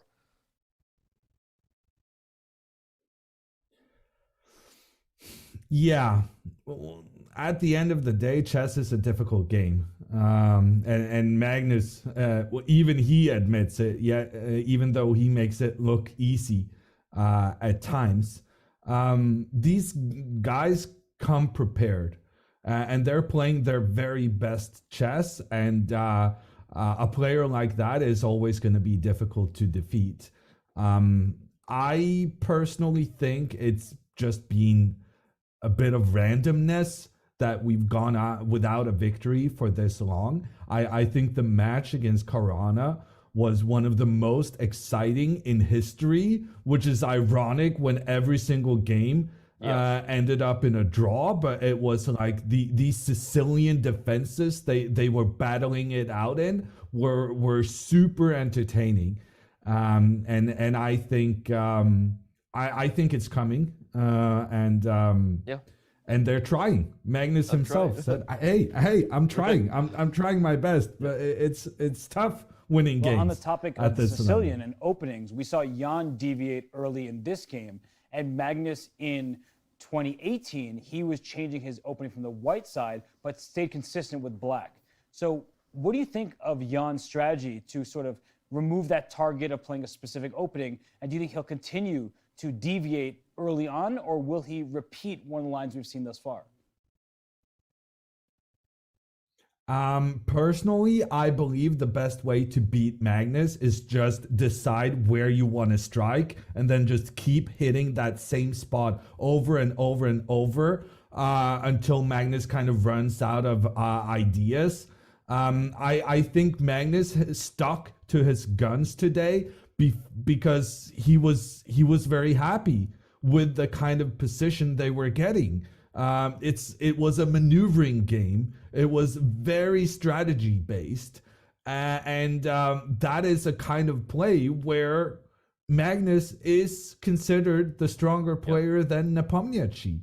So I feel like Nepo needs to kind of get a bit more of a punch in his white openings. That being said, I do think Nepo came well prepared today. I thought he had a good position out of the opening. His pieces were so well centralized, and frankly, I thought Magnus was in some trouble. But I think Magnus just defended brilliantly, and I think if a lesser player had the black pieces, this could easily have been a win for white. But in particular, the maneuver Magnus had where he took his bishop on b7, which was already kind of trying to point in towards the center of the board, and he decided to spend a lot of time rerouting it into more of a defensive position, making sure white's bishop could not point towards the black king. That was such a crucial maneuver, and that's why we're kind of saying, well, this was a boring game where nothing really happened. Nothing happened because Magnus was very accurate in making the right defensive move at the right time, as you're showing on the screen now. That bishop going back to its initial square, it feels wrong, but it was absolutely the right recipe for Magnus today. Well said, and sorry, I was a little bit late. I was just listening to you and visualizing the position in my head, realizing I should have just been showing it on the board for all the viewers. But yeah, this is, in hindsight, exactly the maneuver that squelched whatever advantage Nepomniachtchi might have had. I've got one more question for you, Hammer, unless my partner, I think I want to bring it to a close again on another question that came up in the press conference, which Magnus, I think, appropriately and professionally said, hey, I don't think it's the right time to talk about legacy when I'm in the middle of defending my title, right? I'm in the middle of a match, and I think that's exactly the right thing to say, both out of respect to your opponent and the right mindset. But I'm going to ask you, and a guy who kind of represents the Norwegian perspective on Magnus's legacy, and it builds on our trivia question today, because we said if Magnus defends his title, there will only have been 2 world champions in history who had more, who did so successfully more times than Magnus, those being Lasker and Kasparov at that point. So what do you think this world championship does for Magnus Carlsen's legacy? Does it forever put him undeniably as the GOAT ahead of Kasparov? Or what would you say about that question that Magnus appropriately kind of dodged today? I think personally, for me, he is the greatest player of all time. But I think the people who believe that Kasparov's having the number 1 spot for longer than Magnus and having more world championship victories, they are not going to be swayed by another one for Magnus. I think there are some who just think he's the greatest ever because he is the greatest at a time when everyone has incredible tools to become better players, and like the development of information technology has enabled the chess competition at the highest level to just be an even playing field. And so I feel what Magnus is accomplishing now even surpasses that of Kasparov, even without Magnus having as many world championship victories or having being the number 1 for as long as Kasparov did. However, those who do feel that Kasparov is still number 1, they are going to want some numbers from Magnus. They're going to want Magnus to not only get as many victories, they want him to surpass Kasparov in the numbers. And to do that, Magnus is going to have to be the number 1 for another 8 years. So those people are not going to be swayed by this match. Well said. Well, it's a debate as old as time, right? LeBron versus Jordan, Carlsen versus Kasparov, right? Hess versus chess, you know? Yeah, and it's There's no right answer. There's right? no right answer. Well, we appreciate it, Hammer, because you do have all the right answers, maybe regardless of that question. We really do love you joining us. This segment is a treat every day. So thanks again for bringing it. Enjoy your rest day, sir. I know you're working super hard as well. So happy Monday to you. Tune in for maybe Caruana versus Vache Legrave. Your thoughts on who takes tomorrow's match between Fabi and Maxime, real quick. With Maxime beating Magnus last year, I'm not gonna take anyone over him. So totally I'll fair. go with We'll see you on Tuesday for Game 4. Enjoy your rest day. Enjoy the match tomorrow, and we'll see you on the other side, buddy. Bye. Yeah. Good stuff there. I love the greatest of all time discussion. I debate with my 16-year-old LeBron versus Jordan. It's just tons of fun. So it's a fun conversation. I think a lot of people like to have. Yeah, you know, if you get me started, then I won't stop. But you won't stop. The legacy question is important to some degree because it lingers in the back of your mind, right? Yep. Magnus doesn't want to lose the world championship because he wants to win every chess game he plays if he can. But you don't want to have this be the end of your world championship reign. Once you have that seat, you don't want to give it to anybody else. And good to be king. It's tough when you're fielding those questions, especially during the match, because of course that's not really what you're thinking about. But during your regular life, non-match times, I'm sure at some point in time that comes to mind and you have to consider it. And I think Hammer made some good arguments. Yeah. Well, good stuff. As we mentioned, the trivia question today was on the only two world champions to have a longer run should Magnus Carlsen win. Defend his title, win it for the 5th time. Those were Lasker and Kasparov. And it's almost like we've planned this whole show professionally all along because we're about to debut the 3rd episode of Chess, a Reflection of Us, where the topic is about the world champion, Emanuel Lasker, and how he almost didn't even get the title because of the unique circumstances that he faced. So tune in right now. Enjoy our next debut. The 3rd episode of Chess, a Reflection of Us starts right now.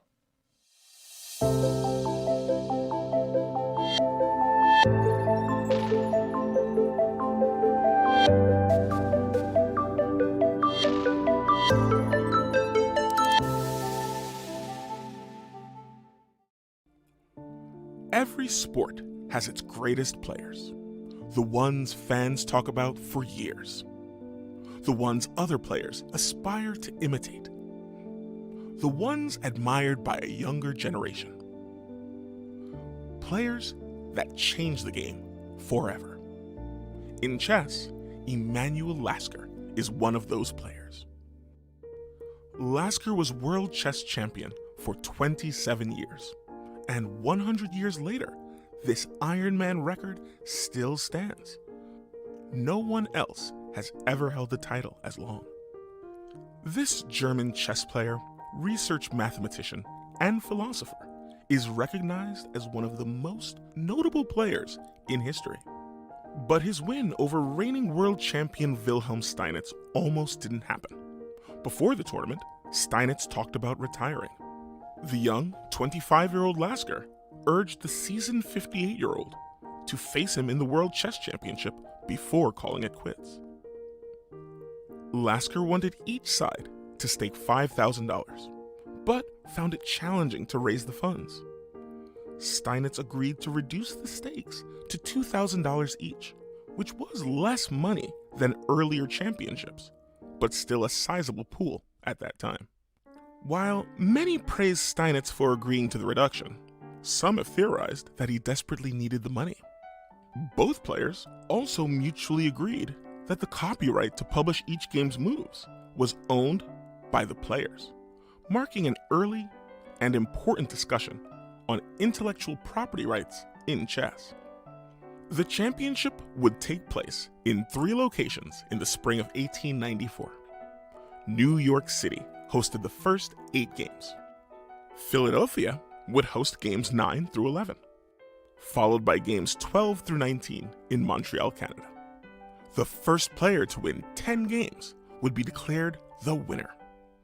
Great competitors can't resist a challenge, and Steinitz declared he would win without a doubt.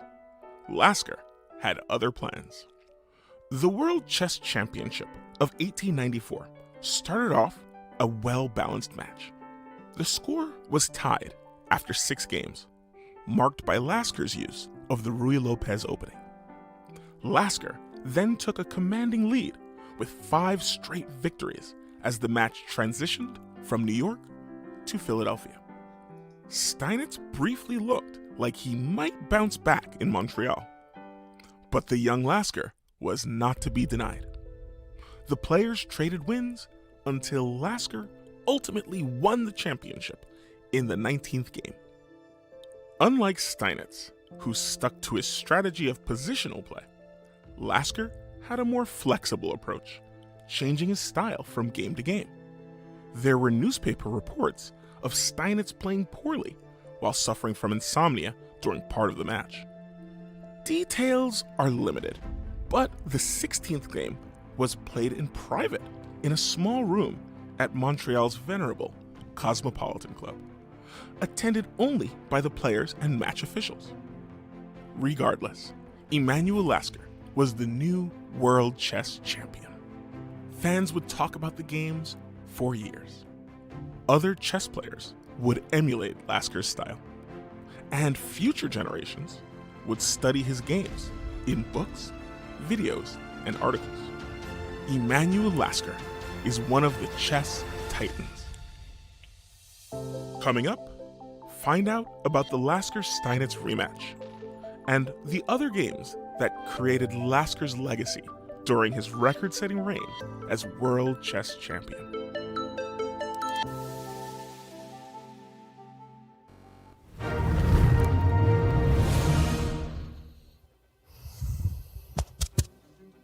You ready? Yeah. Your knight's on f7. Where can it go? F7, D6, E8, G7, H5, G3, E2, C1, B3, A5. Stop. White king on A3, white pawn on B3, black king on E7. Who wins? It's a draw. Black's king gets to A8 before white's king gets to B7. Name the fastest checkmate for white. E45, Queen H5, King E7, Queen takes E5. Recount your opening versus Alexeyenko from the first half of the 2020 Candidates Tournament. D4, Knight of 6, C4, E6, Knight C3, Bishop E4, F3, D5, A3, Bishop E7, E4, D4, FE4. Stop. Tell us about a chess game that made an impression on you.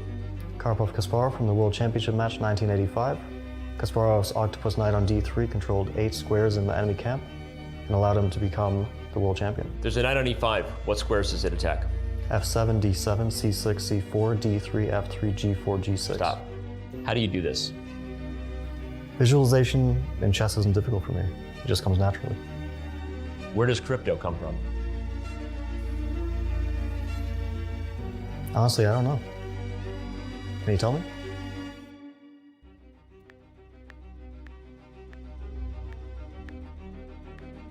Learn more at coinbase.com/chess to get $5 in free crypto when you sign up and verify your account.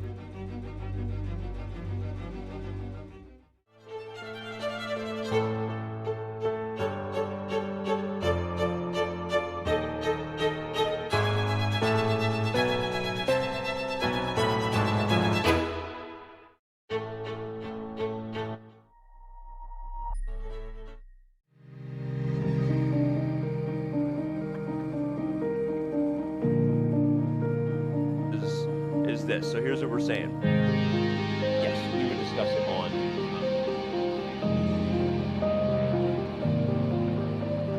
first game of the 2021 FIDE World Championship. But what better mean?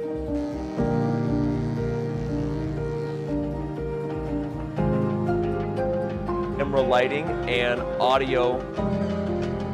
We're gonna crush through the top of the show. All right.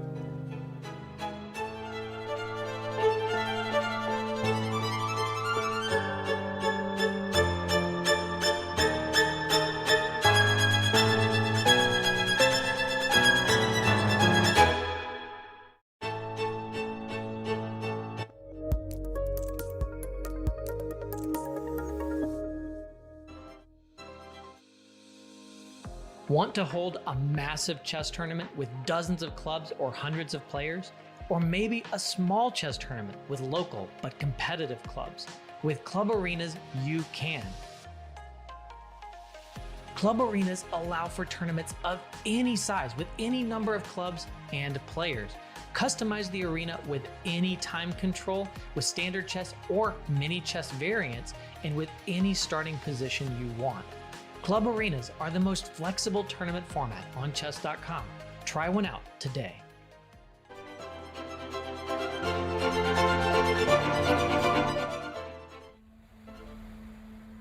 Am I supposed to feel ready? Yeah, but I guess when you prepare for such a major event, you always feel like you could do more. But I guess we are doing some insane amount of work, so I hope we got to be, ready enough.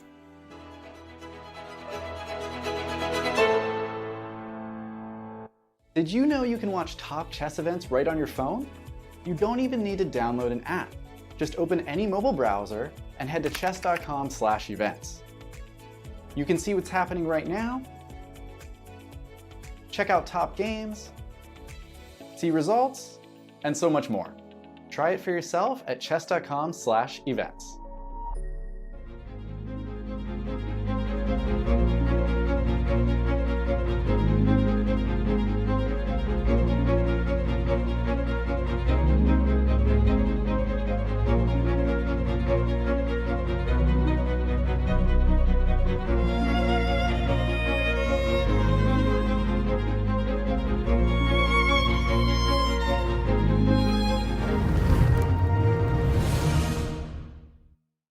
We are back now with our last guest of the day, and as always, our last special guest is brought to you by Grip6. You can go to grip6.com/chess. Use the promo code CHESS for 25% off socks, belts, wallets, the whole gambit. You know the drill. Thank you to Grip6, and now thank you to the one and only Eric Hansen, Mr. Chess Bra, here alongside Hess Bra, as we like to call him. When you're not around, Eric, did you know we call him Hess Bra?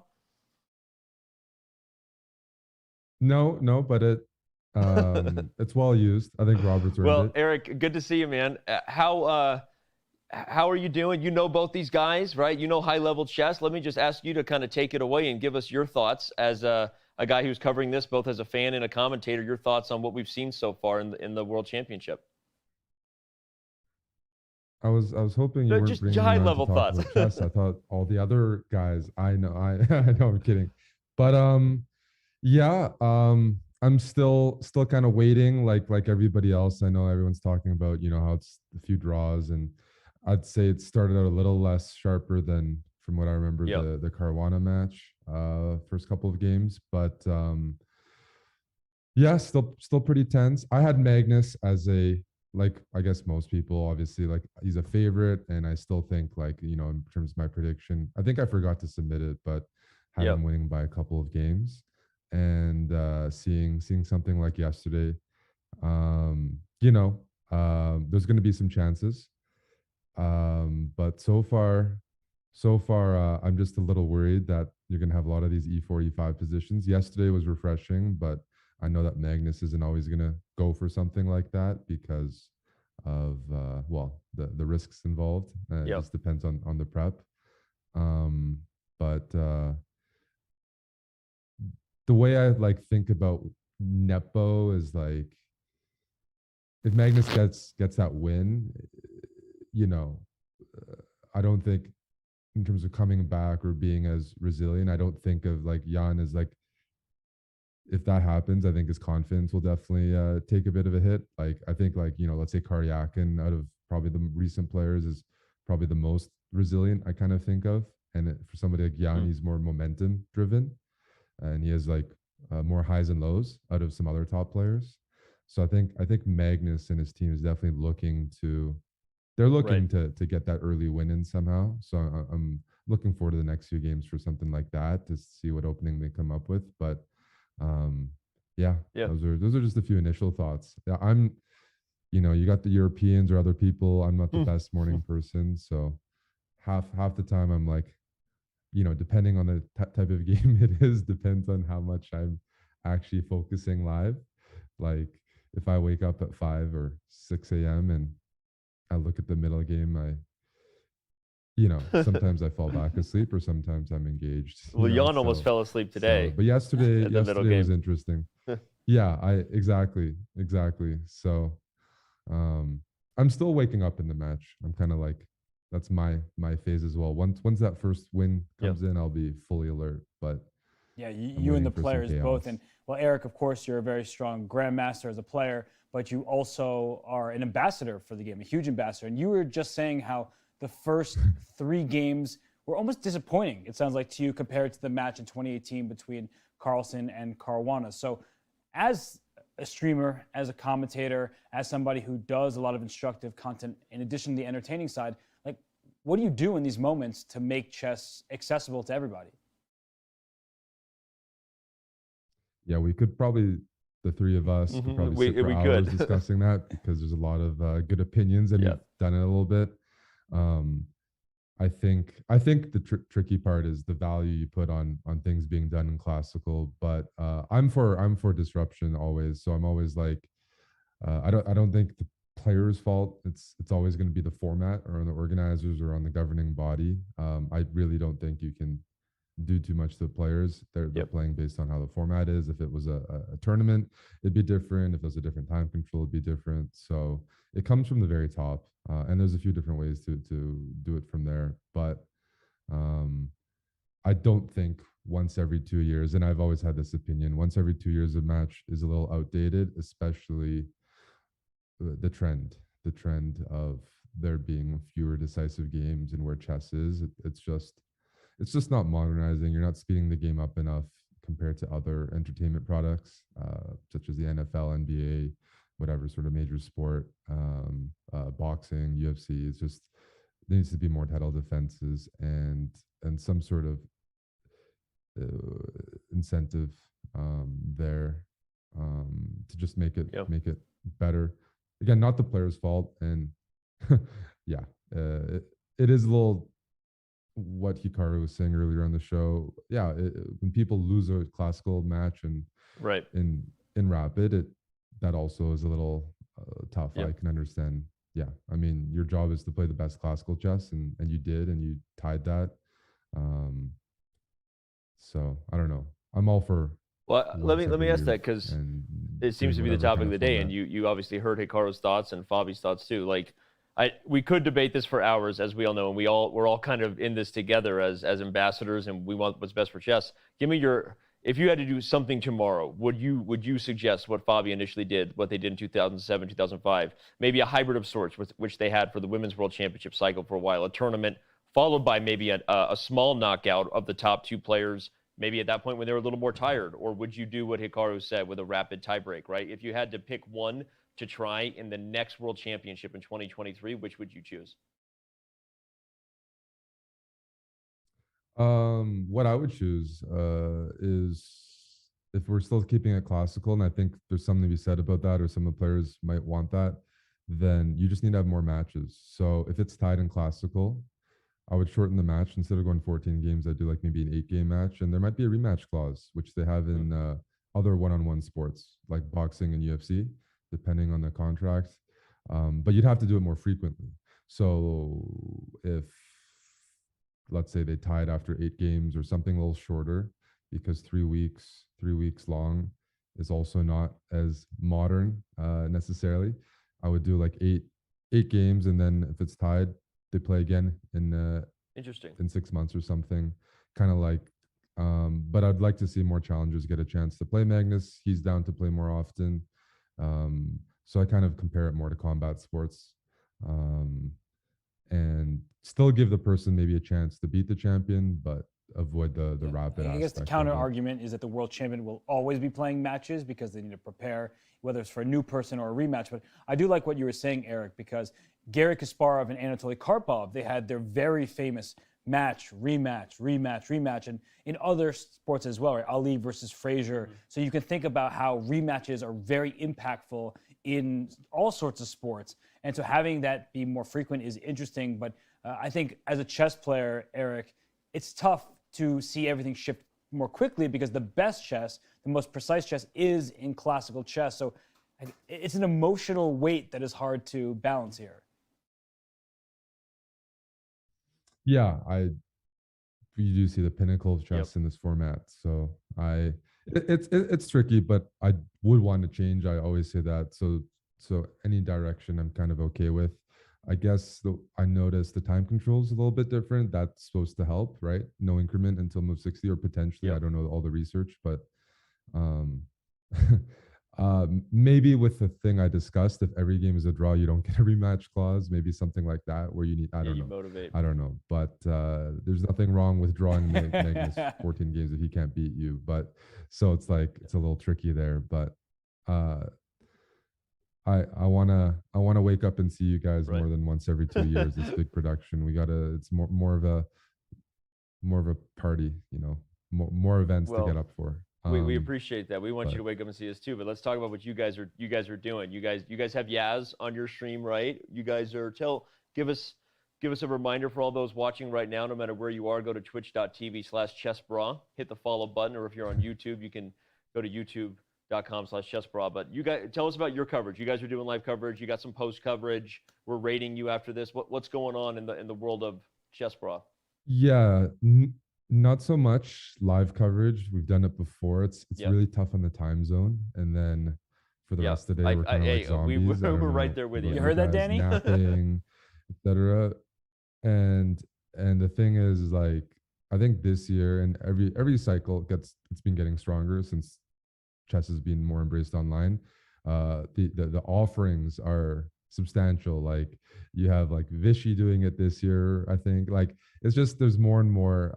It's good for the consumer and better for our health. So we're more like I'm comparing it to more of like a Shaq and Charles Barkley post game show. We're mainly doing that where you have a bit of fun. You get to roast the players. You get to play a few games maybe from the positions they had. So let's say Magnus and Nepo had an interesting position. We might have Yasser and Amon play it out for the viewers and just have a more of a post game after party kind of vibe.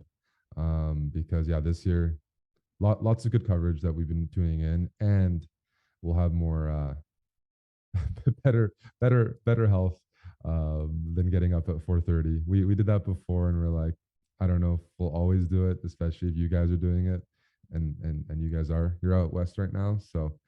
We'll be fans, awesome. And then but we're doing the post game. So with the idea is that people are tuning in, they're watching the coverage, and afterwards they have an outlet for chess. They're like, especially in North America, probably still on their coffees and stuff like that, and they're like, hey, I enjoyed the game, but I have some questions, or I'm just in the chess kind of mode. It's kind of like chess month where you have all the casual chess people who are like, they only tune in once every 2 years in a higher capacity. Well, they're looking for more and more chess content. So we're kind of just keeping the show going, and it's kind of awesome. Keeping things continuous. So if you're looking for chess, looking for stories, Yasser is bringing out a ton of stories, as you can imagine. Some of them I've heard too many times, so I can't tune in. Like I have it muted because he doesn't. Yeah, he's told me too many times. But for most people, there's still the first or second or third time they've heard it. So it still is a little entertaining. You got Yasser stories. Amon and him are having some fun, and it's just a very casual vibe there to try to consolidate some of the viewers that are coming in after the games. I'll say personally vouch for the fact that if you've never seen Yasser Seirawan on a chessbra stream, hanging out with Eric and Mon gets even better Yasser if it was a possible thing. So no jokes. You should be heading over and checking out their post game show. Not just right now when we raid them, but every single day. Seriously, it's Yasser on the Chessbra show. Eric is a unique type of content and some of the most entertaining stuff on Twitch. So, all right, man. Well, thanks for. Well, speaking of, I did want to say I got to call you guys up. When I see you guys in a room together, you know what I think about? I think about when Amon and I took you guys to the shed. Oh my gosh. Okay. And you guys got your queen on H2. Yeah, how did you let that happen, just Robert? How did you let that happen? I don't know what you guys have planned for your off days, but speaking of some good chess entertainment, we might have to do a rematch. I mean, maybe you can throw Yasser in. If we get Bobby, you guys get Yasser. I'll take that. I'll take Bobby. You guys get Yasser. whoa. Maybe. Okay. Maybe. Fabi's played for us before. That would hurt me a little bit. But Okay. I'm open to it. That I'm just saying people want to see some games, they want to see some blood, and it might be at the expense of you guys or myself on the off days until the I'm players with do it. So I think it'd be a I thought it was blast. pretty fun. Plus, seriously. We are But due it- a win here, Robert. We just to do the math on this. I Yeah, think we can. My win is sitting this one out and not having to be your teammate for a change. We always lose. Okay, well, I'm gonna try to convince him. Yeah, that might be the upgrade. Something like that. That could I be agree. a fun format. Just throwing it out there because For those of you who don't know what yeah. we're talking about, you guys in the shame on room you. always Just brings Google that. right now Team Chess, chess.com versus Chess Bra for some of the best content we've ever done. In fact, you're right, Eric, because our other Eric, my partner in crime, Eric, who runs chess.com, is actually mad at me that we're not doing more Team Chess because it is literally his favorite thing. I think he's watched our full matches like twice, so he legit loves it. And so you have a partner there. That could be a lot of fun. Let me discuss with Robert internally. I'm open because that's exactly what this is a Yeah. the festivities have started and outside of the actual games itself, I think it's important to bring some fun. You guys are having some Yeah. fun segments as well and just Cool. keep people engaged. I'm with it, So, man. All right, dude. Well, thank you so much for joining us, man. I think we're going to see you again at some point, or Amon, one of you guys maybe joining us. I'll be tuning in. I got Okay. the guys doing the coverage, so I get to wake up a little later. I got Nice. got my coffee and so they're stuck streaming. I hope people come tune in. Okay. Amon's doing a recap every day. That's another new thing that we're trying out. But yeah, hopefully people come hang out with us for Cool. some post. We'll go hang out with Eric and Amon and Yaz. Like you said, they're already live, so you can head over there now. We'll be rating you guys soon, and I guess we'll see you again then in a few days. Thanks, Robert. Yeah, Thanks, Danny. See you guys soon. All right, that was awesome, man. We should do the Team Chess. I promise. Do you want me to reject you live in front of however many thousand people That would be so watching? great. That'd be a lot of fun. I mean, For you. I'll do a favor for you. What? I'm gonna get you some good birthday gifts. Yeah. Okay. That would be a- So I have to earn my birthday gift No, now? I don't know. I'm just trying to say. You know Eric did have some very, very interesting thoughts, though, Yeah. about the World Championship and making Yeah. it more entertaining, Yeah. and using combat sports as a reference. And I think that people may overreact. Not Eric specifically, but people overreact. Draws, boring, this and that. Fabiano's match against Magnus was incredibly entertaining, Mm-hmm. and even in this match, Game 2 in particular, that was a swing that could have led to a decisive game. So I do think we need to wait and see, because let's say the next two games are decisive. People are like, this World Championship match is epic. Yeah. People overreact, always. So And- we yeah. still have time to see it settle. But I do understand why people are kind of itching for a change, because if you have 12 draws in a match, then 14 draws, if that were to happen, then it's kind of getting to the point where, like, we want to see some decisive games. I will be on record. I will be shocked if we do not have multiple decisive We will games have in this multiple match. Like I will just say that I would just be shocked, and I think you're with me on that. So just the style of these players, the different dynamics of how they're approaching it. So agreed with you 100%. We're going to take a very quick break, our last break. When we come back, final thoughts, wrapping up. We raid the Chess Bros. Don't go anywhere. Chess.com's final moments from Game 3 of the 2021 FIDE World Chess Championship, presented by Coinbase, when we return.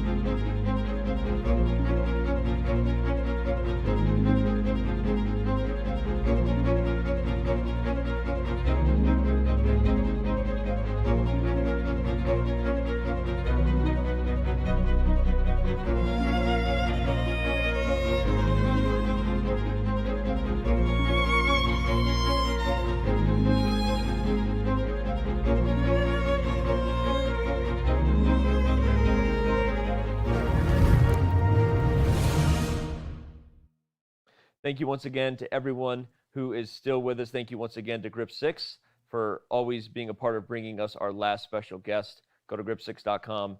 Get your discounted stuff and swag today. Now we're going to bring you our last thoughts based on the Coinbase critical moment. We like to bring it to you on the board here. Let's do it. When Magnus played the move bishop to c8, a little bit dubious, we thought at first, but ultimately proving to be the key defensive idea to reroute the bishop to e6 and hold the position defensively. Thank you to House of Staunton for providing us with this beautiful chess set in studio. A reminder to use the promo code chess.com for a discounted, beautiful chess set. Maybe a great holiday gift for you or a friend this holiday season. Speaking of friends that join us around the holiday season, tomorrow we have Harry Mack, the guy that's been bringing us all of our pregame hype stuff, the wrap on Jan, the wrap on Magnus, the wrap on the World Championship. Tomorrow we'll wrap it out with him. It's going to be fun. We're going to give him some words in real time and let him freestyle, make it up with the bullet points, maybe even take some suggestions from chat as far as words that he has to mix in to his bit. So thank you again for being with us. When I said tomorrow, I meant Tuesday. All these days blurring together, but it is a rest day tomorrow, so enjoy your Monday. Watch the Speed Chess Championship between Fabiano Caruana and Maxime Vacher-Lagrave. Should be a doozy. Going to be a lot of fun. Looking for different formats, given the topic of everything we discussed today. The Speed Chess Championship format, if somehow you've never watched it, is a ton of fun. So enjoy that content tomorrow on the rest day. We will see you again on Tuesday, November 30th. Until then, everybody, whether you're about to have a good day, it's a good night. This is Goodbye Dubai.